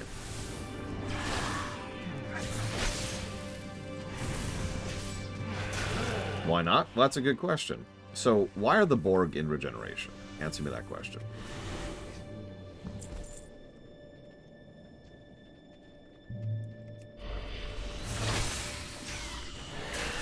First Contact. And what happens in First Contact is that the Borg time travel, right? Now, does time travel happen in our First Contact?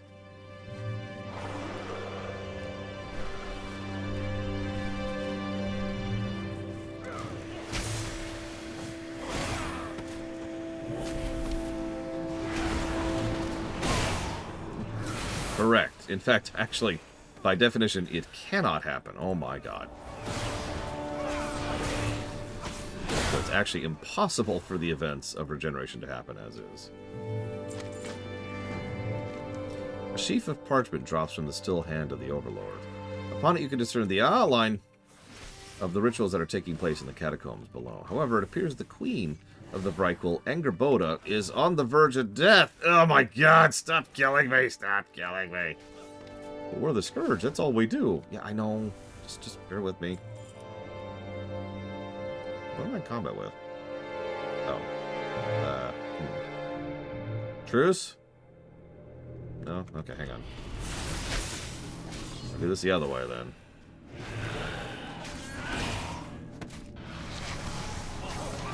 Stop killing me. Okay, thank you. Okay. Hem. It appears the Queen of the Vrykul, Angerboda, is having difficulty awaking King Yimmeron. The ritual is taking place in the large chamber known as the Witcher's Terrace, which is right over there. If you hurry, you may be able to stop her before it's too late. We'll get to that. Yes, our First Contact occurs almost entirely on Deep Space Nine. So the idea there is that the Enterprise and Deep Space Nine, like the Enterprise goes to Deep Space Nine, the Borg are at Deep Space Nine, and instead of like the events on like jumping back and forth between the planet and the ship. It's going to be between DS9 and the ship. Otherwise, a lot of the structure is going to remain mostly the same. It's also going to be a substantially smaller force of Borg, but that's kind of a gimme as well. I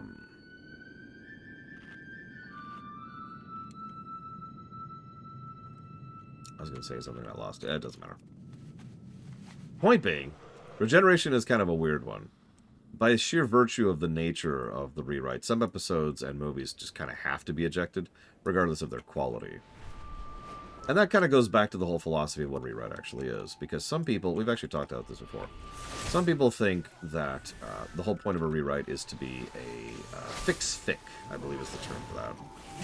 In other words, to improve upon the original. To fix the problems with it, which is, from what I'm told, a very common form of fanfic. I haven't really encountered a lot of those myself, but I think I've indulged in them over the years, so call that what it is. That is not the idea. The idea behind the rewrite is just to do our own take on it. Like we're just doing our own version of it, because it's an interesting concept, it's interesting to think about. And there's some cool ideas that would be fun to play with, right? We've got some interesting toys in the bin. Let's pull them out and actually play with them. So, this came up when we were doing a stream years ago now about the rewrite for Star Trek II, The Wrath of Khan. And everyone's response was, alright, done, move on, because there's nothing to fix. Because everyone was assuming that the whole goal is to fix, not to change. Obviously the goal is for it to be good. I shouldn't have to say that. If we failed to make something good, then we just failed. Like with the rewrite of Final Fantasy II, which everybody hated, especially Blade Jamal.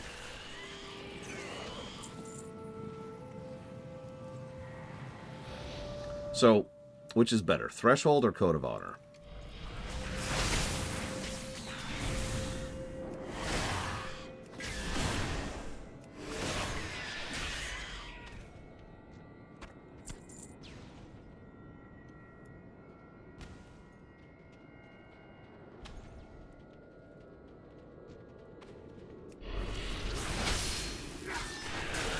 No, yeah, you notice I'm just stalling on that, like,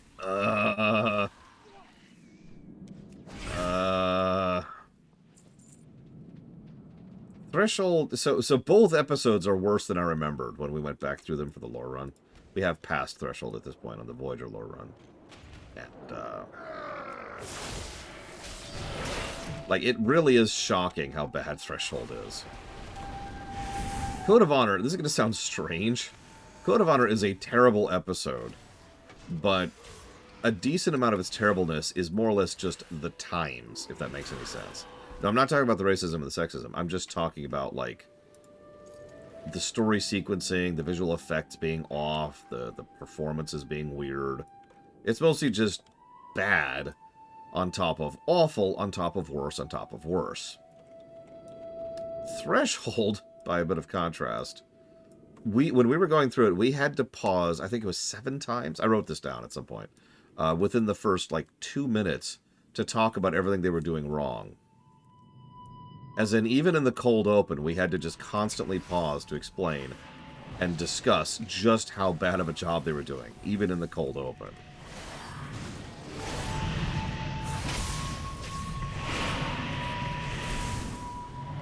So, honestly, I think I'll give that one to Code of Honor. But that's really, really, really hard to pick between those two. I'm surprised they've never given it to us, Magister, honestly.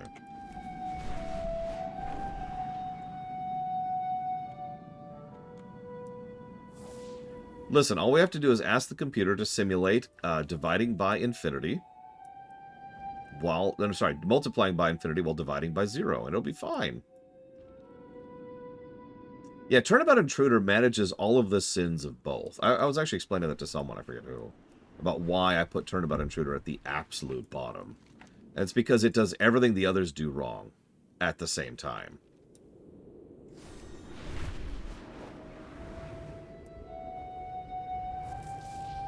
Threshold is probably going to be a gimme, yeah.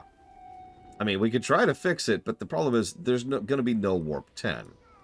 And the idea of humanity devolving into a lesser form of life is also pretty stupid, even though that's the actual main point of that episode. So, that's two things that are both unworkable. It's probably going to be a gimme regardless. Like, even if I didn't want to eject it, I think I would have to. Wait, I've got it! There's this retrovirus, okay? We're going to call it the T-virus, okay? What it does is it makes people think they're God, while simultaneously being like, and they grow eyeballs. It's great. You're going to love it. The way I usually drop quests is I go into here and right-click and hit abandon. I don't know if there's anything faster to do than that. There might be an add-on or something. I don't know. Well, you see, Riker's Beard, it's because...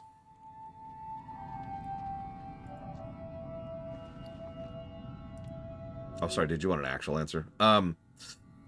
The actual answer is because Brennan Braga has absolutely no understanding of anything biological whatsoever. I forget when he mentioned it, but he talked about how he was reading some article about how humans have a common ancestor with spiders. And he was like, aha! That's cool! Because that's a lot of what Brennan Braga does, is he latches onto ideas and he tries to play with them. It's actually why he's a good writer, when he actually does good writing. It's also why he is a terrible writer when he doesn't.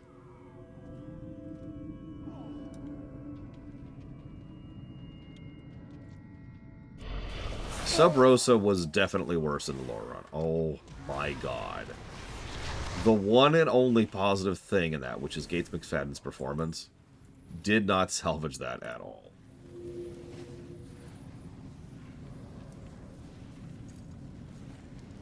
Oof. Yeah, no, Sub Rosa is the kind of film. So we talked about being deliberately bad and then being like unintentionally bad. So we've got like it's like a grid, right?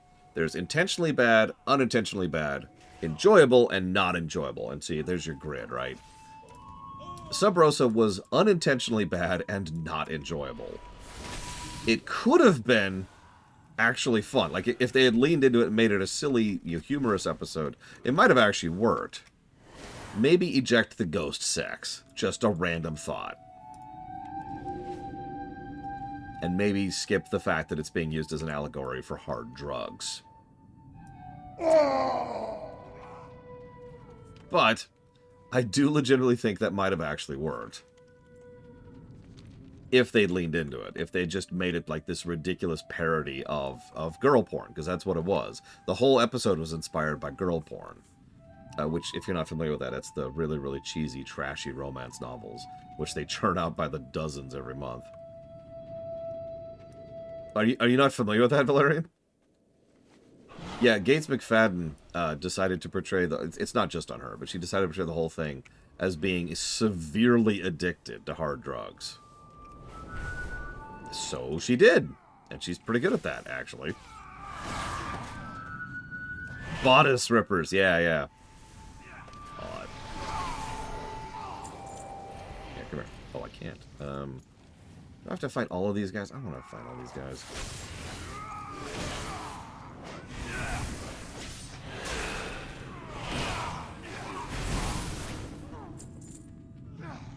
I know, Pyman. So, have you heard me complain about that before? Or would I just be repeating myself to you? Because I don't want to repeat myself.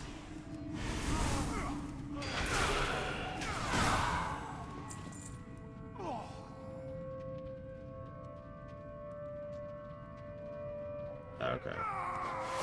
I will shush. Ne'er again shall I speak.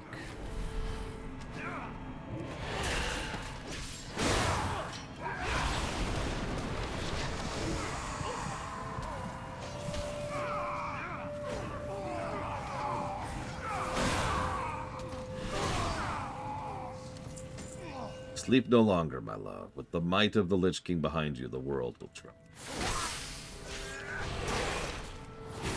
So yeah, Angerboda, if anybody doubts what kind of a wife Angerboda was, and the fact that she was totally cool with being married to a man who declared himself a god, and also was totally cool with murdering babies.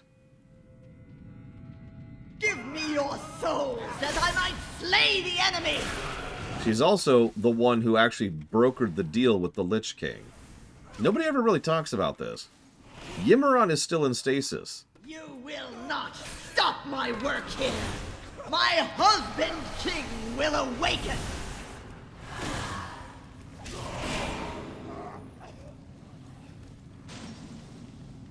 Not yet, Yimmeron. I have other plans for you. You will serve me better within Utgard Pinnacle. And if these insects survive to find you again, you will get the chance to avenge your wife.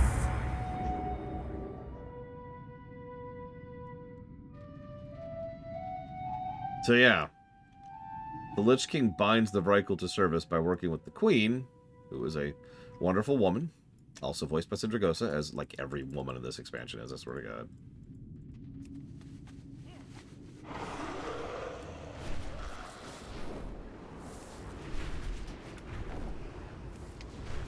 Who woke up the Queen? Now, interestingly enough, I don't have an answer for that.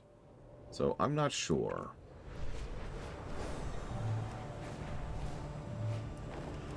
Yeah, it could just be Scourge agents. I'm really not sure. I don't have an answer there.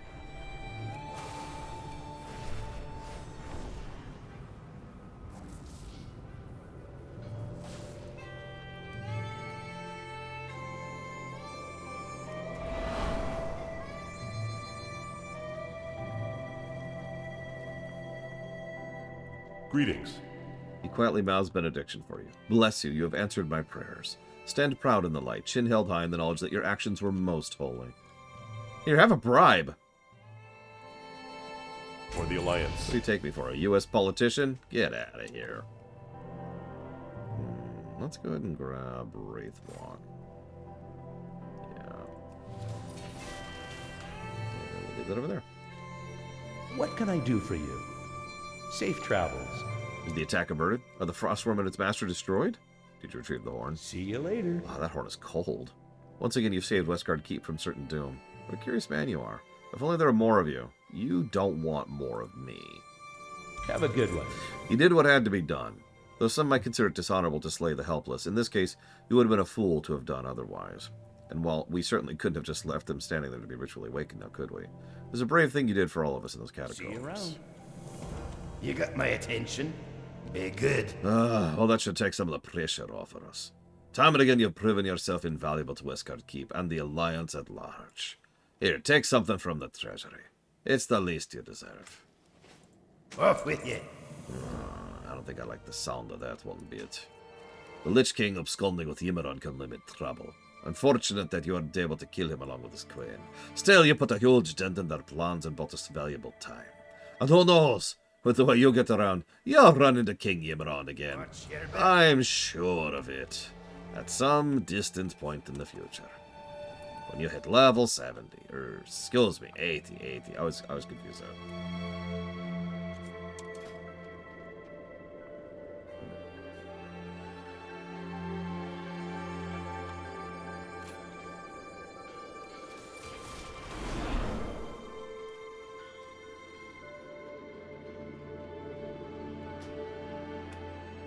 Second.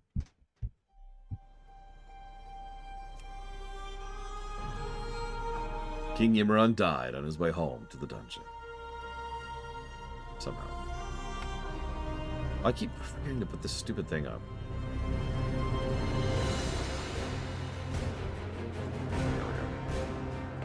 Hey.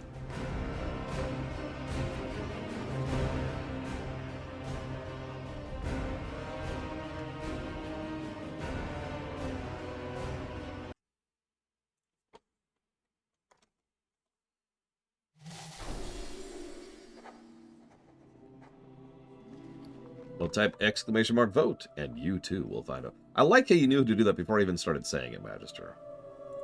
I'd like to think that I've done a decent job in having commands that people can immediately use for stuff like that. Yeah, for those of you who don't remember, Pressure and Picard were supposed to be a thing in Season 1. Like, it was a really big angle they kept pushing. However, that was something that was almost entirely being pushed by Roddenberry. Roddenberry was pushed out of control, wrong way, after Season 2. And during Season 2, I've actually talked about this a few times. Season 2 is a little bit crazy because it's when 3 separate people were all fighting for control over Star Trek. That would be Roddenberry, of course, Rick Berman, and Maurice Hurley. And all 3 of them were battling it out for control over everything. And as a consequence, a whole lot of...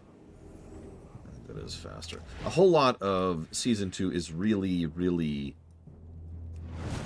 schizophrenic. Like, really, if you've ever sit down and go through Season 2 in order, like, actually go through episode to episode, there's no contiguousness with regards to character or tone or quality or even basic concepts. It's just absolutely all over the place, right? That's because the 3 were fighting it out. Season 3 is when things got more consistent. That's because Rick Berman had taken over.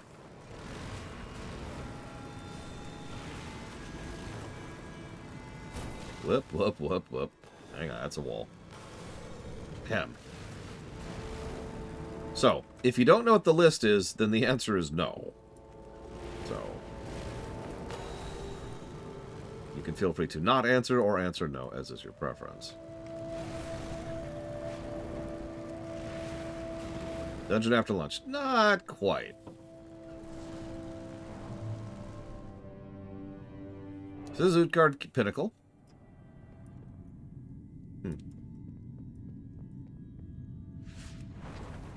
So, I'm just going to pause for a moment and say that I really like this treasure room, even though it's all cursed treasure.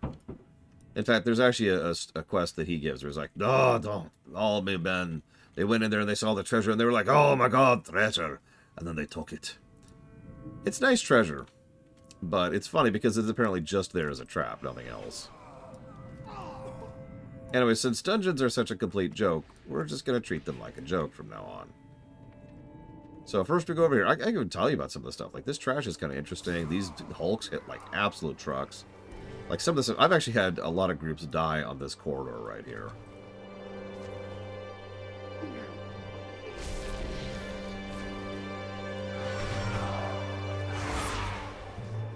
Then we have a cutscene.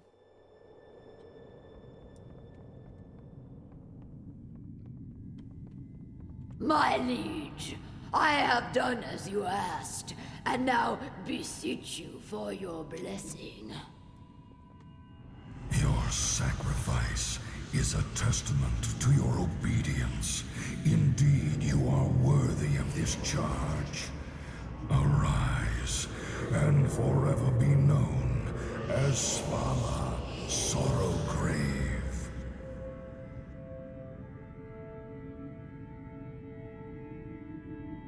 The sensation is beyond my imagining. I am yours to command, my king. Your first test awaits you. Destroy our uninvited guests. I will be happy to slaughter them in your name. Come, enemies of the Scourge, I will show you the might of the Lich King. I will vanquish you. That was the might of the Lich King. Alright, so. It's really a shame. A lot of these are actually really good fights, but as we've discussed many, many, many times, they don't exist in any matter that actually matters. So, speaking of good fights, like, all the fights in here are pretty good, honestly. No, Legion invented the Valkyr. It's kind of hard to retcon something that this is the first time they showed up.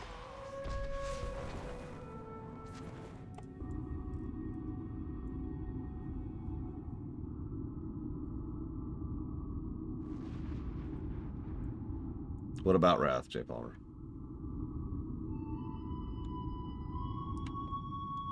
Oh, I'm sorry. I completely misread what you said. You said, was Legion a retcon of the Valkyr?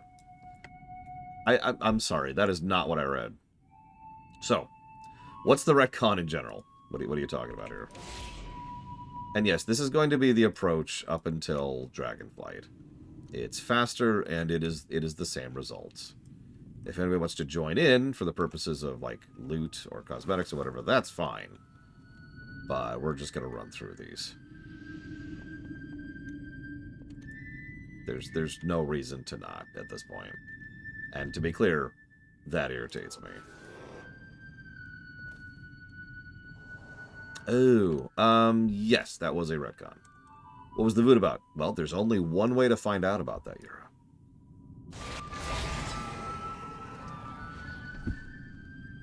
And if you want to join in, it's not too late. I can grab you. There you go. Boom. Oh, no, you're in a group. Sorry.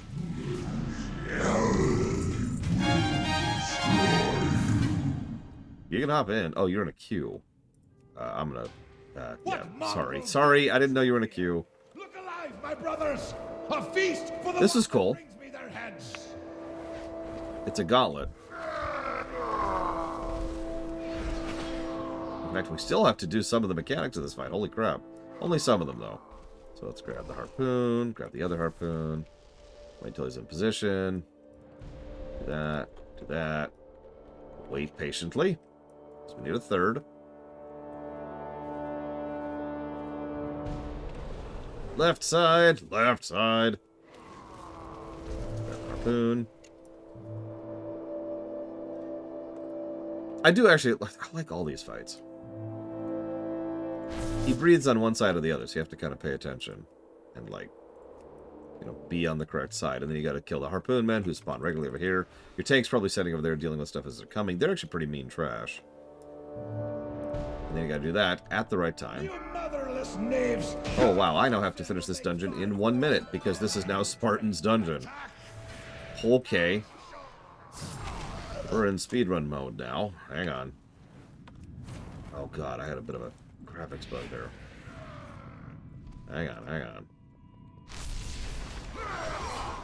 Some typical trash, lots of necromancers. Don't mind me, we're walking. 30 seconds left. Hey, there's Yimmeron. You invade my home and then dare to challenge me? I will tear the hearts from your chest and offer them as gifts to the Death God! And he's dead. Okay, I got the sword. Okay, now I'm gonna be... See if I can even get out of here in 9 seconds. 5, 4, I'm not gonna make it. 3... Nah, okay, yep.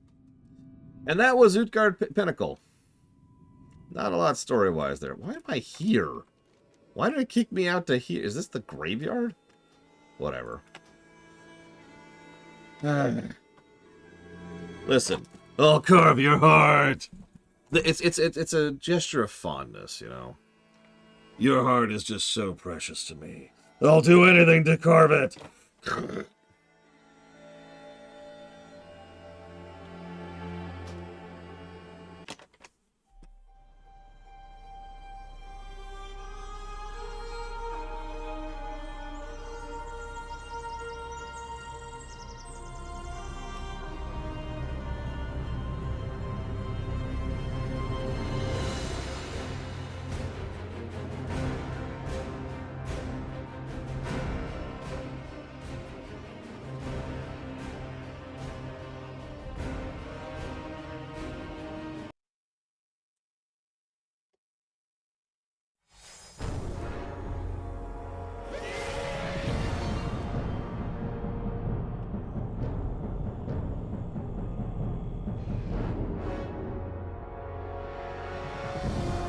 Look, I was in a hurry, okay? It was gonna kick me out of the dungeon, Spartan. I don't know what you want from me. I was willing to wait, and then it was like, hold on there, mister.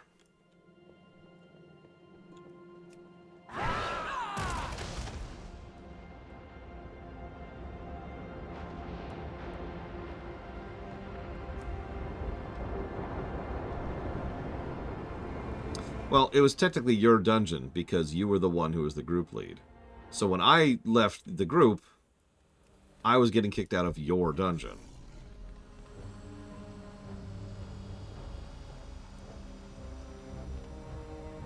Hey, look, it's King Imran. What's going on, buddy? How you doing? What now? Get it over with already. My hatred burns. What now? My hatred burns. Go away. Go away! I will spit on your grave! I hate your damn gods! I would die 1,000 deaths to see you suffer! Why couldn't you let me die? Get it over with already. My hatred burns. What now? Get it over. Did they get rid of it? My hatred burns. Did they get rid of it? What now? Go away. Go away! I will spit on your grave! I hate your damn gods! I would die 1,000 deaths to see you suffer! Why couldn't you let me die? Get it over with already. What now? Oh my god! They got rid of it! You assholes!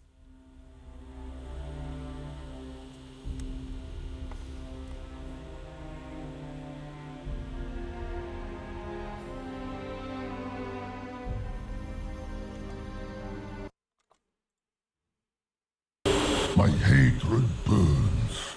Get it over with already. Go away. Go away! I will spit on your grave! I hate your damn gods! I would die 1,000 deaths to see you suffer! Why couldn't you let me die?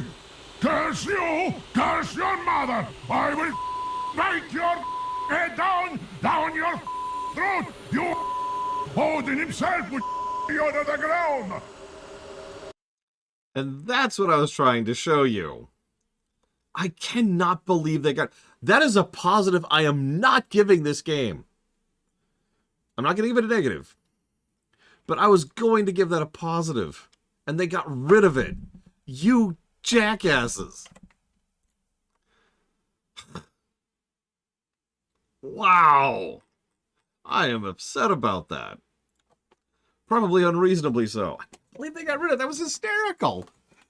That was it was the only good thing about the entire Warriors quest chain in Legion was that thing, and they got rid of it. Oh, that's why. That's why. It's because the Warriors have the worst quest chain in Legion by far, and they had to make sure that the only good thing was gone. The Warriors can't have anything good. Oh my god. What's on your mind? Be good. Just...